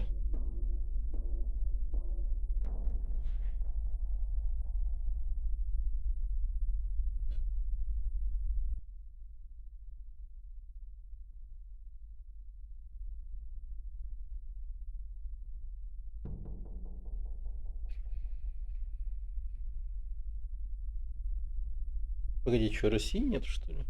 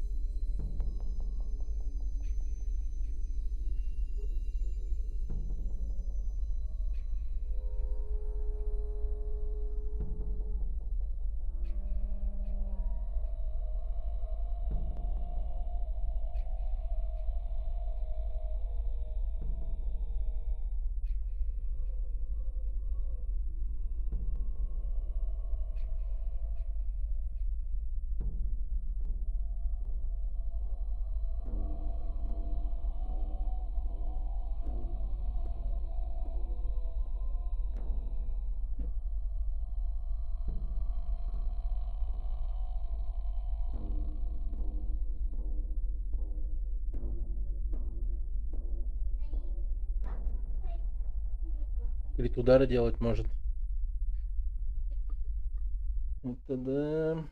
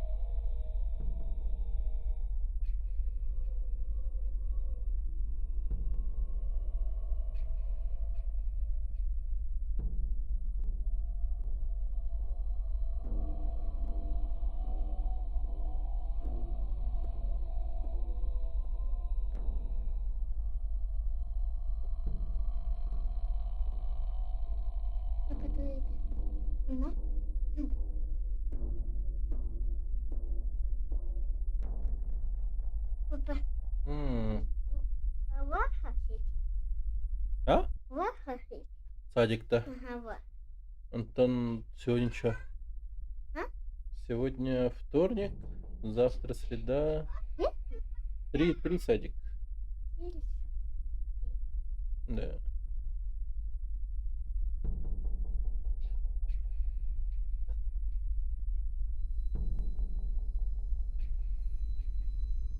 М.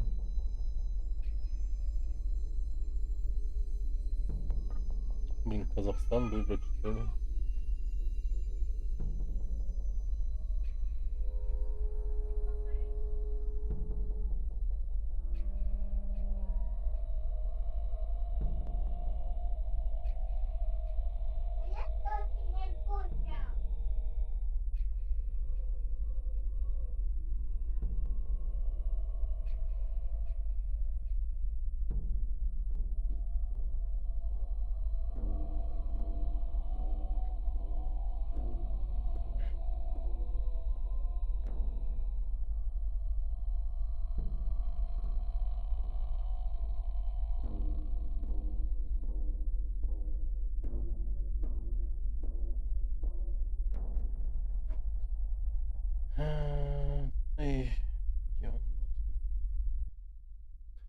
Сейчас.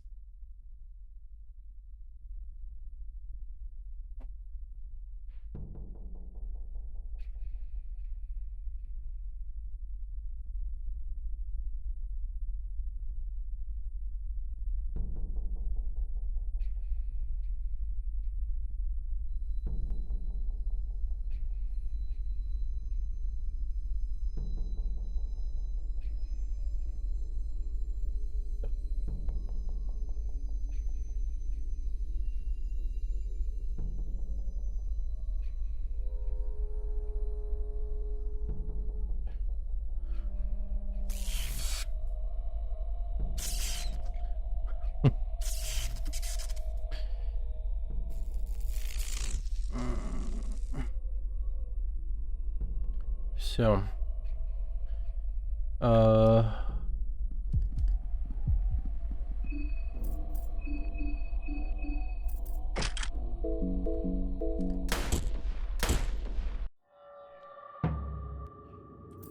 Ну,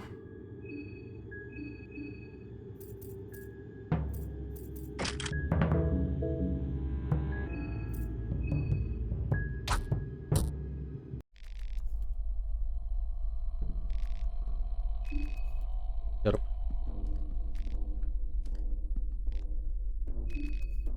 Порох. Ой, нахер мне этот порох. Хотя, наверное, потом смогу создать патроны. Кроссворд.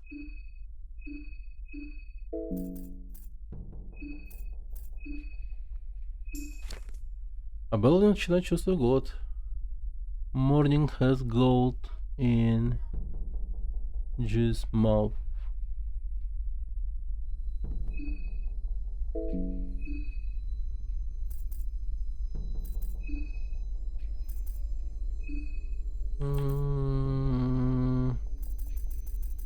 Так, очень много моркови.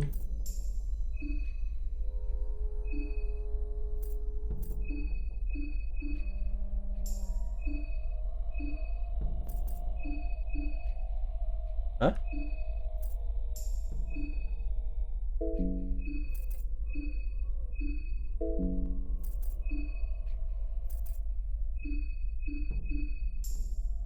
Угу, все.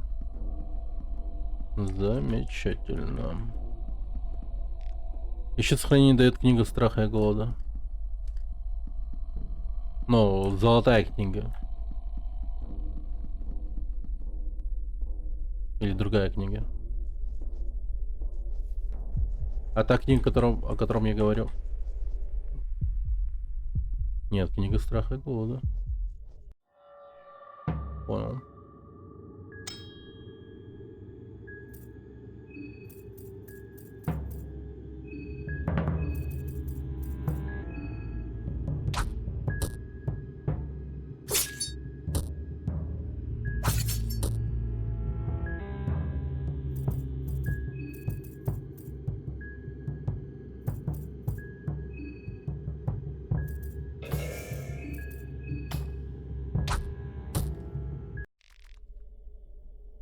Угу.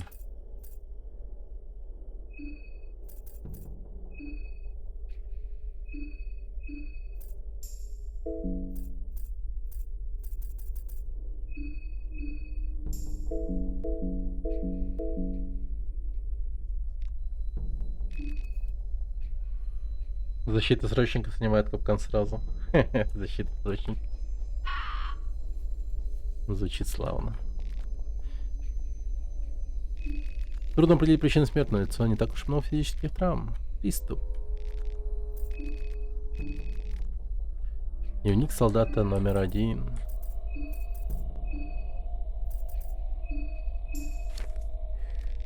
Какими захолустными уголками на самом деле являются темные уголки Земли? Когда я услышал об этом задании, я подумал, что город Прехилл, по крайней мере, приличных размеров, и там наверняка найдется какое-нибудь развлечение с местными танцовщицами и уличными девушками. Но, увы, я не слишком стремлюсь вживаться в роль местного жителя после того, как немного осмотрю город. Честно говоря, я озадачен тем, как городу такого размера удавалось оставаться настолько изолированным от влияния соседей и современности. Народ Прехивилла все еще крепко держится за религиозные обряды. Такие же старые, как само братство. Человеческие жертвоприношения в наши дни меня пугают. Даже если я и видел ужас войны, от распятий, установленных по всему городу, у меня мурашки пробегают по спине. Да. Что поделать?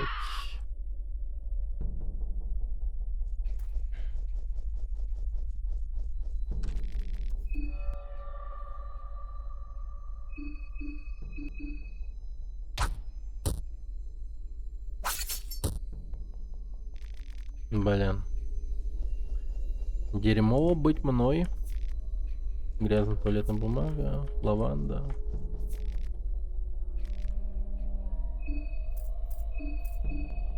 Мое почтение, блядь. Ебать. Охуеть. Вторая руна, блядь, так бывает?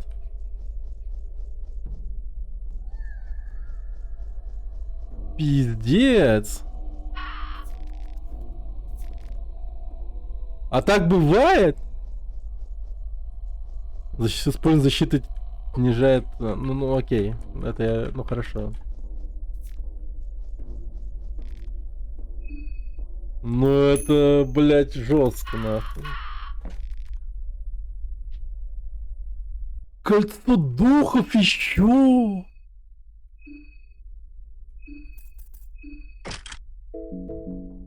По-моему, мы немного охуели, как бы.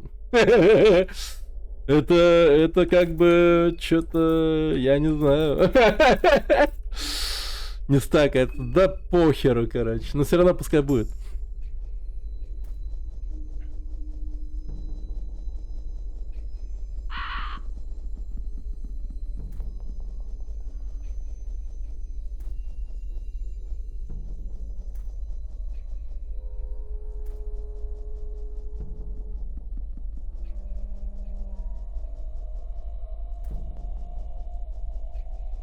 Наверное.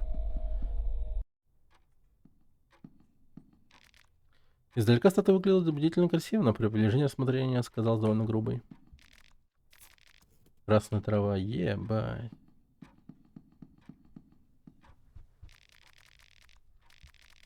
Правда, под лунным цветом. Бля, вот если сейчас мне повезет найти книжку сохранения, я вообще просто, я не знаю, это вообще будет хорошо.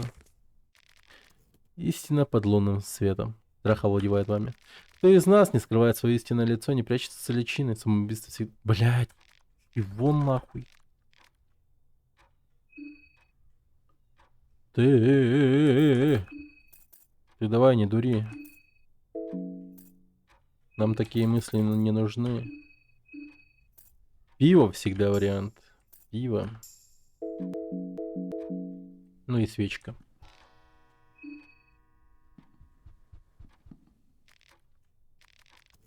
Газетная статья. Блять.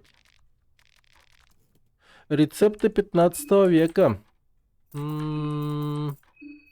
может быть годнотой. Книга содержит традиционные рецепты восходящей кухни 15 века. Рецепты взяты из воспоминаний печально известного шеф-повара Андера, который в то время работал в королевской кухне Рандона. Похоже, что шеф-повар Андер приобрел дурную славу от соблазня придворных дам, и, по слухам, у него даже был роман с принцессой Элизабет, знаменитой принцессой-девственницей. Теперь, когда вы смотрите на нее, кажется, что книга больше посвящена королевским сплетням, чем кулинарным рецептам. Между всей этой романтикой и предательством вы находите рецепты местного пирога и овощного пирога от знаменитого шеф-повара Андера. Но это секс. Но тут надо лотерейку идти покупать. Но это жестко, да, это очень жестко.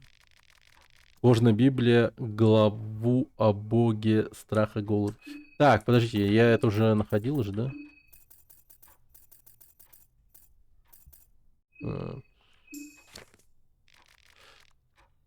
Так, в темных влажных снах, это мы читали. Читали. Ловкость повышает, да? Да.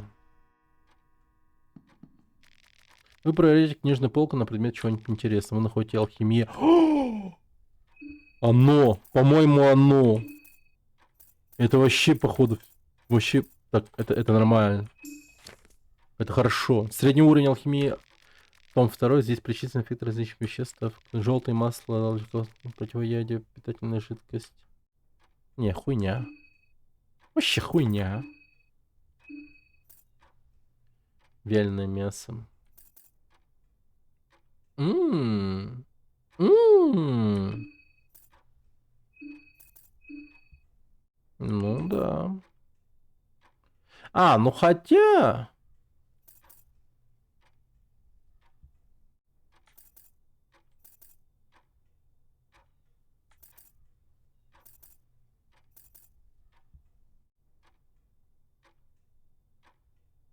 Да неплохо.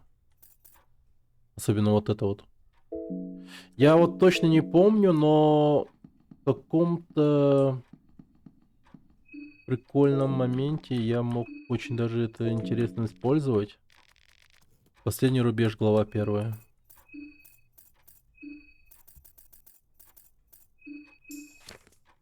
Знаменитая принцесса-девственница, да. Последний рубеж, финляндская колония, глава 1. Легенда сообщает, что в 1000... Очень чувствует голод. Да, блядь. В 1900 году группа следователей из Ольдегарда впервые вступила в контакт со странным регионом Винланд. Это первое письменное свидетельство о континенте. Следующим подтвержденный случай относится к 1910 году, когда небольшой флот из Абиссонии отважился отправиться в темные воды Запада. Однако потребовалось бы еще 200 лет, прежде чем был проложен устоявшийся торговый путь, снова благодаря мореплавателям Ольдегарда в 1577 году. Именно во время этой эскапады континент был назван Винланд, что переводится как «винная страна». Предположительно, из-за количества вина необходимо для того, чтобы стереть воспоминания об этой земле и о ужасах, которые она содержала. Несмотря на то, что существование континента становилось все более общеизвестным среди ученых западного мира, путешествия в упомянутую страну были очень редкими. В 1650 году ученый из Ватикана дал следующее описание этой земле. Почва состоит из минералов, которые, кажется, полностью отвергают солнечный свет и тепло. В результате Земля... Чего Земля? Выглядит как сплошная бесцветная черная масса, где невооруженным глазом трудно измерить глубину каждого холма и впадины. И те немногие растения, которые удается вырасти в этой враждебной почве, в конечном итоге приобретают те же самые черты. Таким образом, пейзаж сливается воедино, насколько это можно увидеть. Просто бесконечная тьма. Если вам повезет, облака могут немного сместиться, и вы сможете, по крайней мере, сказать, где заканчивается земля и начинается мрачное небо. Эта земля проклята, земля нездоровая и темная. Каждый поселенец возвращается с яркими историями об очень личных кошмарах, через которые он прошел во время своего пребывания в Винланде. Открытие этого континента — самая большая ошибка, которую когда-либо совершало человечество. Да, увлекательно. Стопка книг, похожая на в плохом состоянии. Может ли это быть куча ненужных вещей? Здесь вставлена поэзия 17 века. С тех пор язык сильно изменился, и прямо сейчас вам не трудно увидеть приложенные усилия. Как тебе повторное прохождение? Охуенно. Мне нравится. Нравится. Ну, я определенно точно могу сказать, мне так не везло никогда. Просто никогда. Ни в одном прохождении мне так офигенно не было. Но это даже как-то странно, что ли. Не охереть, как везет сейчас. Лишает конечности на втором этаже. Да, у меня страховка есть от конечности. Ну, я, по крайней мере, пока к нему лезть не собираюсь. Я все-таки не дурак.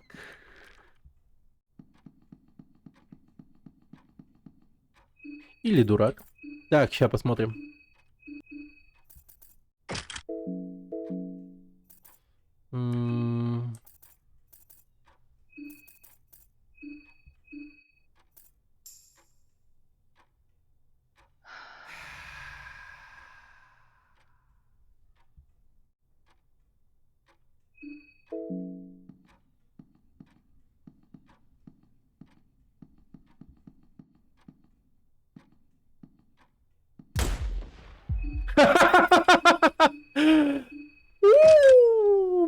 Просто в ебасосину держи, блядь. Камень душ, лежать. Никакой реакции. Священник сохраняет свою насмешливую улыбку даже после своей кончины. Да, он даже не успел понять, что сдох нахуй.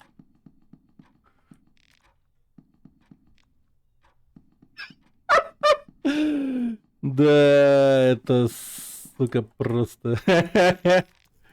Охереть, как смешно. 2 шиллинга.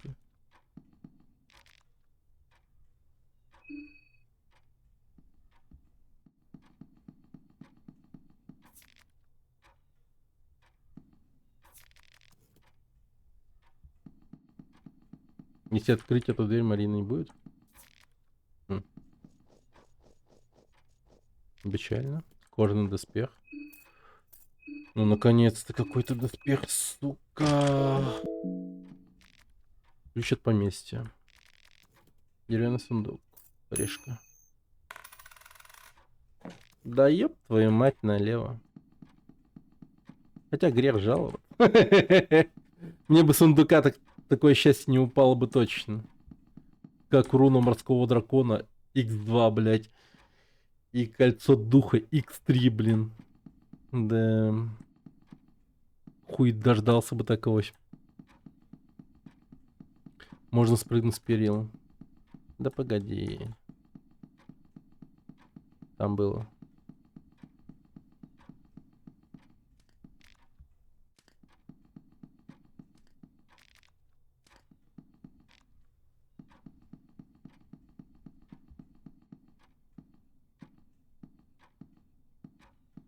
А, его тут нету.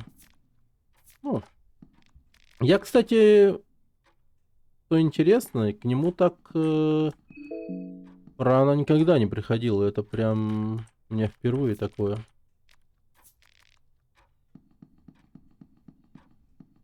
Он днем появляется, да. А, но все-таки 3 состояния дня имеется. Утро, день, ночь. Точнее, вечер. Да.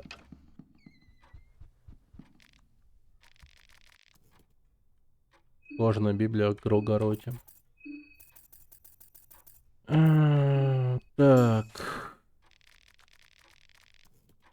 Грогород — погибель людей. Тот, кто принесет новый рассвет силы и жестокости. Грогород является другой стороной изначально дуаль. Созидание и разрушение, где одно не существует без другого.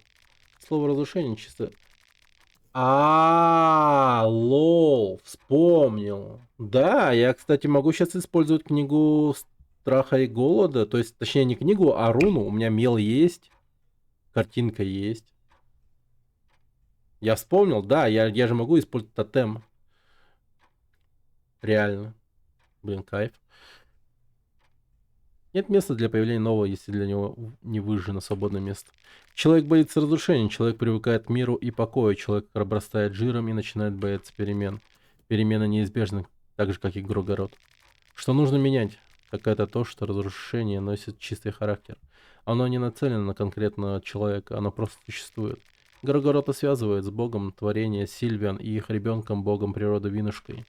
Грогород предлагает человечеству благословление магии, крови, постоянные жертвы во имя него позволяет создать порочную связь с ним. Метка Грогорода повышает физическую силу своего владельца. Текст включает в себя символ Грогорода и инструкция о том, как им пользоваться.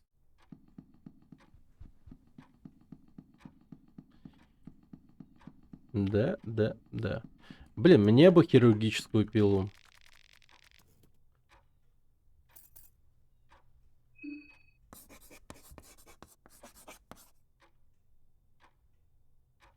Стоп. Подожди. Я накосячил. Я накосячил.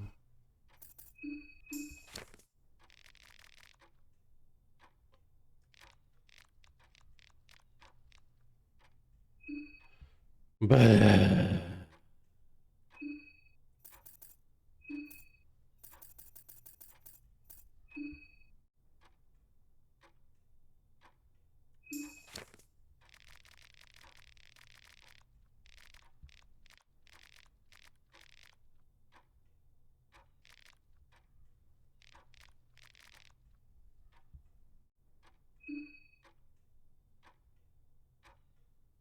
он является... Ну-ка. Еще раз.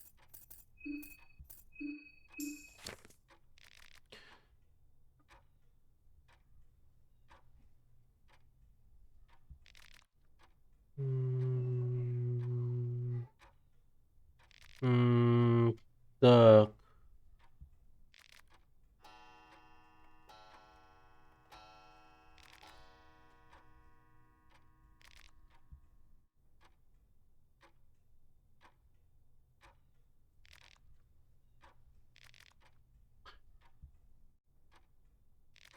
Ну да, походу... Чем? Надо покушать.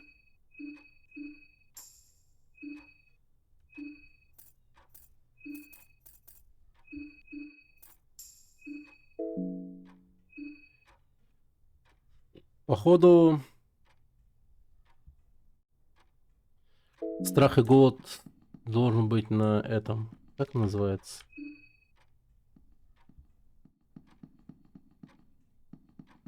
Короче, там есть один такой другой символ. Интересный более.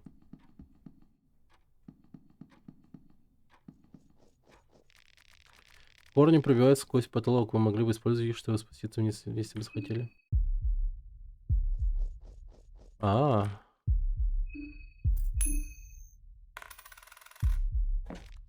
Заебал. Прикрепленная летная юбка.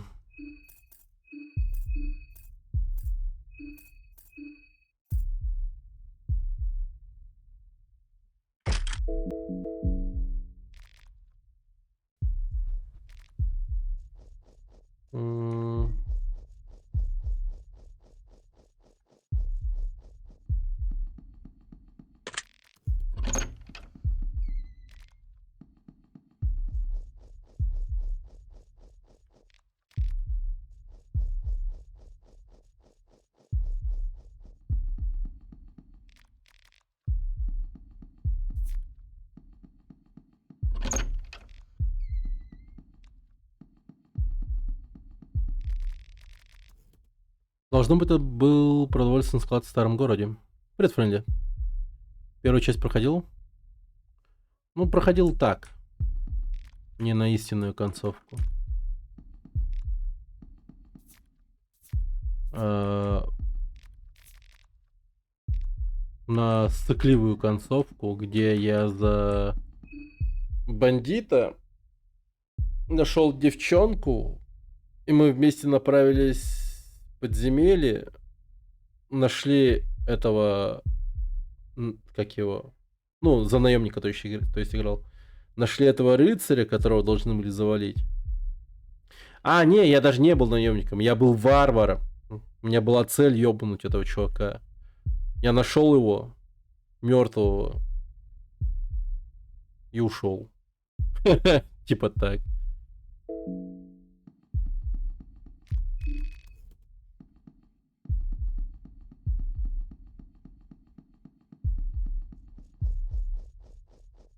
Ну и правильно. Ну типа, да. Ну действительно, хули.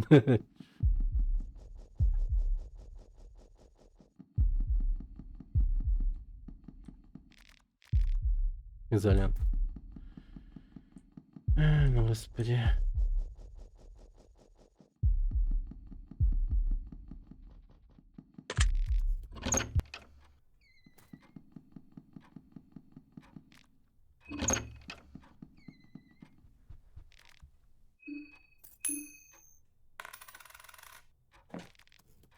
Байонет.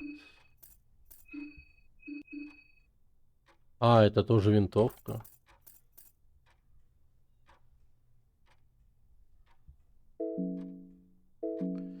Но Увынск. Сказка о Покеткете. Блять. Сука. А вот с книгами мне прям вообще пиздец не везет. Ну, это вообще пиздец. Типа, газеты, там, какие-то сказки, истории, нахуй, бля, всякое говно. Ну ладно, мне со страхом и голодом, в принципе, повезло. Но, блин, все остальное просто мега кал какой-то. Вообще.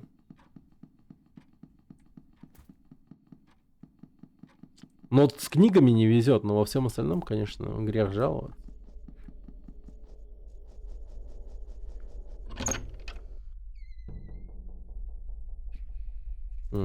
Погоди.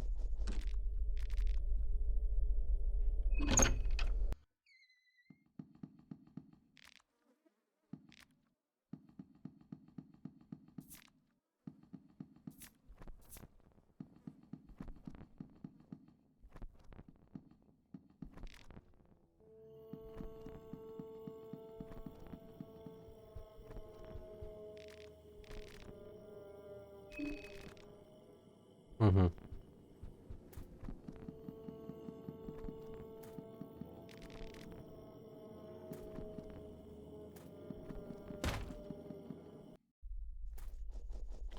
Могут открыть силой. Сомнительно.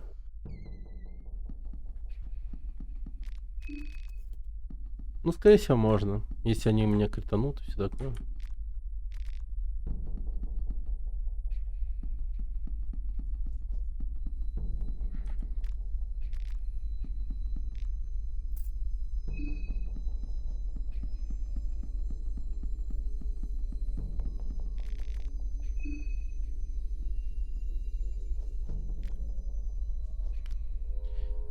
Разве у них здесь нет электрического освещения? Я бы хотел следовать в подвал в полном... Не хотелось бы следовать в подвал в полной темноте, даже без тех ужасов, которые подстерегают снаружи.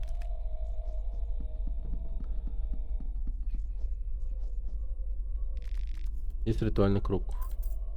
Новые боги. Да мне нечего предложить новым богам пока что. Бля, сука, ну сколько можно? А, опять оккультные гримуары. Ну, наконец-то! Оккультные гримуары, дамы и господа, блядь. Все, нас ждет работа. Грязная работа. Ее очень много. Эта работа будет много. Так, сначала возьмем священника.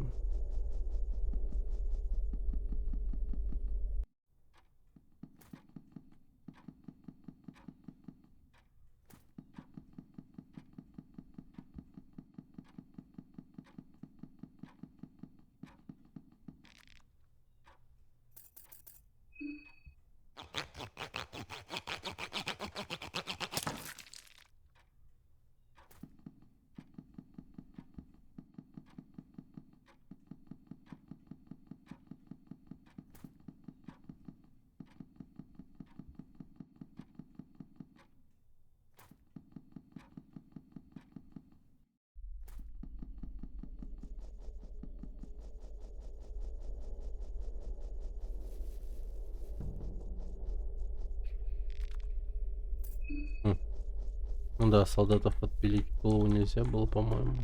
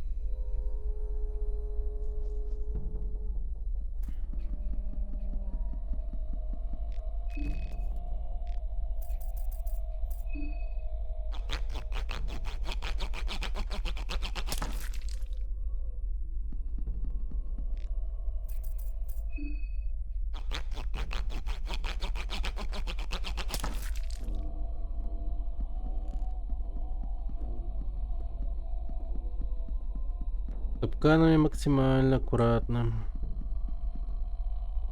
Вот в этой локации нужна предельная концентрация.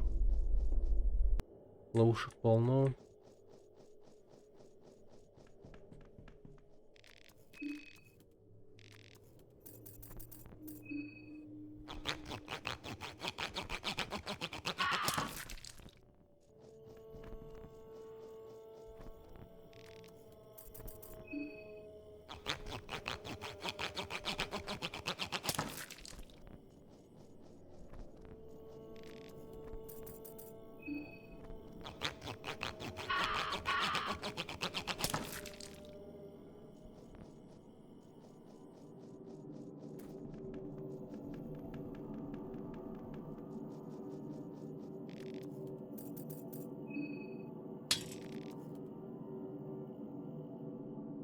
Блять!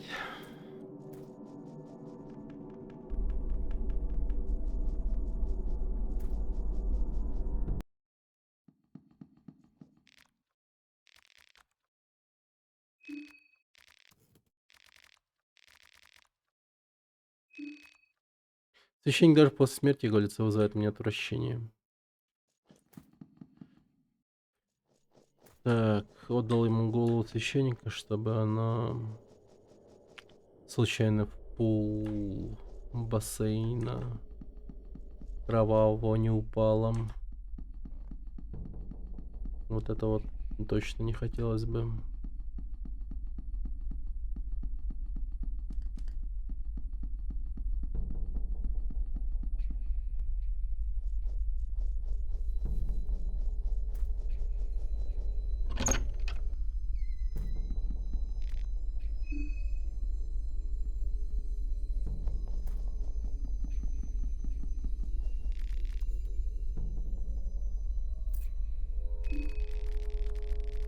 Есть отрубленных голов.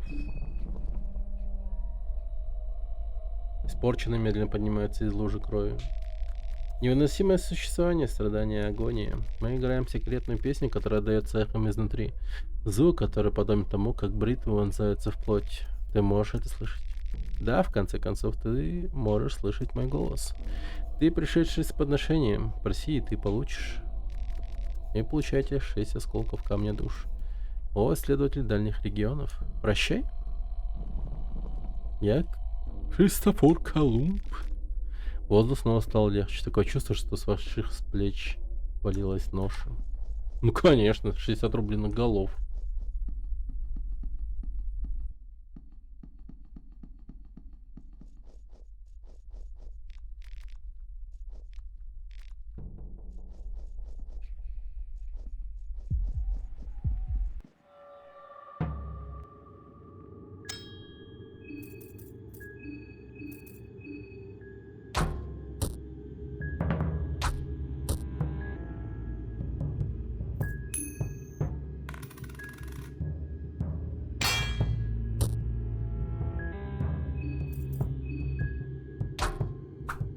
Ну, мне повезло, что у меня есть руна.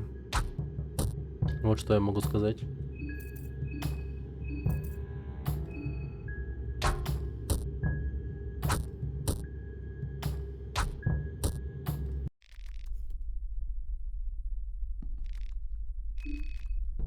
Маленький ключ.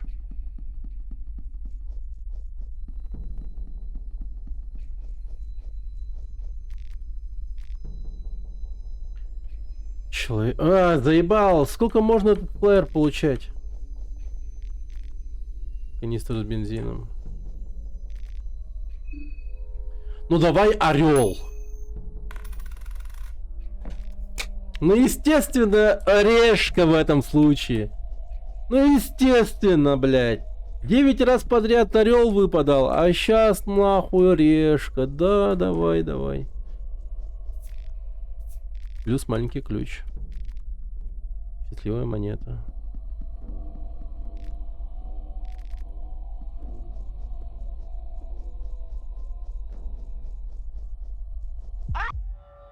Охуеть.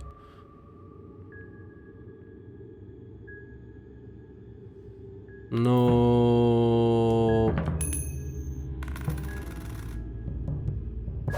Повезло.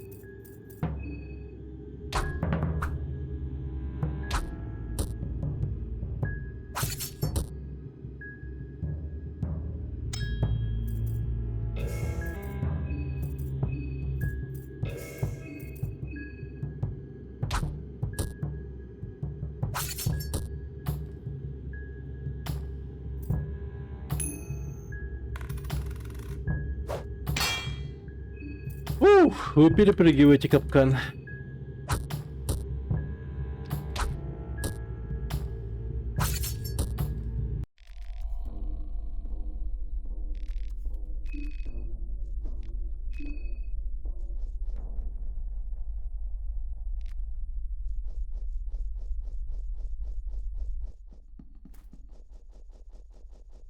То...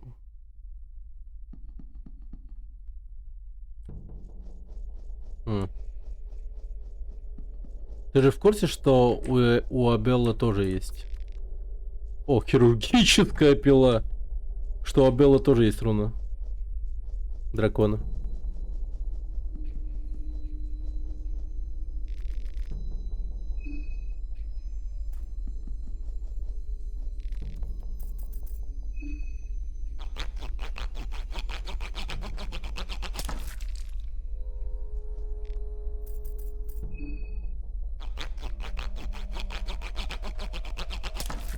Не, прошлый раз урон по Абелле прошелся. Ну, по твоей логике, капкан всегда попадает по главному герою. Но тут такая тема, как будто бы на кого попадется.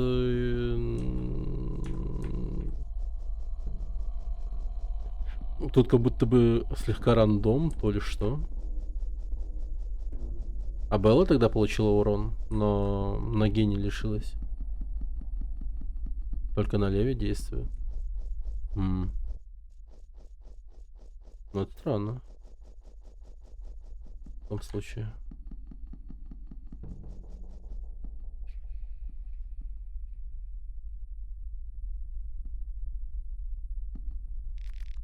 Хотя, блядь, давай с этой стороны выйдем.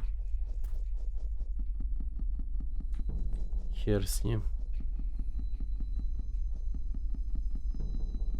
Ну что там меня ждет?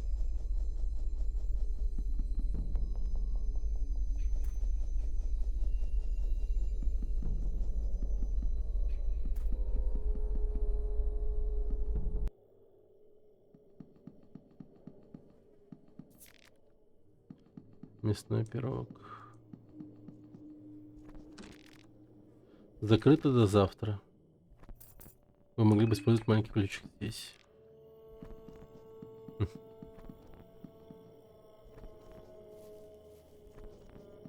Так, там свинья стоит.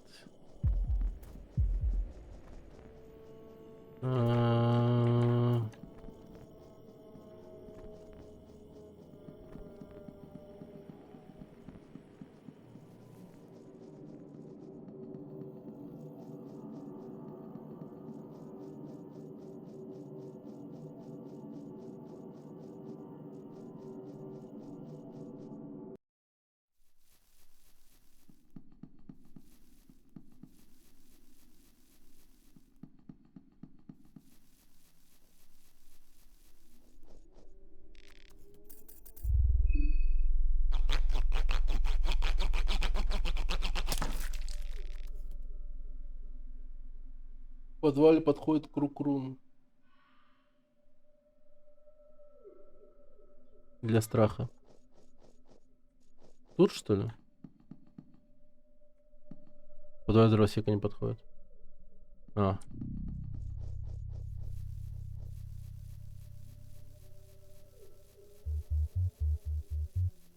Бак-бак-бак-бак-бак-бак-бак.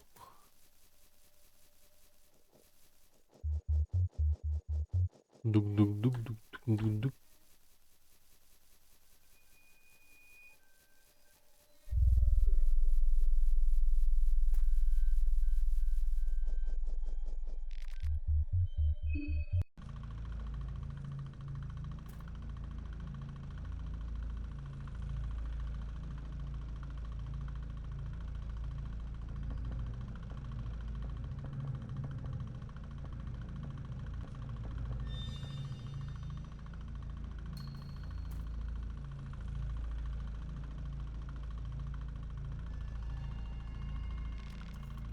О, твоя голова.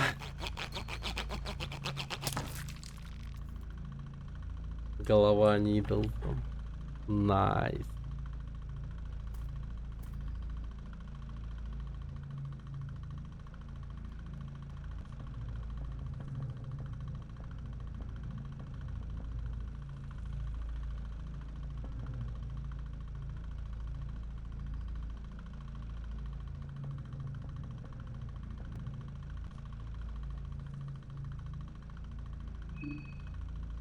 М.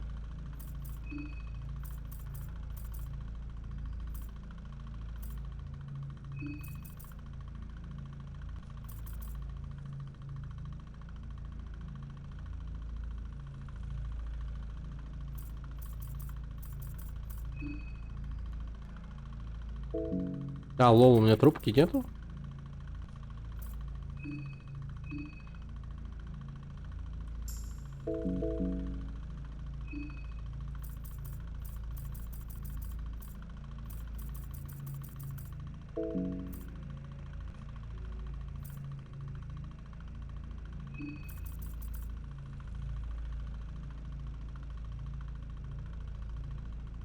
По какой-то причине у вас возникает ощущение, что он вовсе и не умер.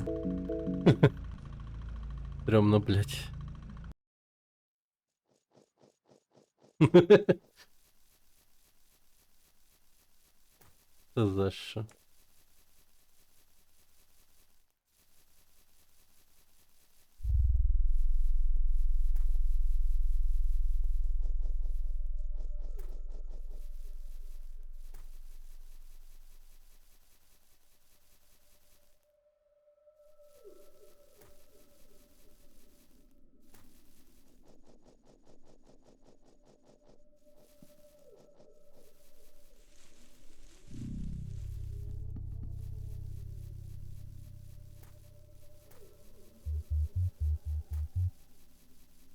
М.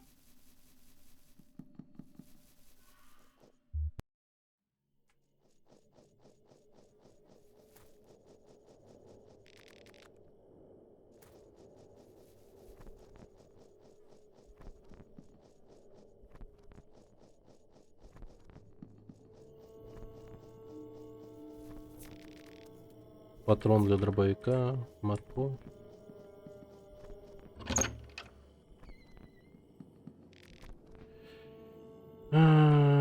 Бля.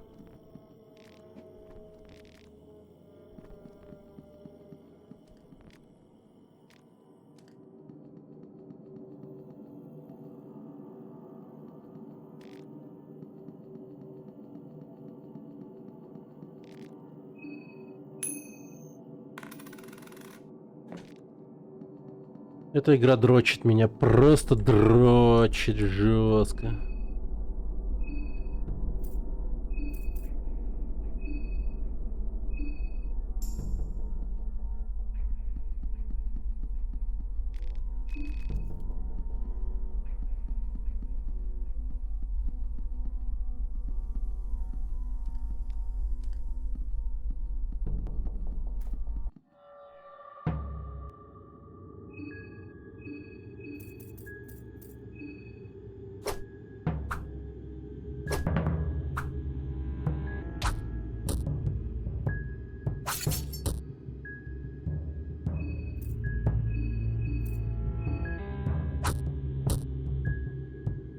Move your body.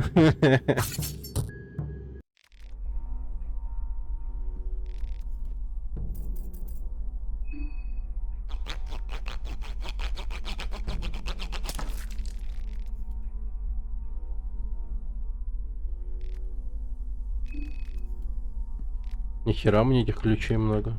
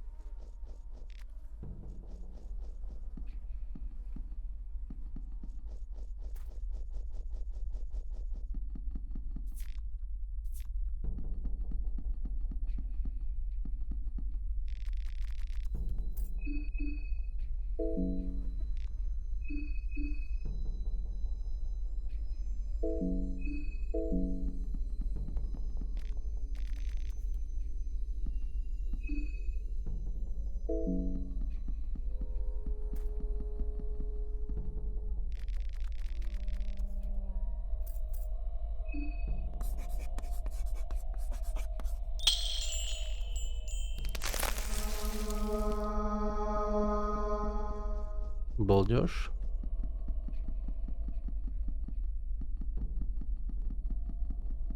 Так, ну, а что тут было? А, дверь подвала.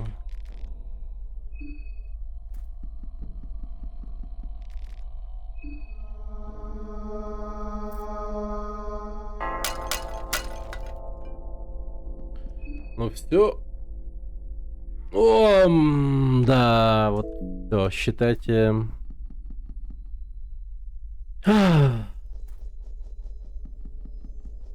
Можно дышать полной грудью.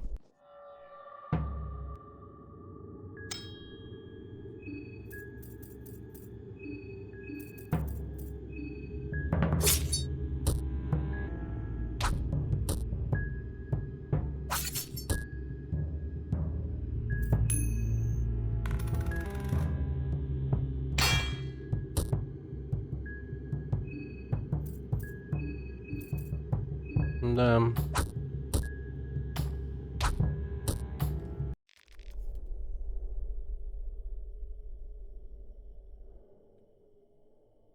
Да мы не можем лишиться конечности априори. Ты это видел? Урона морского дракона.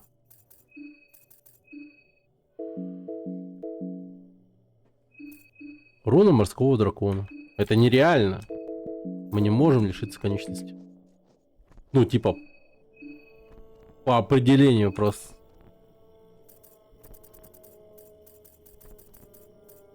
Механика лишения конечности просто... В тот момент, когда у нас появилась эта руна, она чисто ушла нахуй просто. Это, вот нахуй ушла она.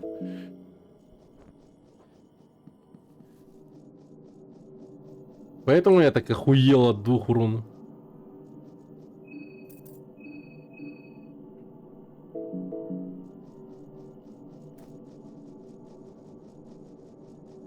Хрюшка, иди нахуй. Блять.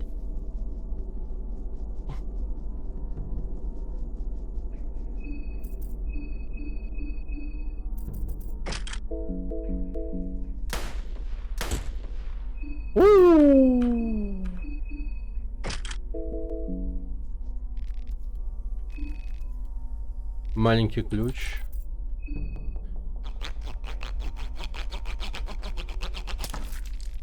Гломерзости.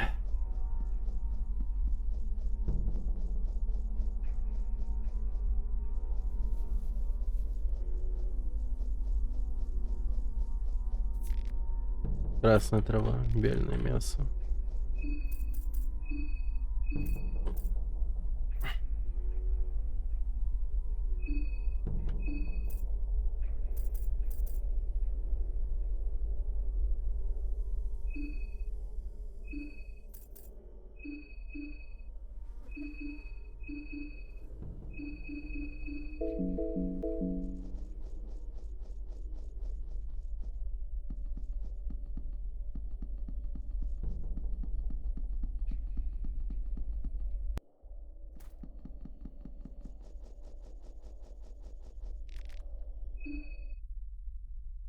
Сейчас пойдем отдадим голову.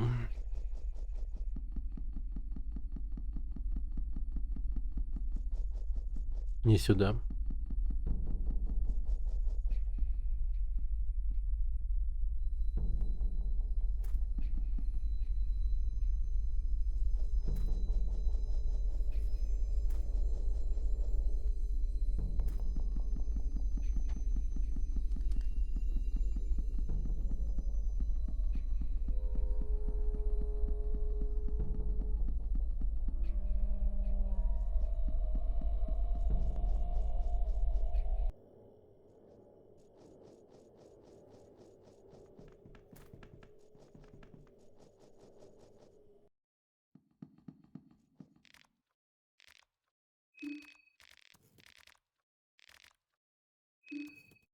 Дровосек.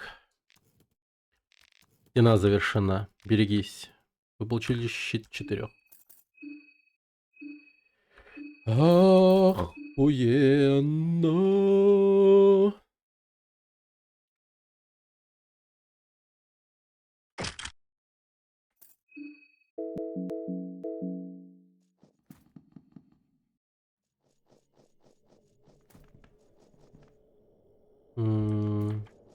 Ну да. Продолжаем пилить голову.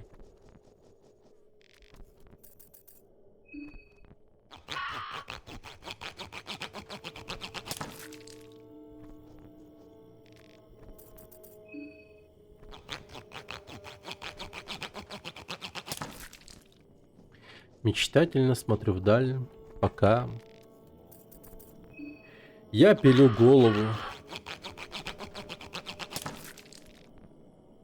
Да.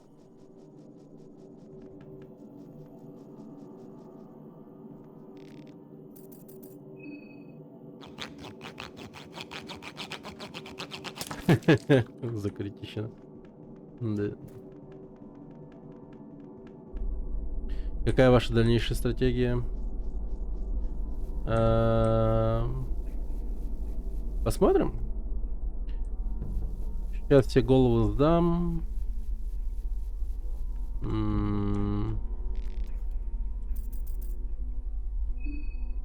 Попробую пойти в город.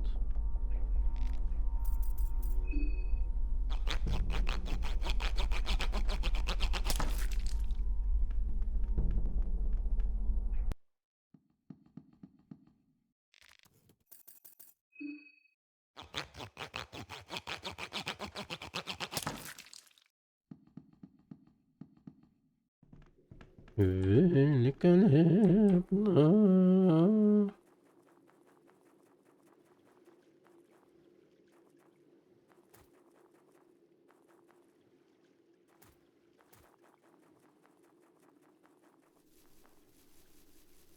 Поспать перед вылазкой в город не собирайтесь, какие камни используйте, умения или пока рано. Сейчас посмотрим, как пойдет. У меня ключи полным-полно. Ключей полным-полно.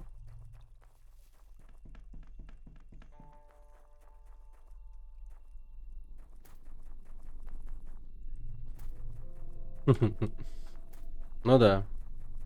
Но это не дальнейшие наши действия, это наши нынешние действия. Мы это делаем прямо сейчас.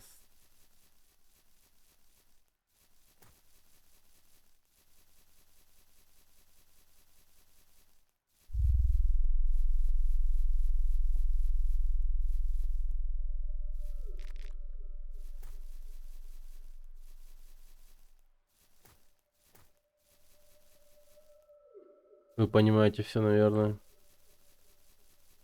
Ну, типа.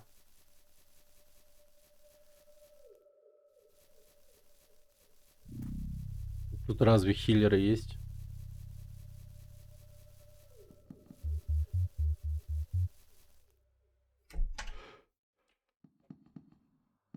Здесь тоже может сохранение намутить. Я думаю, я немного присяду на данный момент, с меня хватит приключений. За Соня. Какова твоя история? Моя история? Тебе нужно поговорить более конкретно, не слишком сложна для всего нескольких строк диалога. Что привело тебя сюда? Это мой родной город. Я родом из Прехивилла. Но я бы никогда не признался в разговоре, что я из такого унылого и богом забытого маленького городка. Так что ты только выставишься дураком, если начнешь болтать об этом. Это мой родной город тоже. Круто, давай просто оба будем молчать об этом. Мы не хотим выглядеть оба в этой толпе деревенщинами, играющими на банджо. Что ты думаешь о том сне? Это было круто. Однако, меня кое-что беспокоит. Никто мне не говорил о Луне. Эта улыбка насильника наверняка оставит шрам в моем подсознании. Может быть, это просто потому, что я изучал эту большую часть своей жизни. Большую часть своей жизни. Но я думаю, что это было видение, которое мы должны расшифровать. Просто кажется очевидным, знаешь ли. Вот почему мне трудно поверить в заговор, о котором говорили другие ребята.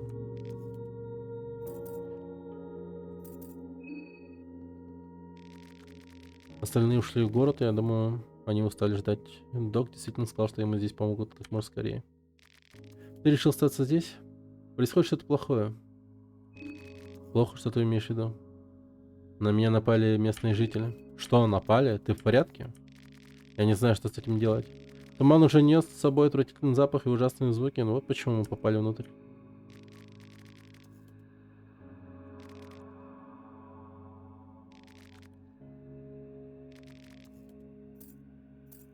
Просто зашел проведать тебя. О, это так мило. Мы зашли внутрь после того, как туман стал гуще. А не против подождать еще немного. Мои ноги не функционируют должным образом, я избавлю тебя от подробностей. Разве у тебя нет инвалидной коляски? Да, ты мог бы подумать, что она у меня есть, верно, но ситуация такова, за мной должен был кое-что заехать с инвалидным креслом. Жаль, что кто-то не ожидал меня здесь, посреди этого леса. Не могу все слишком прощать. Увидимся позже. Пока. Кудрявый мужчина. Представится. Похоже, он не заинтересован в разговоре. Привет, пытаюсь расслабиться хоть немного. Как насчет тебя? Как ты последний раз отдыхал? Как выглядит поезд? Если вы будете откровенны, я начинаю терять надежду. Я чувствую себя виноватой за то, что расслабилась. Но для меня остается полная загадка, почему двигатель не работает должным образом. Похоже, я...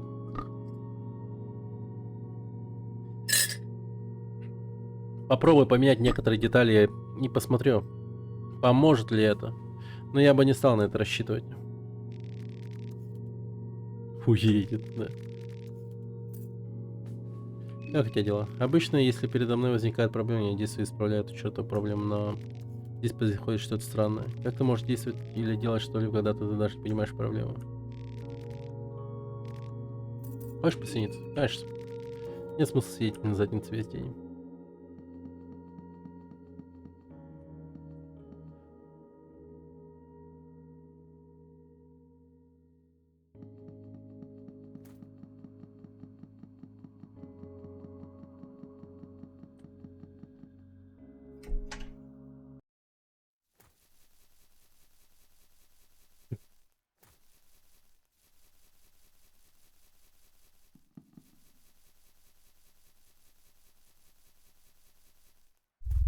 Погодите.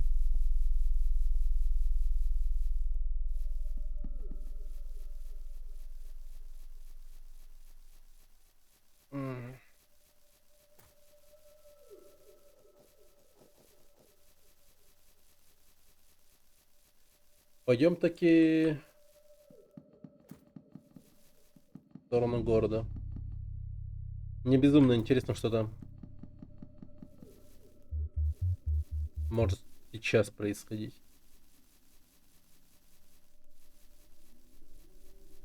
Вот, в утреннее время.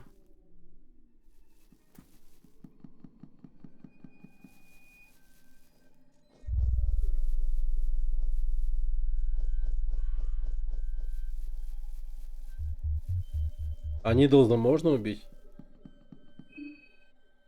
Ты о чем вообще?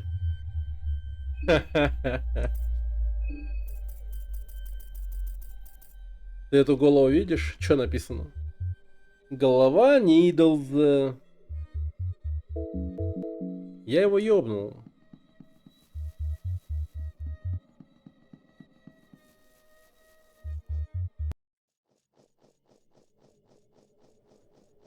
Полиция сразу гасит двоих. Очень наркоман. Наркоман.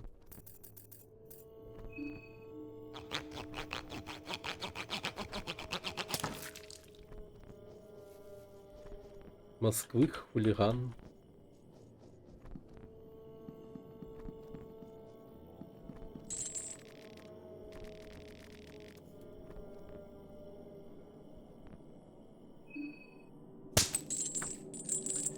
Вот и везем, блядь. Вот и везем, блядь. Какие-то ключи с орлами, львами. Да ну нахуй. Просто открыл дверь и нормально, блядь. Так. А барон убивал его? Его еще нету, барона.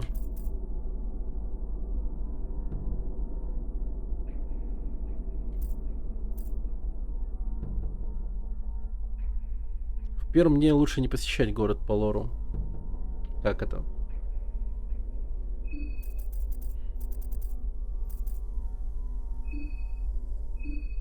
Инфа сотка.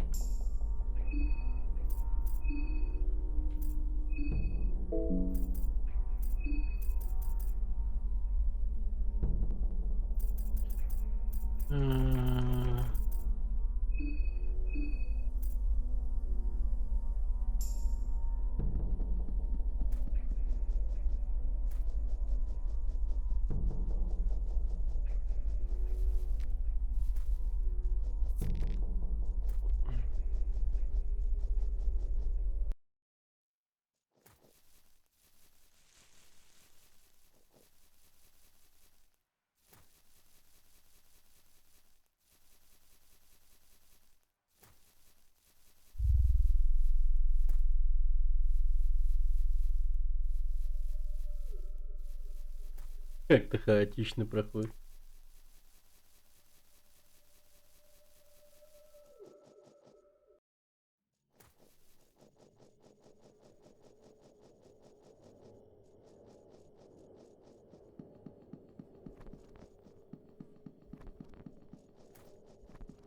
А чё нельзя-то, господи? Перед вами возвышается пронзительная крыша прохила.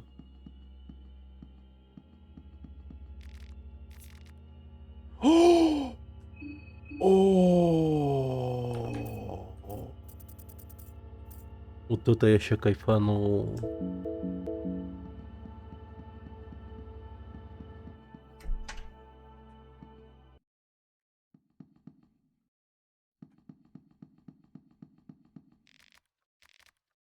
$10 шиллингов.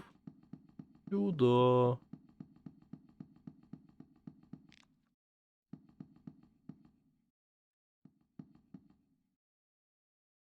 Был бы пистолет. Да нет, это не так работает. Персонаж не должен менять оружие вообще, в принципе. В этом же челлендж. Ну, то есть, только свое оружие. А чужое это уже не стартовое оружие. Ну, типа, допустим, это чужое стартовое оружие, но все равно, типа, ну,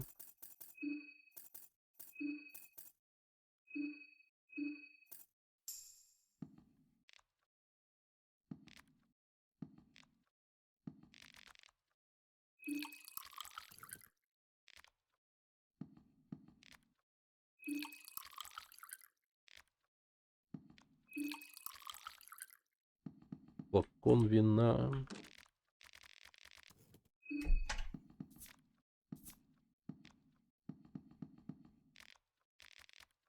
Счастливая монета, разводной ключ, рацион.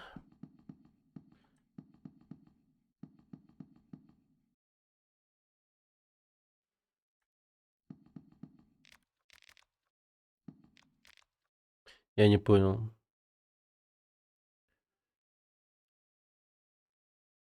Еще не поздно думать, и на кону челлендж оружие можно использовать везде. Поле еще огнестрельное оружие, там лимит по патронам, поэтому можно стратегии.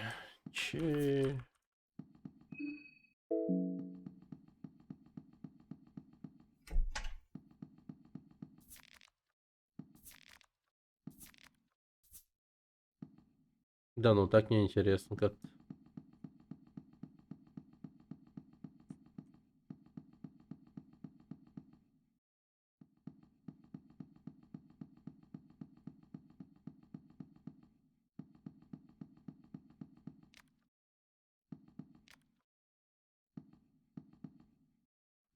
Ну как удобно.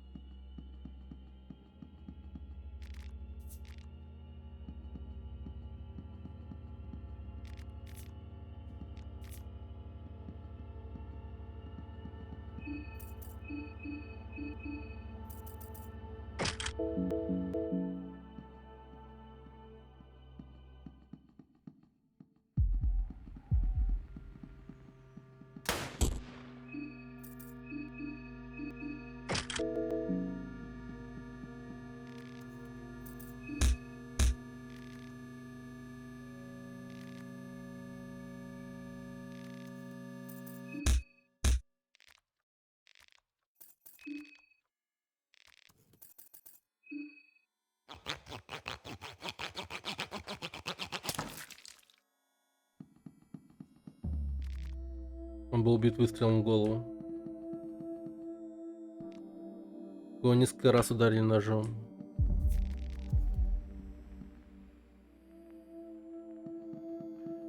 Бля, у меня дохуища счастливых монет.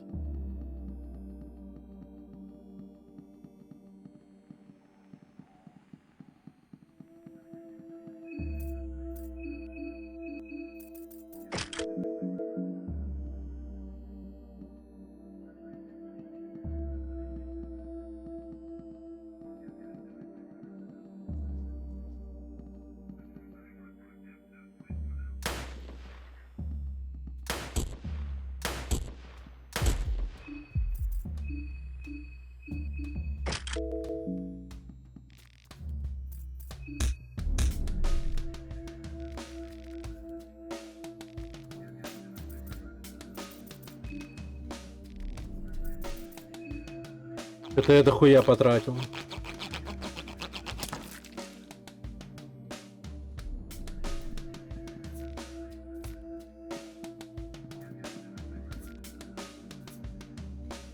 Хирургическая пила плюс.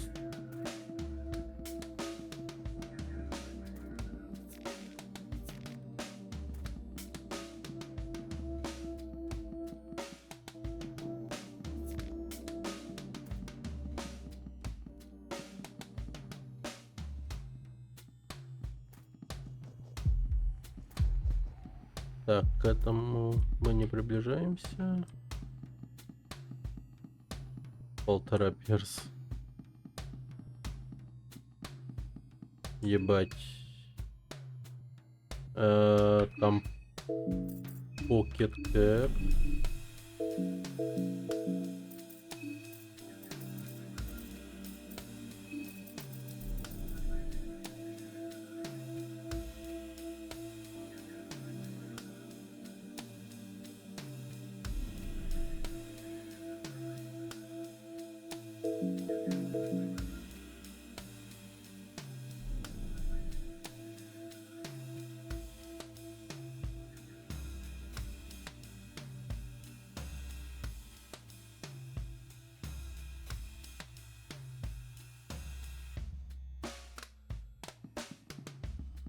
Привет, Фри, здорово. Да хорошо. У него будет книга Сильвен Покета. Хиллер.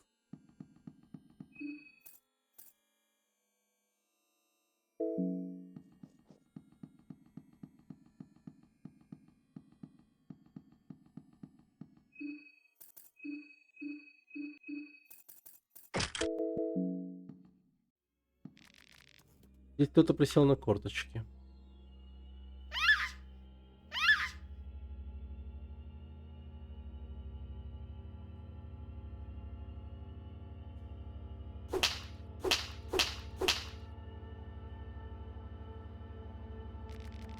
Вы видите высокого мужчину, одетого во что-то похожее на резиновую маску. Охоу, полностью поглощен своими делами и даже не заметил такого чудесного прелестника. Приношу свои извинения, рад с тобой познакомиться. Ты можешь назвать меня Pocket Cat. У тебя знакомое лицо. Мне такое чувство, что мы где-то встречались раньше. Возможно, в прошлой жизни. Я так не думаю. С тех пор многое определенно изменилось, не так ли? Мы живем в необычные времена. Мир прошел через настоящую тьму, замер на месте, в состоянии глубокого покоя. Люди запаслись туалетной бумагой и спрятали в своих домах со своими близкими. Не ждали этого проблеска света только потому, что знали, что даже у тьмы есть предел. Скажи, старина, как ты думаешь, что следует за столь непроглядной тьмой?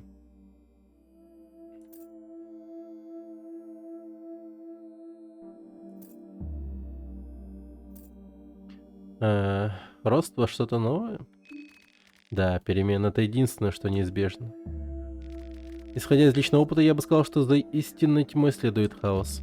Разум или общее сознание, которое мы все разделяем, стремится к чему-то новому. Когда человек действительно покончил с тьмой, он стремится к новому, с такой энергией, что боль и роста неизбежны. Но в этом и заключается опасность. Видишь ли, хаос может оттолкнуть нас в любое направление. Направление не всегда обращено к свету. Иногда человек может обнаружить, что заблудился и находится в подвешенном состоянии, в которое и есть хаос. Когда ты входишь в лимб из темного места, есть большая вероятность, что ты загрязнишь хаос своей темнотой и просто создашь новое, неприглядно черное место. Может быть, даже темнее, чем предыдущее. Полагаю, что я просто несу чушь, позволяя своему разуму блуждать, а устам клеветать, как они говорят. Ты же меня знаешь. Когда я взволнован, я могу продолжать и продолжать и продолжать. Я не хотел отнимать у тебя время. Насколько я понимаю, у тебя и так дел по горло с этим фестивалем. Итак, я перейду прямо к делу. И не только странствующий джентльмен, но и своего рода продавец голов с очень глубокими карманами. Кто такой продавец голов? Спросишь ты. Что ж, именно тот, о ком ты и подумал. Я готов расстаться со своей ценной коллекцией, если цена будет подходящей. Цена отрублены голову тех, кто участвует в фестивале. Жутко, я знаю, но к этому привыкаешь. Бог свидетель, я привык. Это то, что я могу предложить. Это довольно приятная коллекция, даже если я сам так говорю. А, неважно. Рад иметь с тобой дело. Мне действительно было приятно встретиться с собой еще раз, но боюсь, сейчас я должен идти. Башня, которой ты направляешься так к востоку отсюда, сразу за потайным входом церкви. Да, встретимся там снова. Возможно, у меня будет для тебя специальное предложение. Видишь ли, у меня очень глубокие карманы. Но до тех пор, старина, береги себя. Береги себя. Ушел. Так, а я хотел его застрелить. Патрон для дробовика.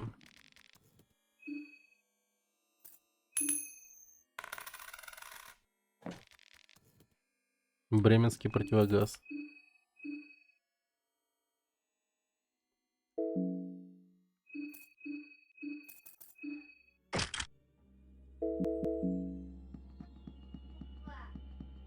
Но можно убить позже.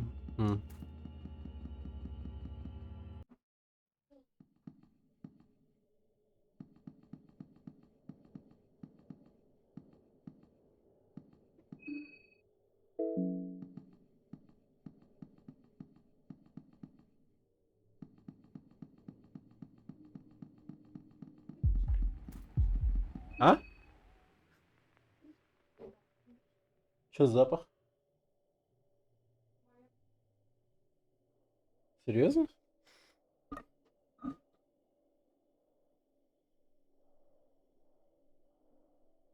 Точно не у меня, да? М.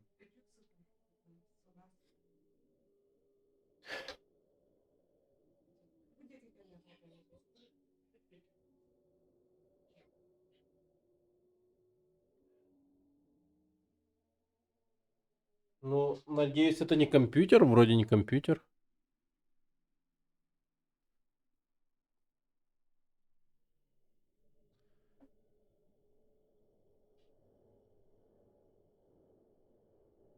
Да вроде нормально все.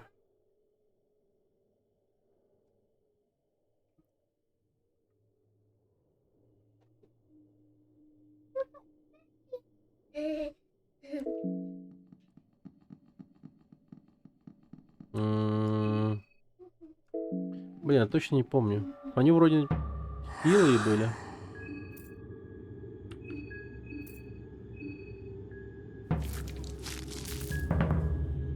Да, они просто травить любят.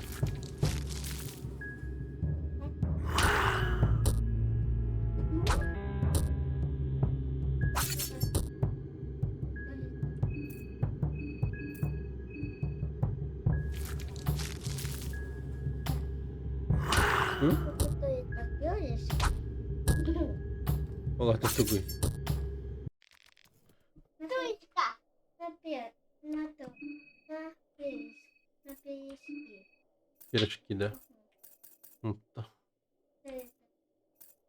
Тоқтар абағалар, да. Ага. А, там типа.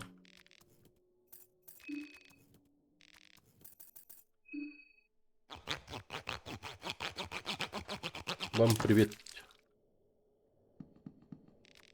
О, мелким привет.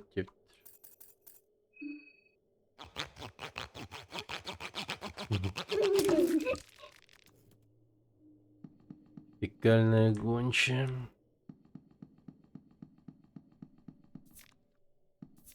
Ну, вот это. Бодрящие таблетки. Прикольно.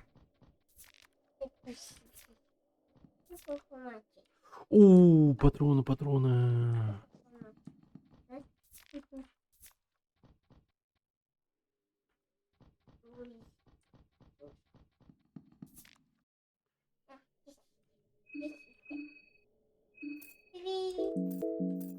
Отбивной молоток это... Да, оружие.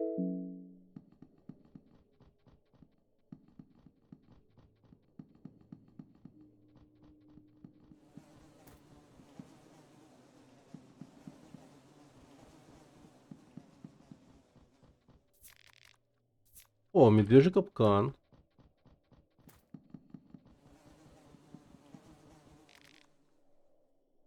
Есть небольшой.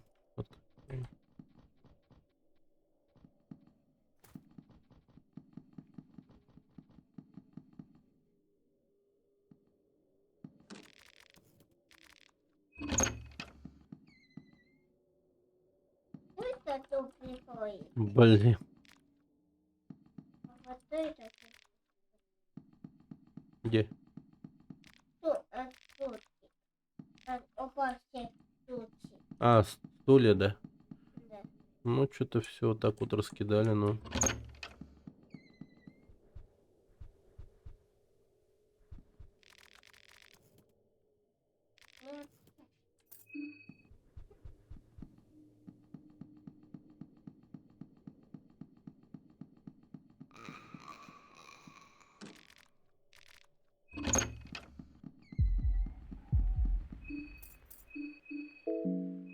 Ну, Так.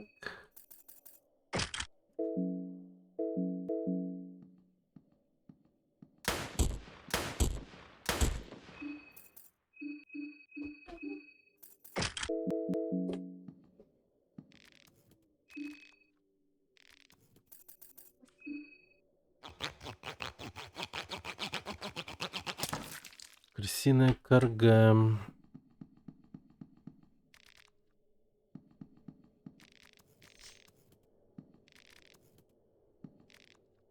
Тело находится в ужасном состоянии. Невозможно сказать, что случилось с этим человеком. Эмулятор открыл его не голову, да. Пули.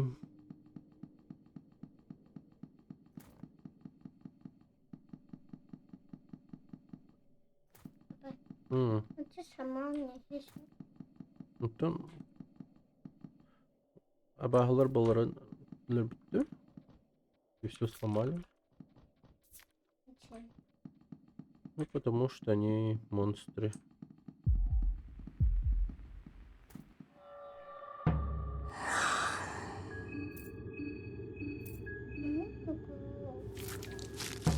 М? Там получается. Блин. Опа.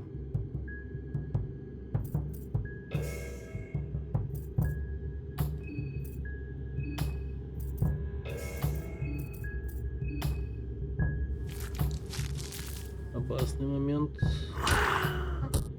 А, вот он. Киллер Тыллер.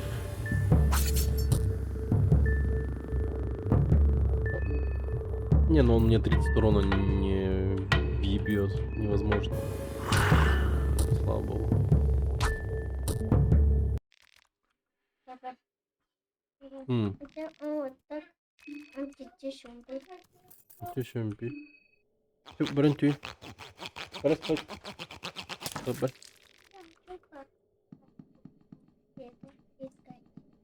У тебя что, Харри? Это секунд. Ну, это... Не видно. Ага, есть какое-то. А ну, оно и...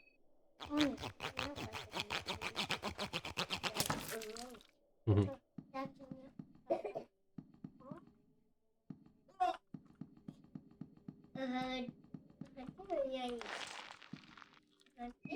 А, все. О,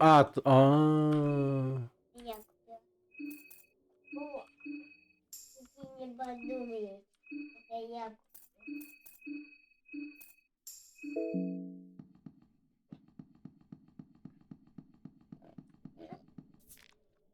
Изолента. Тухлое мясо. М, Начинаю чувствовать голод, да? Осколок камня душ. А, ну, кстати.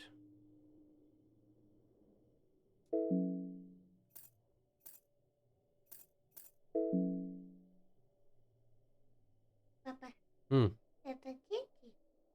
А? Это дети? БД. Дядя, ага. Вол. Мальчик. Дядя? Сколько тебе? Да мать,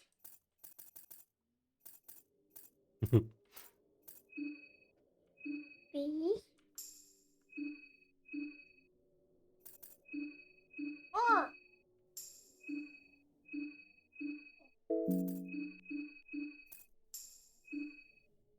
Папа.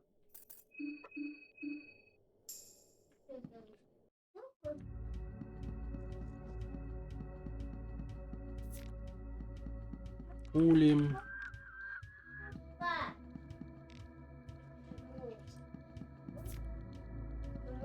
Шиллинги.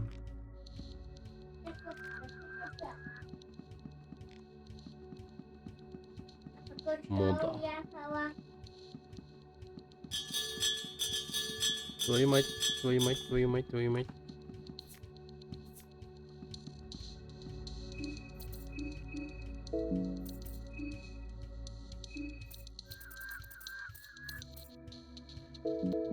А, всего один патрон. Так. Блин, ну ты чё?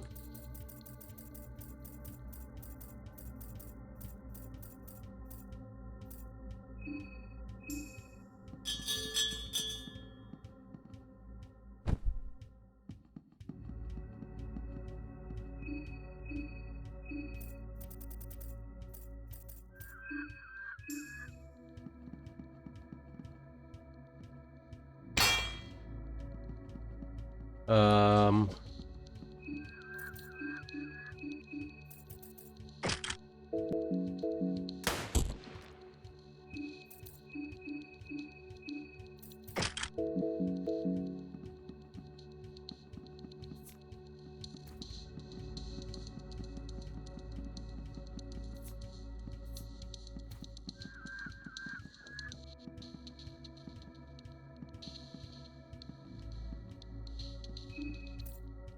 м, Блин.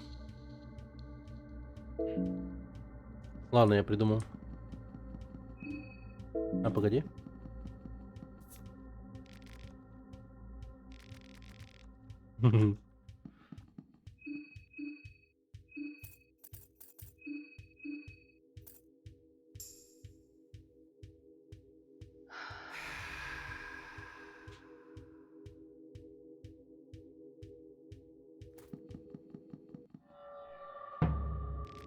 Ну, понеслась. Алмер будет не судьей, я буду палачом и присяжным.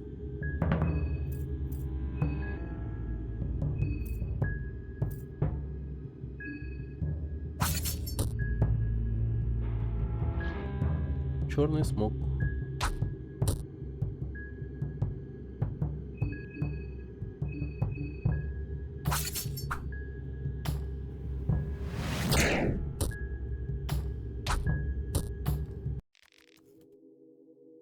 Победа. Некто заставил срочника онеметь от всей боли. А, я ослеп, лол.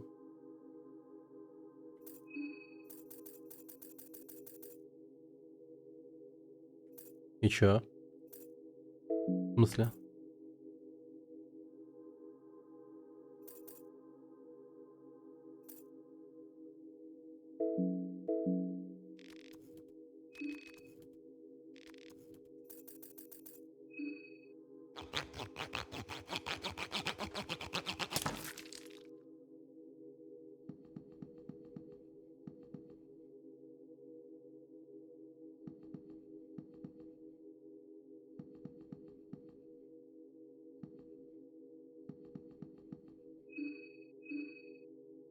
Типа он мне глаза выколол, что ли?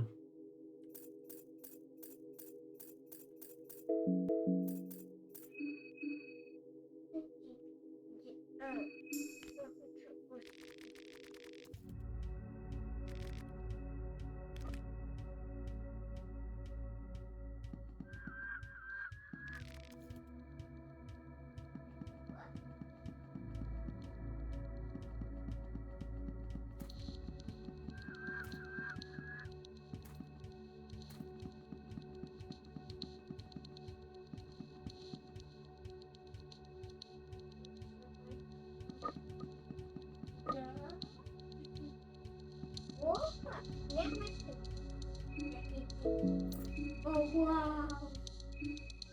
Это можно петь?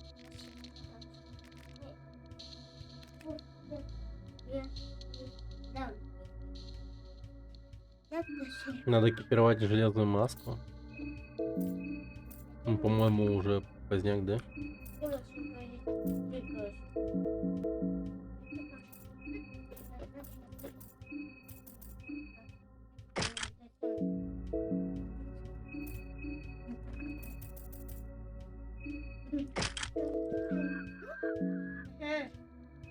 Вот так. Вот и нет, вот так.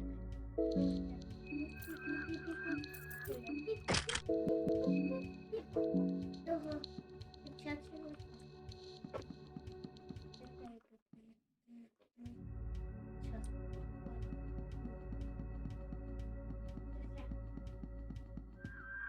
Ебать, где я нахожусь вообще?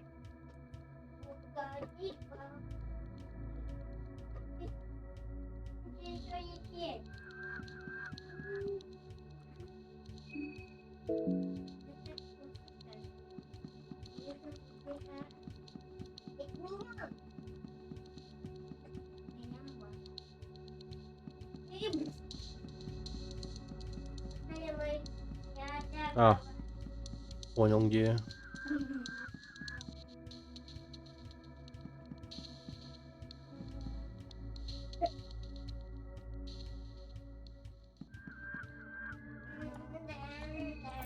Ща, погоди-ка.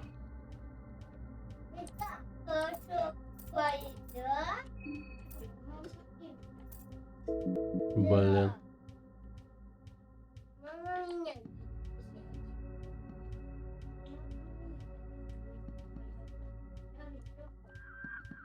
Да, я тоже. Я хочу.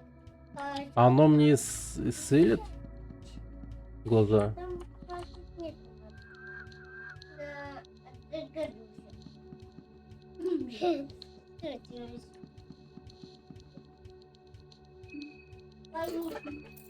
Ну, ау. Сильвиан МБ исцеляет.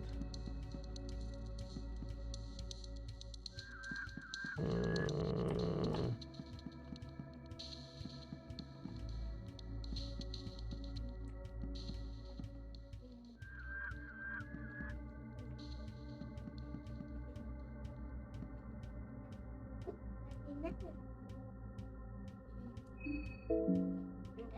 Это Дуся. Нет, надо. Дуся колония.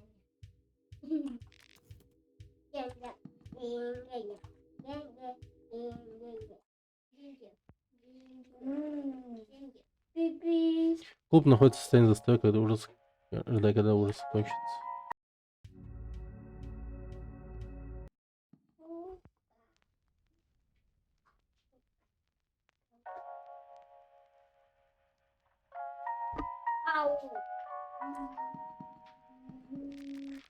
Клуб выглядит достаточно уютным. Думаю, я немного посижу на данный момент. С меня хватит приключений. Охуеть.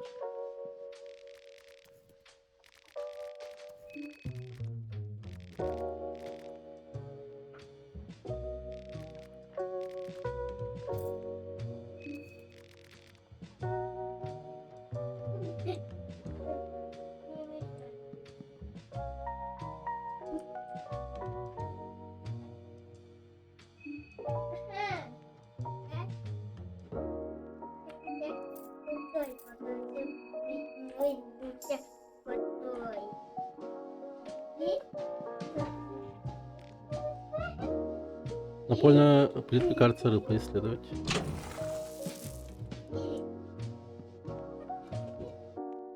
Нихуя себе, вслепую нашел какую-то потайной вход.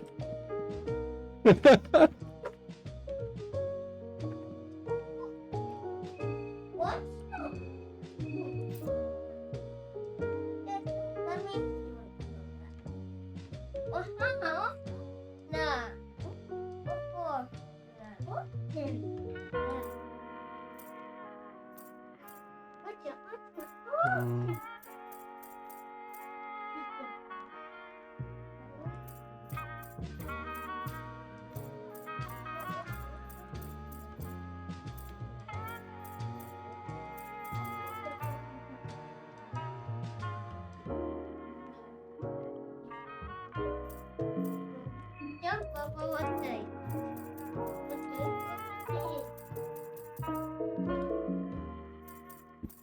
м,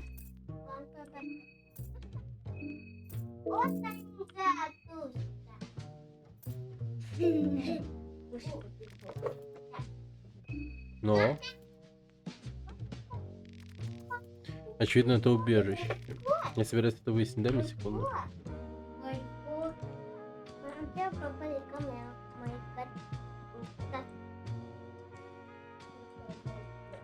Это опыт еще, да? Это место довольно особенное. Похоже, это старое заведение при клубе. Но с тех пор его превратили в своего рода убежище. Кто здесь прятался? Я думаю, они что-то вроде революционеров. Они явно были против как Бременского ополчения, так и Восточного Союза, который занимал этот район до Бремена. Я имею в виду, по крайней мере, на первый взгляд. Или я не знаю, как ты думаешь?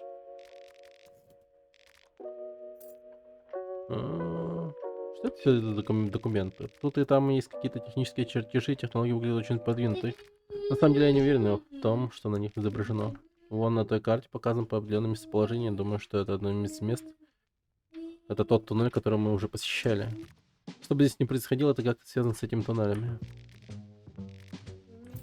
Как дела? Обычно, если передо мной возникает проблема, действие устраняет проблему.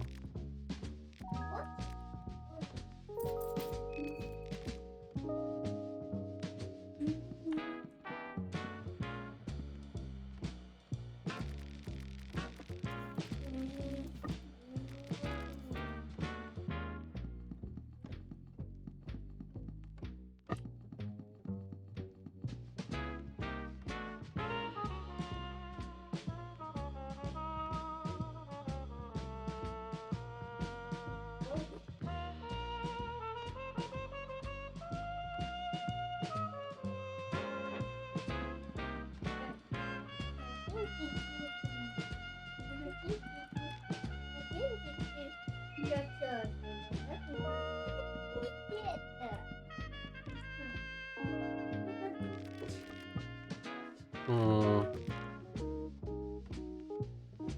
Дробовик.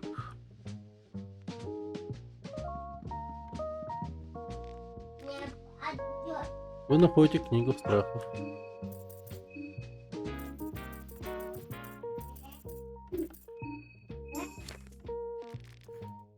Нозофобия.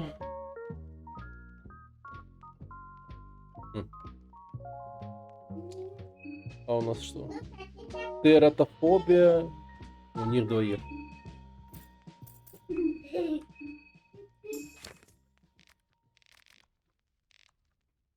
Боязнь монстров и мутаций. Мы, мы тупо всех боимся.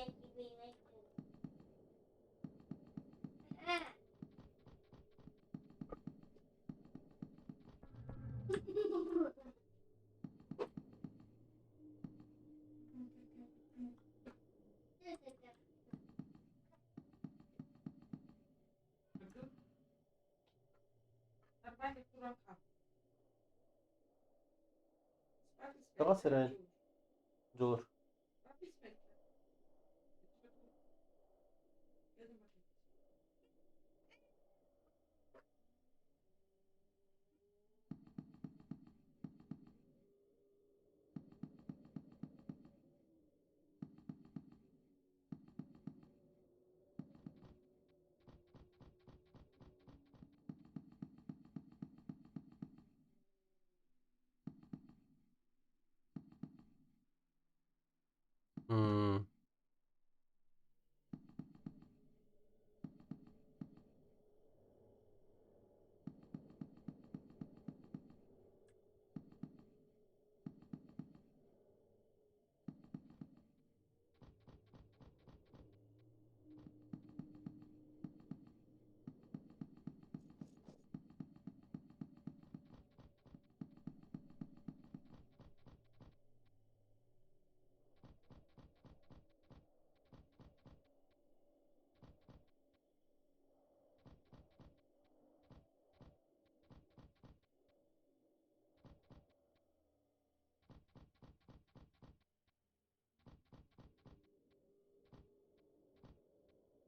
Не, в любом случае у нас есть сохранение, если что.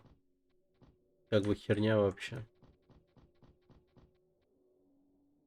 Зачем предлагать такие вещи, я не понимаю.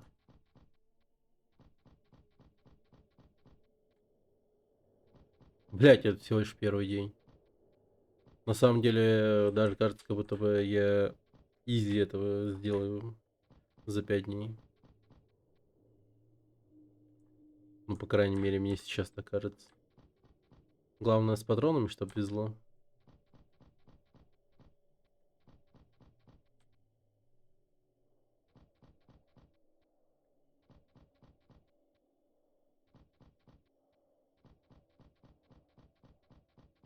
И спать.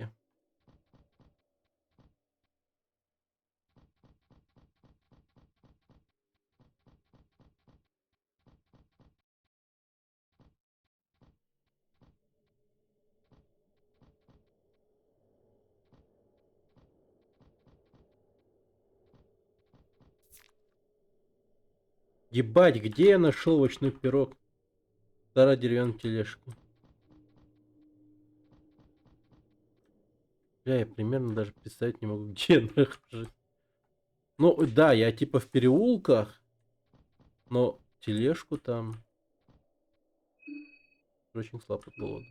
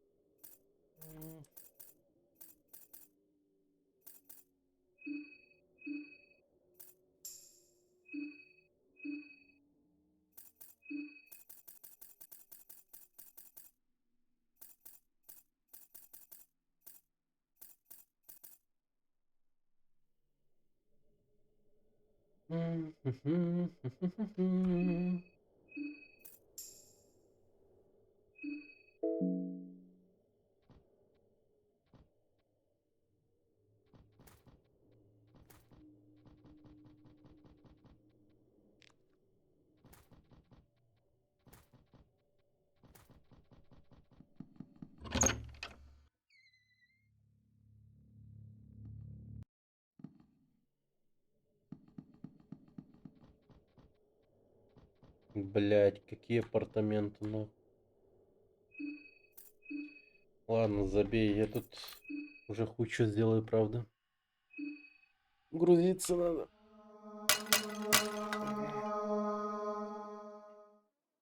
А что я тут здесь сделал? А.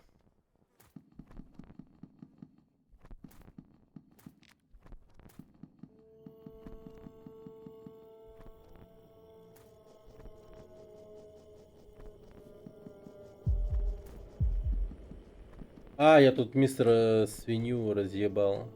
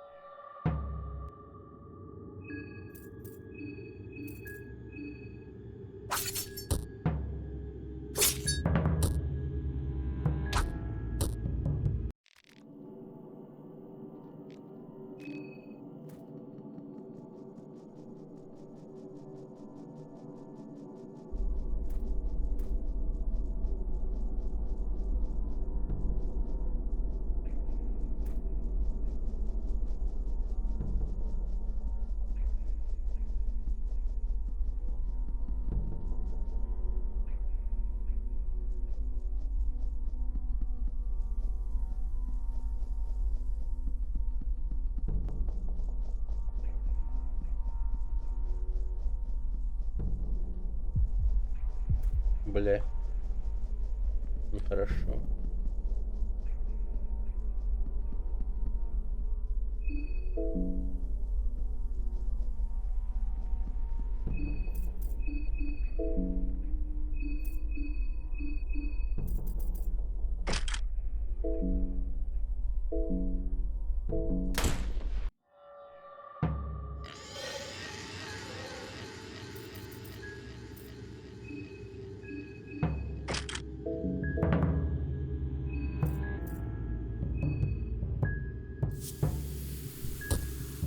Лол?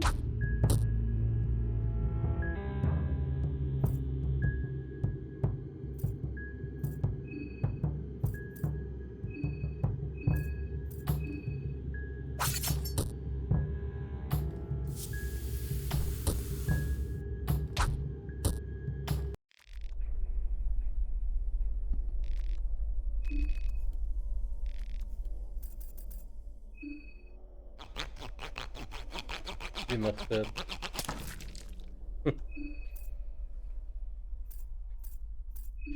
Вайнхейдя.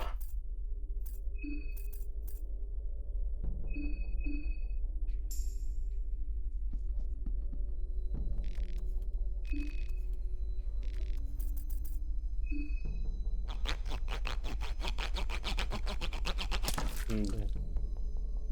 Дорогой, у нас же есть пирамид Хэт дом. Пирамид Хэт дом.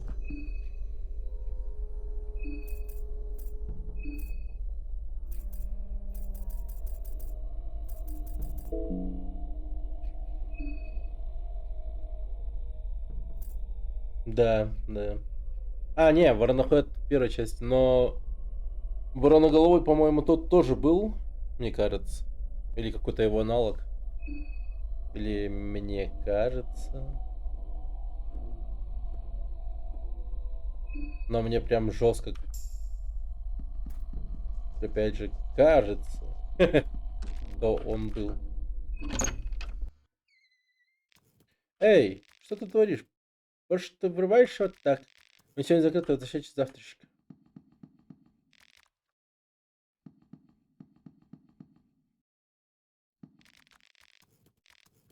Как грубо.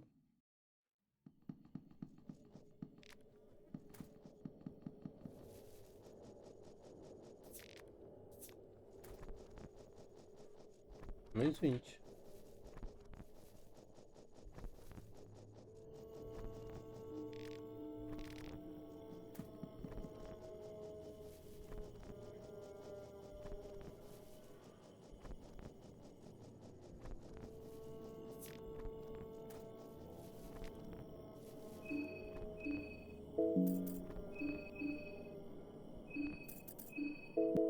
А, бля, погоди.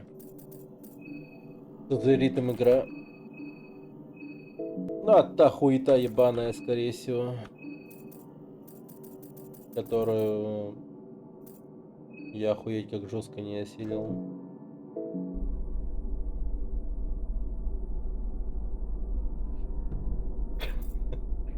Я не помню, как она называлась.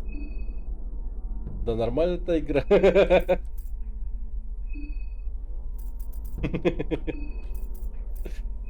Да, я знаю, что нормальная.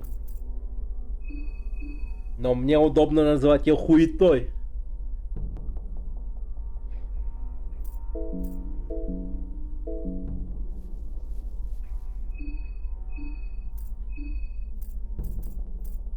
Дровосека.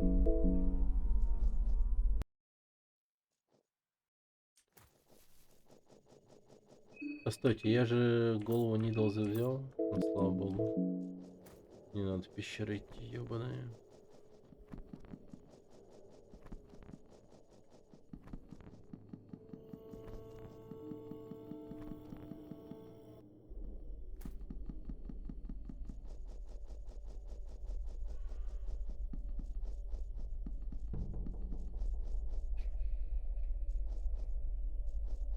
Но большая часть была пройдена в той игре.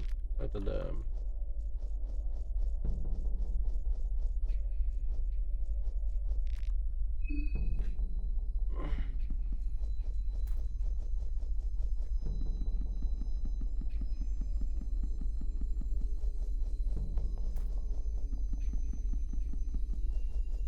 Но сил терпеть уже больше не было. Было поздно и так далее. Время максимально неудобно всегда подбирается для подобных челленджей.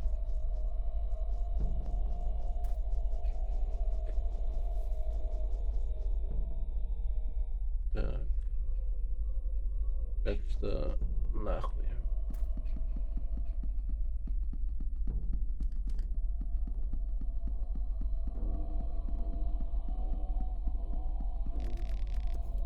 Это должно быть телевизионная комната. Мгм. Телевизионная комната.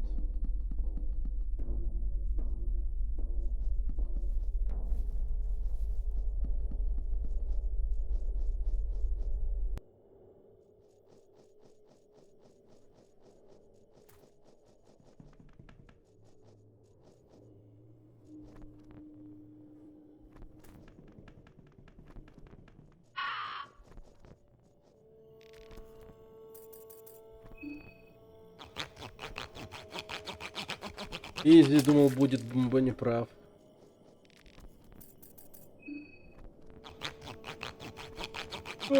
Я просто тогда на тот момент сильно устал и раздражен был.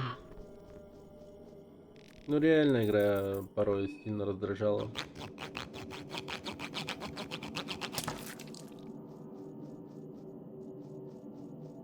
Меня еще в какой-то момент вот из колеи прям выбила вот эта вот ебаная хуйня C+. Или C, да. Пиздец. Все время. C+, C+. А делаю вроде заебись. Так что меня выбесило? Музыка говно в игре была. Я такую музыку вообще не переношу. Нахуй, да, я вспомнил. Этот лоу-фай ебаный там этот играл, сука, 24/7. Какая-то заунывная хуйня играла, бля, пизда, я вообще не выдержал. Не, все было бы окей, но не музыка. Ну, чисто музыка меня выбила из колеи, серьезно. Я вот вспоминаю сейчас, да, вот музыка это просто пизда. Я что-то вообще, ну, не смог. Не. Какое-то время терпимо было и так далее, но потом что-то я вообще... Я просто не смог эту музыку слушать больше, ну, вообще, типа, мне, ну, просто было плохо, нахуй, ее слышать. Меня еще тогда начало коробить безумно жестко, когда... э, Когда приходилось вот этой вот хуйней заниматься. Как называется-то?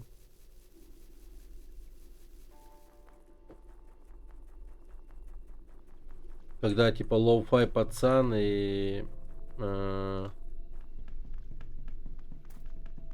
баба из этого, из кофейни, типа, когда они флиртовать начали. Я вот там просто ебанулся, нахуй. Вот там вот было очень трудно. Я, я же, блин, я эту песню сколько раз прослушал? Раз 15, может быть. Или больше. Я просто, ну, как-то... Не. Ну как-то не, вообще не. Покажите на кукле, где вас трогала эта игра. Да прям вот тут, на. Она добралась до самых темных закоулков моего разума и разъебала нервную систему. Да, я просто не смог. Скажем так, слаб, скорее всего. Да.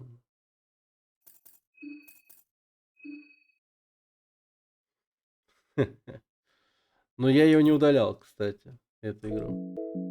По-моему. По-моему, да.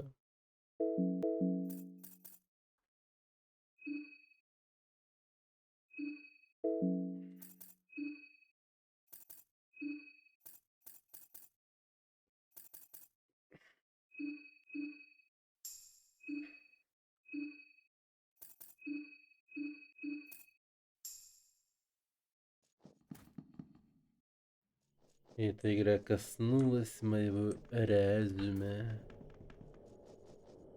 Но если дозировать до воскресенья вечера, как будто можно, по идее, пройти и ритм игру, если это надоест. А, как вам удобно.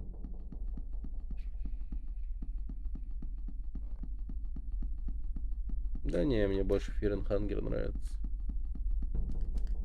Типа, блин, ритм игру, ну, может быть, можно было бы добить просто ради того, чтобы, типа, добить и всё. Не знаю.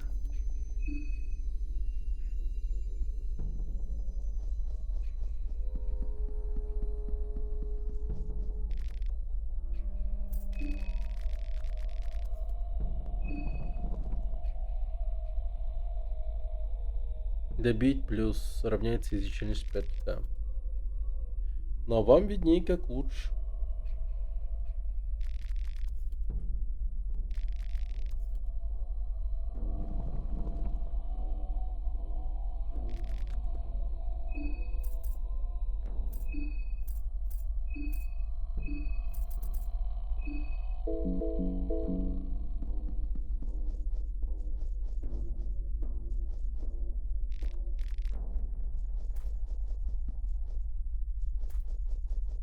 А чё такого-то, господи? Блин. Не, я, конечно, понимаю. Не, ну, извини меня, конечно, за то, что я калом называю эту игру, ритм игру. Она все-таки у тебя одна из любимых, насколько я понимаю. Но мне лично не зашла. Как бы она от этого плохой игрой не становится, но лично для меня это, блядь, просто уебищная игра, безумно. Вот именно из-за музыки, блядь. В основном она работает-то хорошо и так далее, но музыка, бля, отвратительная, пиздец, как жестко. По крайней мере, у меня в памяти она вот до сих пор вот именно так и отзывается эхом. Как калечный кусок дерьма. Безумный. Ну, музыка, она отвратительная там просто. Я просто не выдержал. И стерплю ли еще? Может быть, может быть. Вполне можно. То есть, хули ограничиваться одной сложной игрой? Можно еще и типа просто ментально сложную для меня игру пройти. Потом, типа. Ну, а вдруг успею. Типа сначала Ференхангер, человый, балдежный. А потом можно будет и калом обмазаться в виде ритм игры.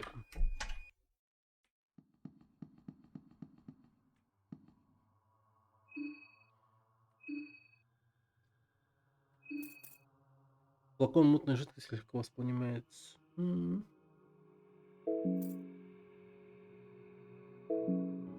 Так.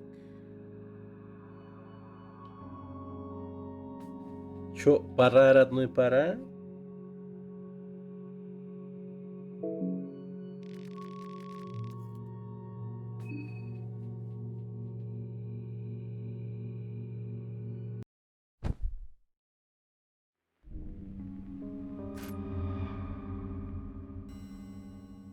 Да. С возвращением. Похоже, ты уже довольно хорошо знаком со своими товарищами-конкурсантами. Очень приятно уже видеть такой прогресс. Продолжай в том же темпе, фестиваль не будет длиться вечно. Что вообще происходит? Поскольку 13 из вас так поздно присоединились к фестивалю, ваши дни уже на исходе. Фестиваль достигнет своей кульминации всего через 3 дня. Вот сколько у тебя есть времени, используй его с умом.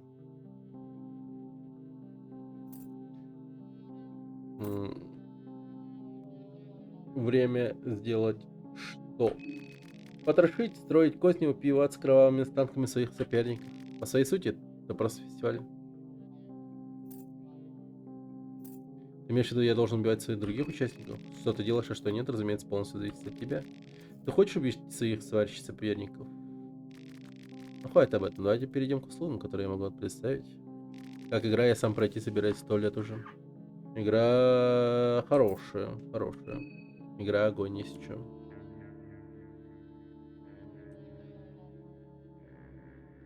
Владение оружием, опытный стрелок.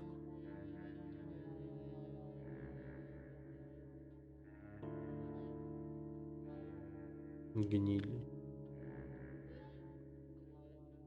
Лунный метеорит. Раскрыть ауру.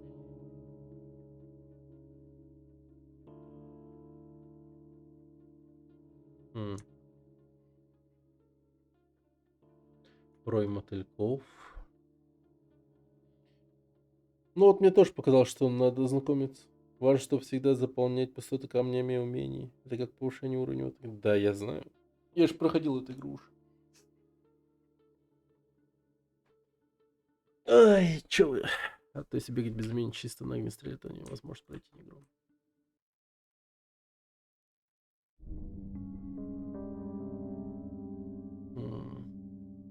Блин, я не помню.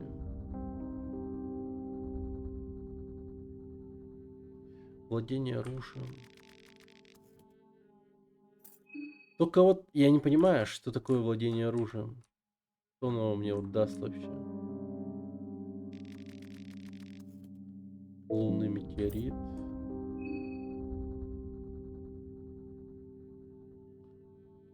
Меткость повышает. Внутри боя владение оружием. Реже промахиваешься просто. Давай. Срочно. Красная дуга. Блять, а что такое красная дуга? Это когда он приехал, пожалеть меня. А, кстати, Дима, ты там какие лекарства и что-то там как его, рекламировал, говорю, предлагал? Как назывались-то? Напомни, пожалуйста. Раскрыть ауру, размер разума, чтение мыслей.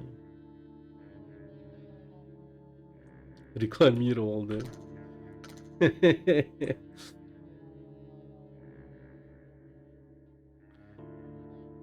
Тоже с этого горел.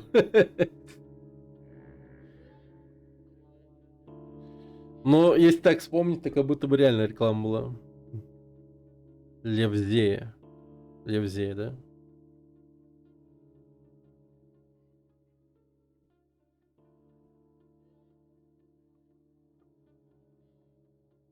Надо просто сохраниться до изменения Хексона умений. Смотря что надо. Ну, я же вот тогда говорил, типа, чтоб сидеть работать. Сидеть работать, заебись было, чтоб... Я есть что-то другое купил. Называется Элеутрококо. Элеутро... Элеутерококо. Элеутерококо. Кок. Я купил кок.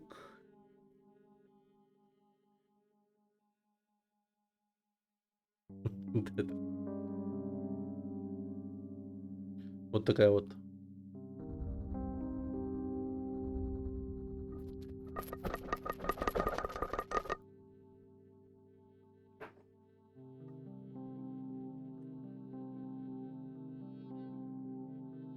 Ловкость.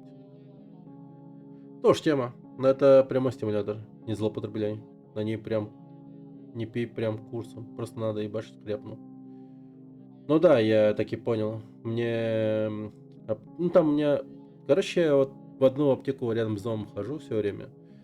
Считай, знаю аптекаршу эту. И она меня, конечно, тоже, типа, ну, все время видит, знает. И, в общем, она мне так нормально пояснила, говорит, короче, вот с этим дерьмом аккуратно. Если у тебя, типа, повышенное давление и там прочее, ну, типа, не стоит.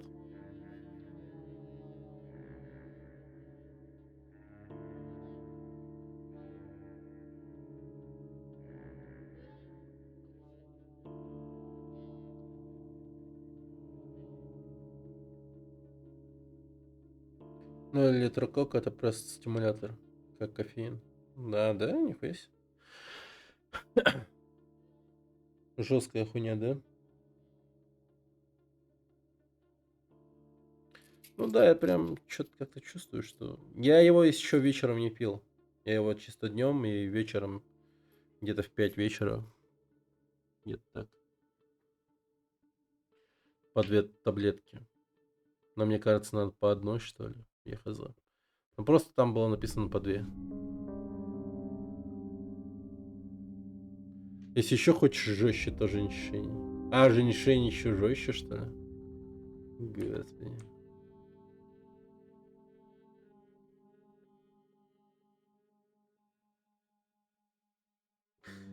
Ну, вроде как был вариант купить женьшень, но я такой что-то передумал.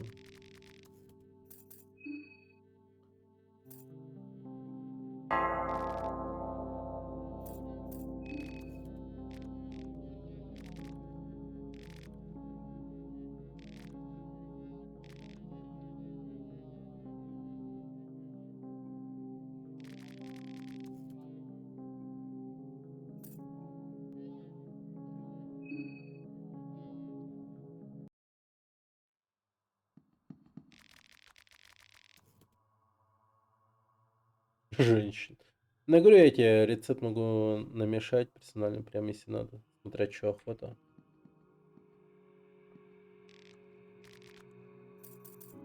Жить полноценной жизнью.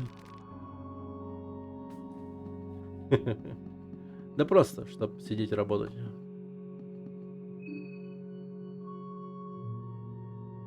Ну, вообще... Ну, смотри, короче, смотри. Вот утром я, например, выпью это дерьмо и сразу начну спортом заниматься. Я не охуею. То есть, ну, как бы. Конечно же, я сразу, типа, откажусь от кофеина лучше. Типа, ну, от греха подальше. Если я пью это. Я жесткий сторонник биохакинга. Любого можно лучше с помощью химии и других воздействий. Так как человек просто химмашина. Это, наверное, на днем пить, а не утром мне. Ну, скорее всего, да.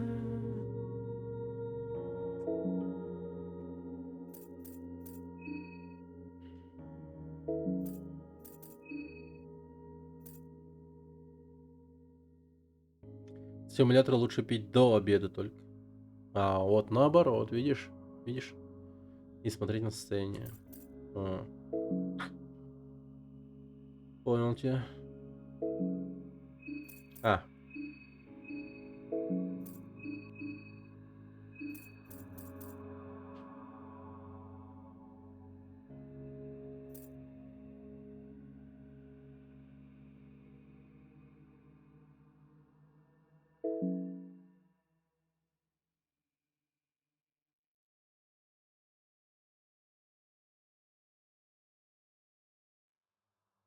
но я сегодня за собой такого не наблюдал. Слава богу. Тьфу-тьфу. Не было.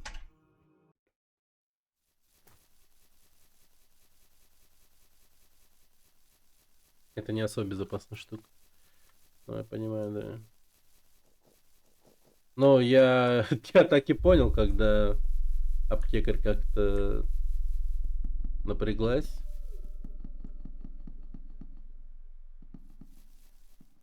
Она прям мне с опаской эту хуйню предлагала. Мол, типа, блядь, вот если у тебя, ну, это, то вообще не пей. Типа, ну, пиздец.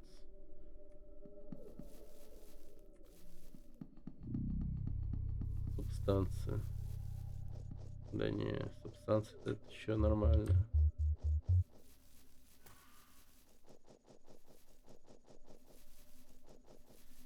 Ну, я понимаю.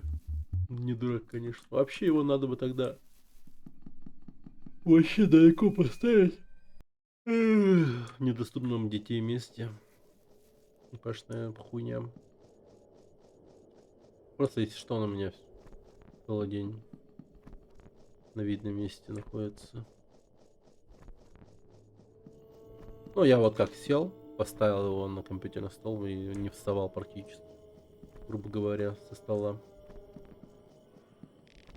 Хрип, хрип, кашель. Пытаешься пройти в город Прихова, не так ли? Последние люди Кайзера перекрыли это место вне пределов досягаемости. А кого ключи от у старого мэра? Старого города есть такой. Он связался с теми армейскими парнями, хотя я слышал, что мэр плюнул на все, только что куда-то поступил новый. Не то чтобы у нас были выборы. Другой ключ находится у людей Кайзера. У них какие-то дела в лесу. Теневой бизнес.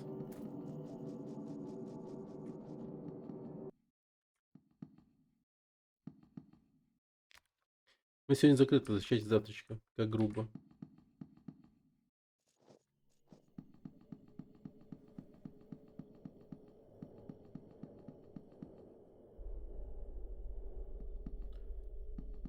Пять НТР или HTP?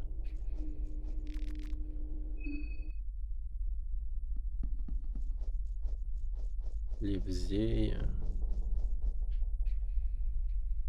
Давай-ка я вот так вот лучше сделаю. HTP.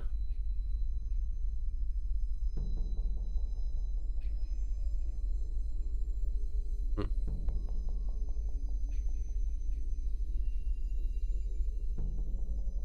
Продается как витамины. Любопытно.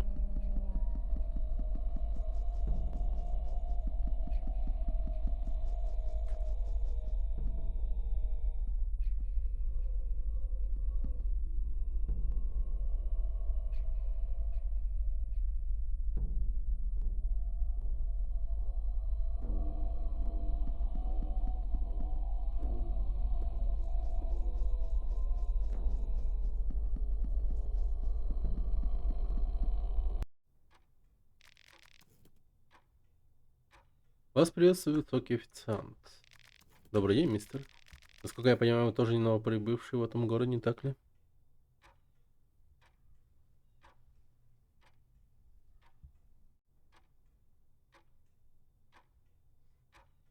Ага.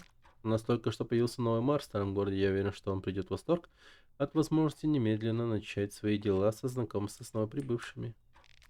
Пожалуйста, он ждет в обеденном зале.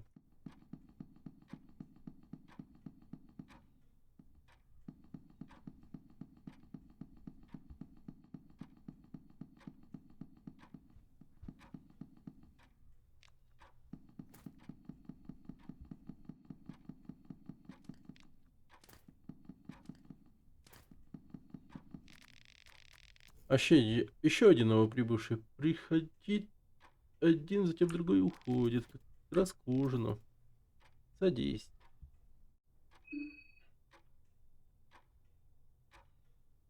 Предшественник серотонина. Понял. Так я все это время хочу вот...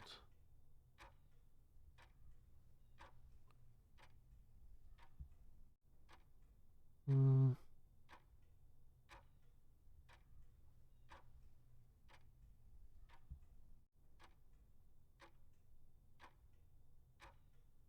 мгм.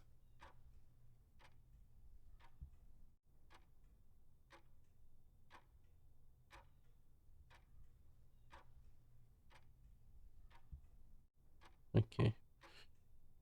Вот 5 ХТП интересно звучит. Ну, Анки, разве здесь неспокойно? Я рад видеть, что ты еще не до конца слетел с катушек. В отличие от остальных, ты видел их, не так ли?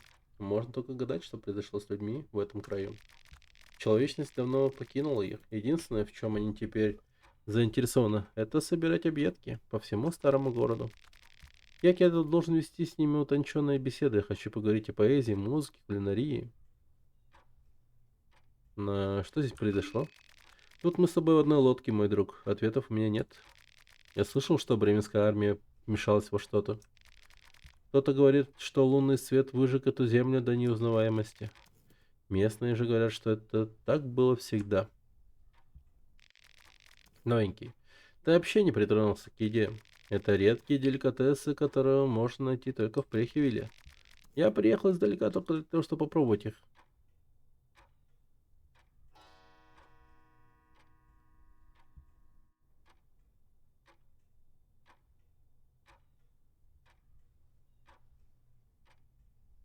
А, ага. Понял. Взгляни на эти. Например, разве они не выглядят очень аппетитно? Используй свое воображение. Еда может быть такой же вдохновляющей, как высшие формы изобразительного искусства или же самые сложные музыкальные аранжировки. Что приходит тебе на ум, когда ты смотришь на этих болтающихся красавиц? Э,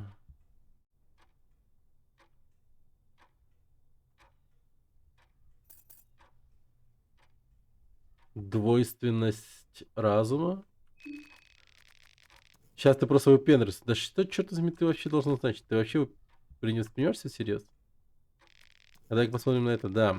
Как насчет этой маленькой извивающейся штуковины, что приходит тебе в голову?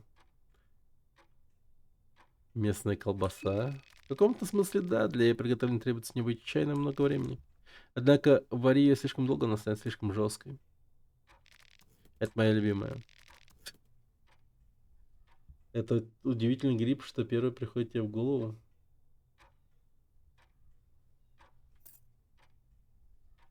Нагота.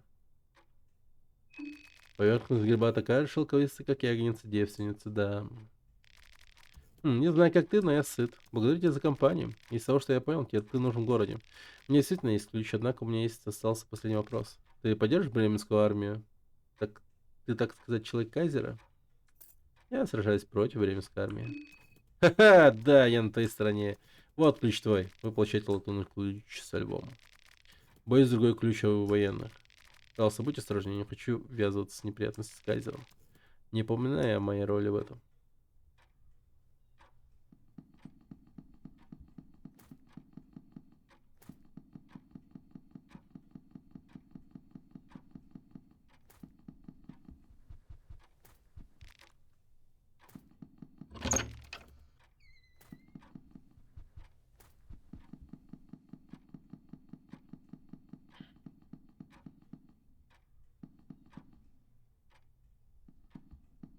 Вот тут уже реклама не очень, да. А это никак не связано с тем, что у тебя, ну, типа, депрессия началась. То, что ты вот баловался всякими там, ты такими таблетками. То, что ты себе какую-то химию в теле наебнул. Наебнул жестко причем. И вот.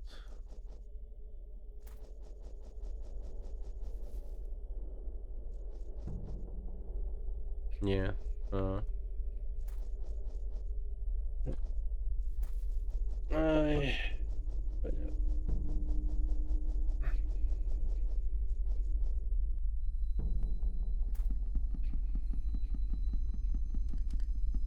Понял.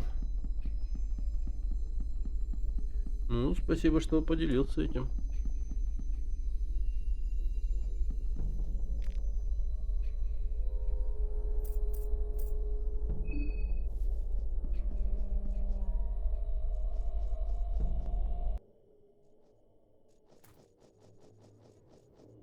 Оказалось мало. А.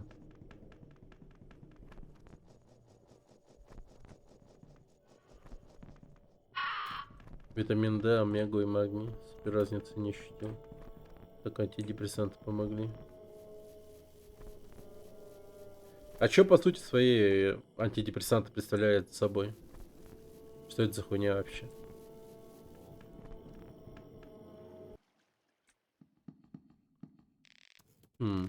Кажется, он погружен в свои мысли. Приятно видеть тебя снова. Бедный ублюдок, у него действительно внушительный набор симптомов. Его тело, похоже, претерпевает какую-то метаморфозу. С одной стороны, все это выглядит сильным радиационным ожогом, но некоторые части тела, похоже, пострадали от морожения, и в целом он находится в состоянии сильной гипотермии. Но у него башки нету. Как бы.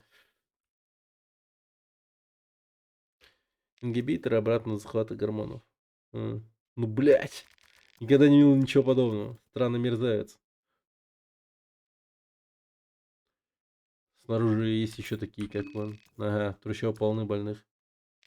С другой стороны, следует отметить, что, похоже, это не распространяется при физическом контакте или по воздуху. Но, возможно, еще слишком рано говорить, что мы точно в безопасности. И вообще, как тебя зовут? В поезде было так много новых лиц, что я не затруднил себя запоминанием каждого. Представиться? С удовольствием. Моя мать звала меня Дан, а отец Даниэль. Так что можно только догадываться, какой из них настоящий.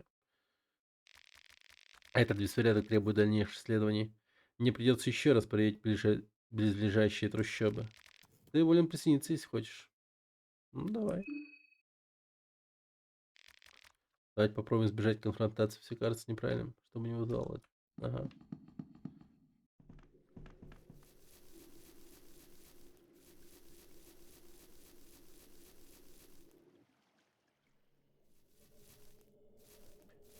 Каким средним россиянам можно пить ложь, можно хоть ложком жать, он как йод. Его всегда мало. А ты как должен ее ощутить? Предметы взглядом двигать, когда не начнешь или что? Да. Медицинский осмотр. У этого человека сильные ожоги и мальформации по всему телу, особенно на лице. Он содрал часть своей пораженной кожи, по всему его телу видны следы когтей. Скорее всего, это он сделал сам. Ткани под сухой кожей начали разлагаться, запах крайне тошнотворный. Похоже, его тело изменилось в течение времени, потому что оно явно подвергалось некоторому внешнему воздействию. Выглядит так, как смесь солнечных ожогов и лучевой болезни. Само тело относительно хрупкое, слаб против рубящих атак, огня и потусторонних сил. Потусторонние силы.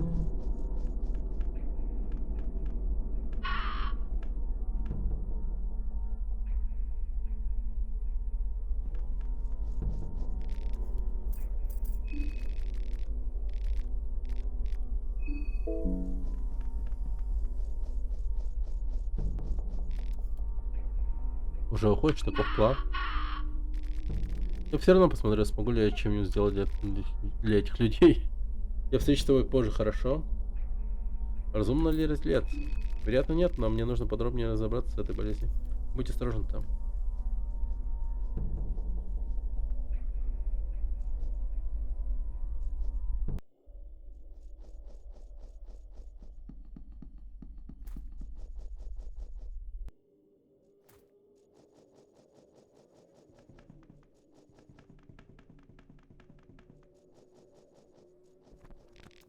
Да, верно.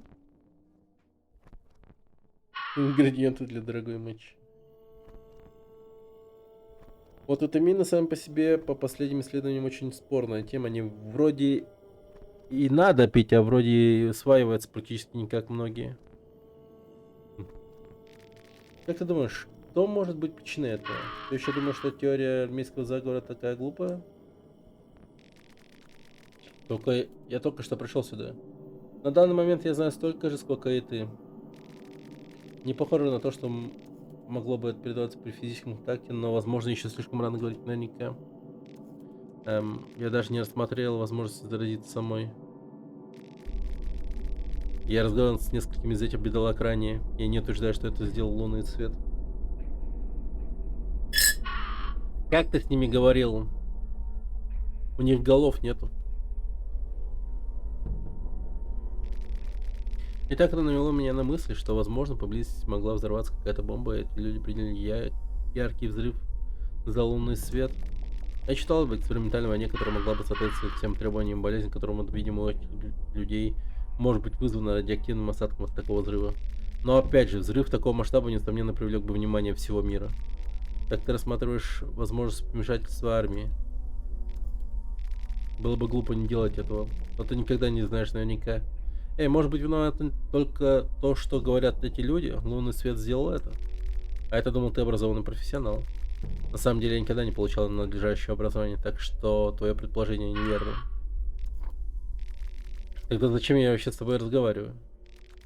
Бля, это Карин такая стерва, пиздец. Хороший вопрос. Это то, над чем я сейчас размышляю. Я должна быть осторожна в своих желаниях. О, привет, это место я прав. Ой, присоединиться. Может быть, немного позже, я все равно расспрошу людей о том, что на самом деле здесь произошло.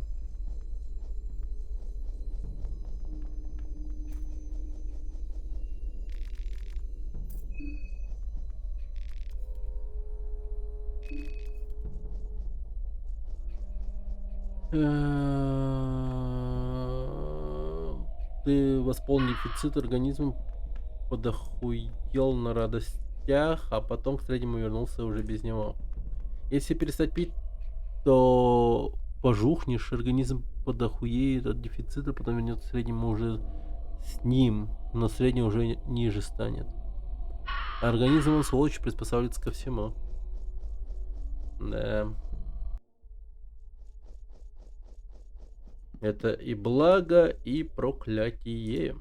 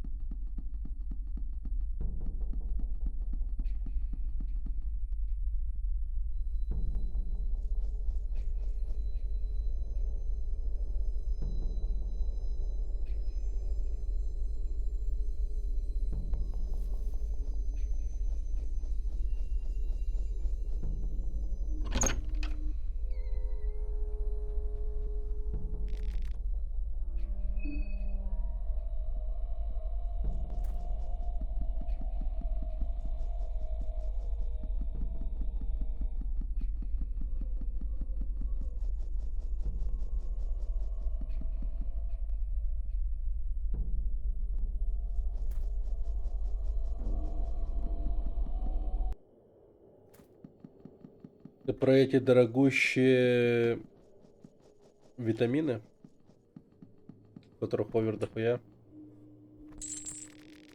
стоит.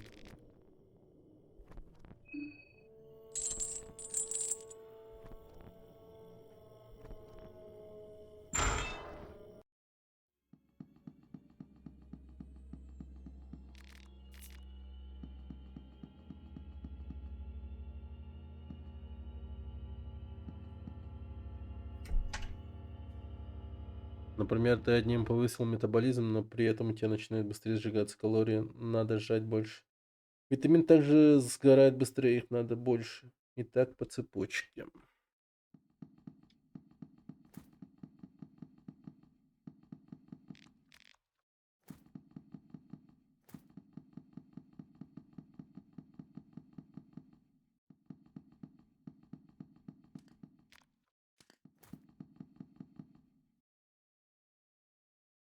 При этом можно сгореть, сгнать.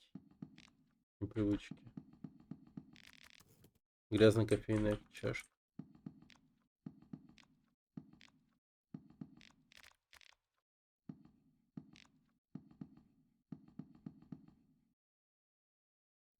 М.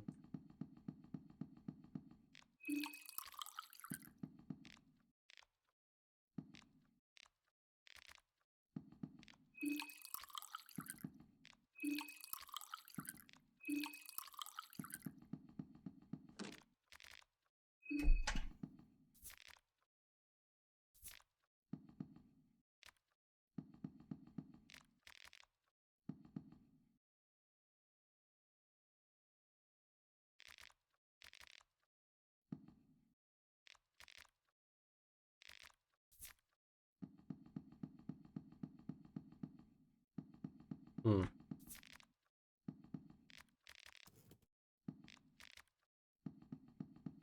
А ты сейчас этот 5 ХТП продолжаешь принимать или нет?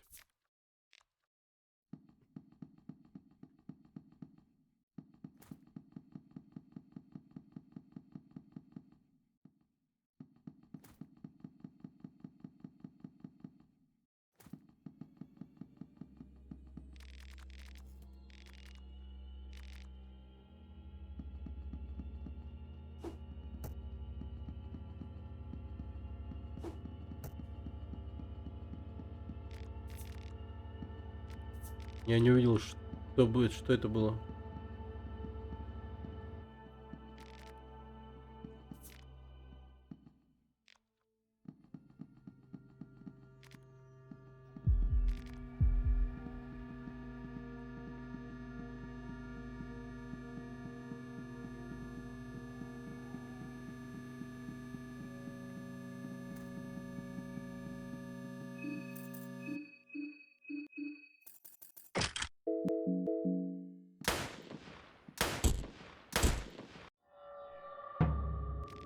Классно.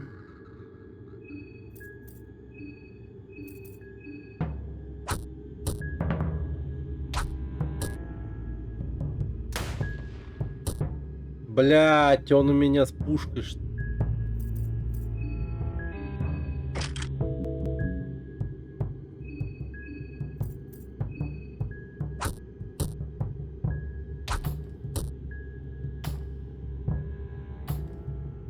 О.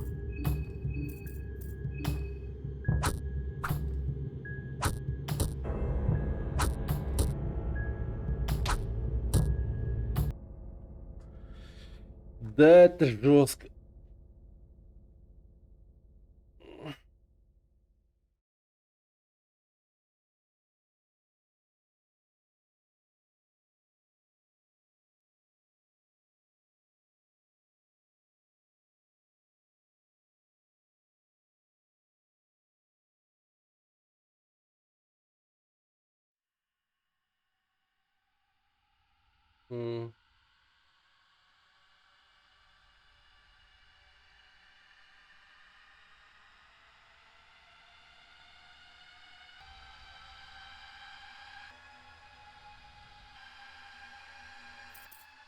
Ладно. Ой. Я думаю, на сегодня хорош ебашить эту дерьмо. Ой, ой-ой-ой-ой-ой-ой. Не, хорошая игра, правда, хорошая. Стоит тебе знакомиться с ней. Очень любопытная игрушка. Атмосферка и тексты, и сюжет в целом прикольный.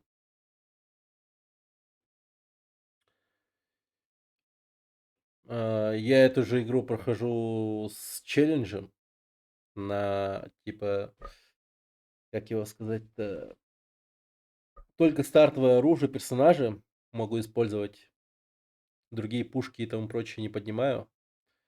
То есть там персонажей много, и я выбрал персонажа, который по классу бывший солдат, у него военное прошлое, и при создании истории лора этого персонажа ты там можешь себе оформить одно из 3 огнестрельных оружий. Это либо дробовик, пистолет или винтовка.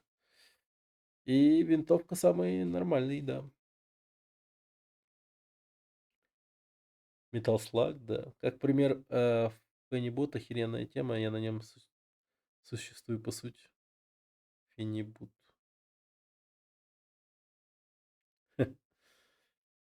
Понятно.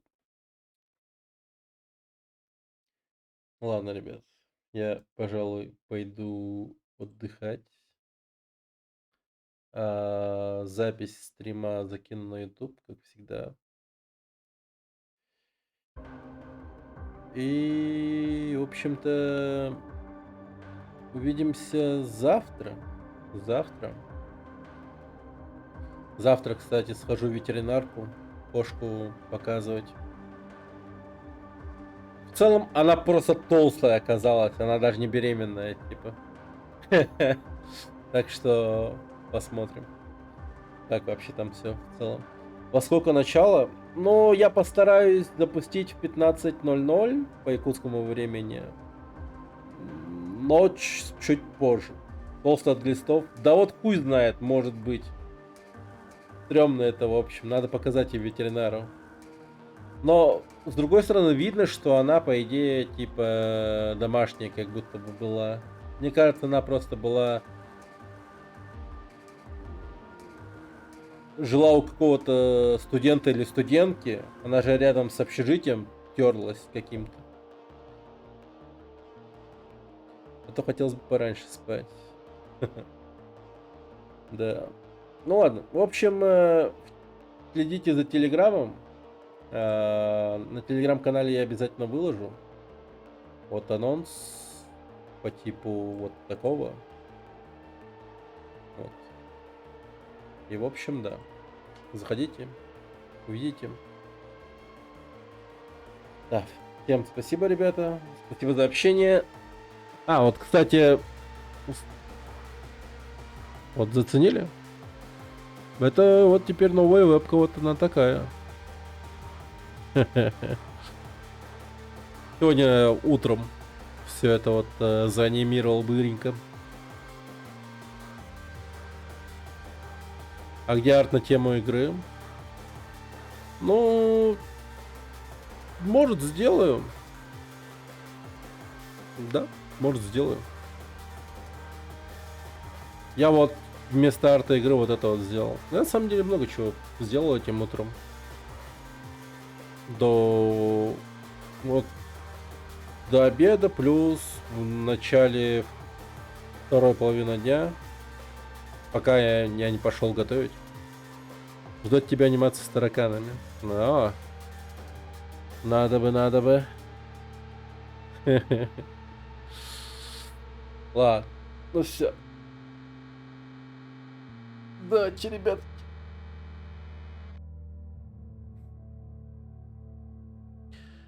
Я вот думаю, что анимация с тараканами, ну, сам этот мультик, типа, да, можно было бы оформить с такими, типа, разными гифками, но потом... Короче, типа, Асапрайт плюс премьера. Я думаю, так.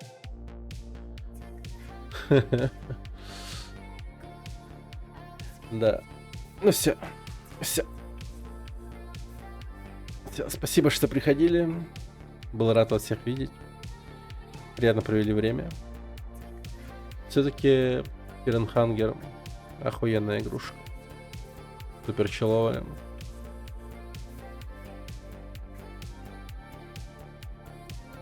Все. До завтра.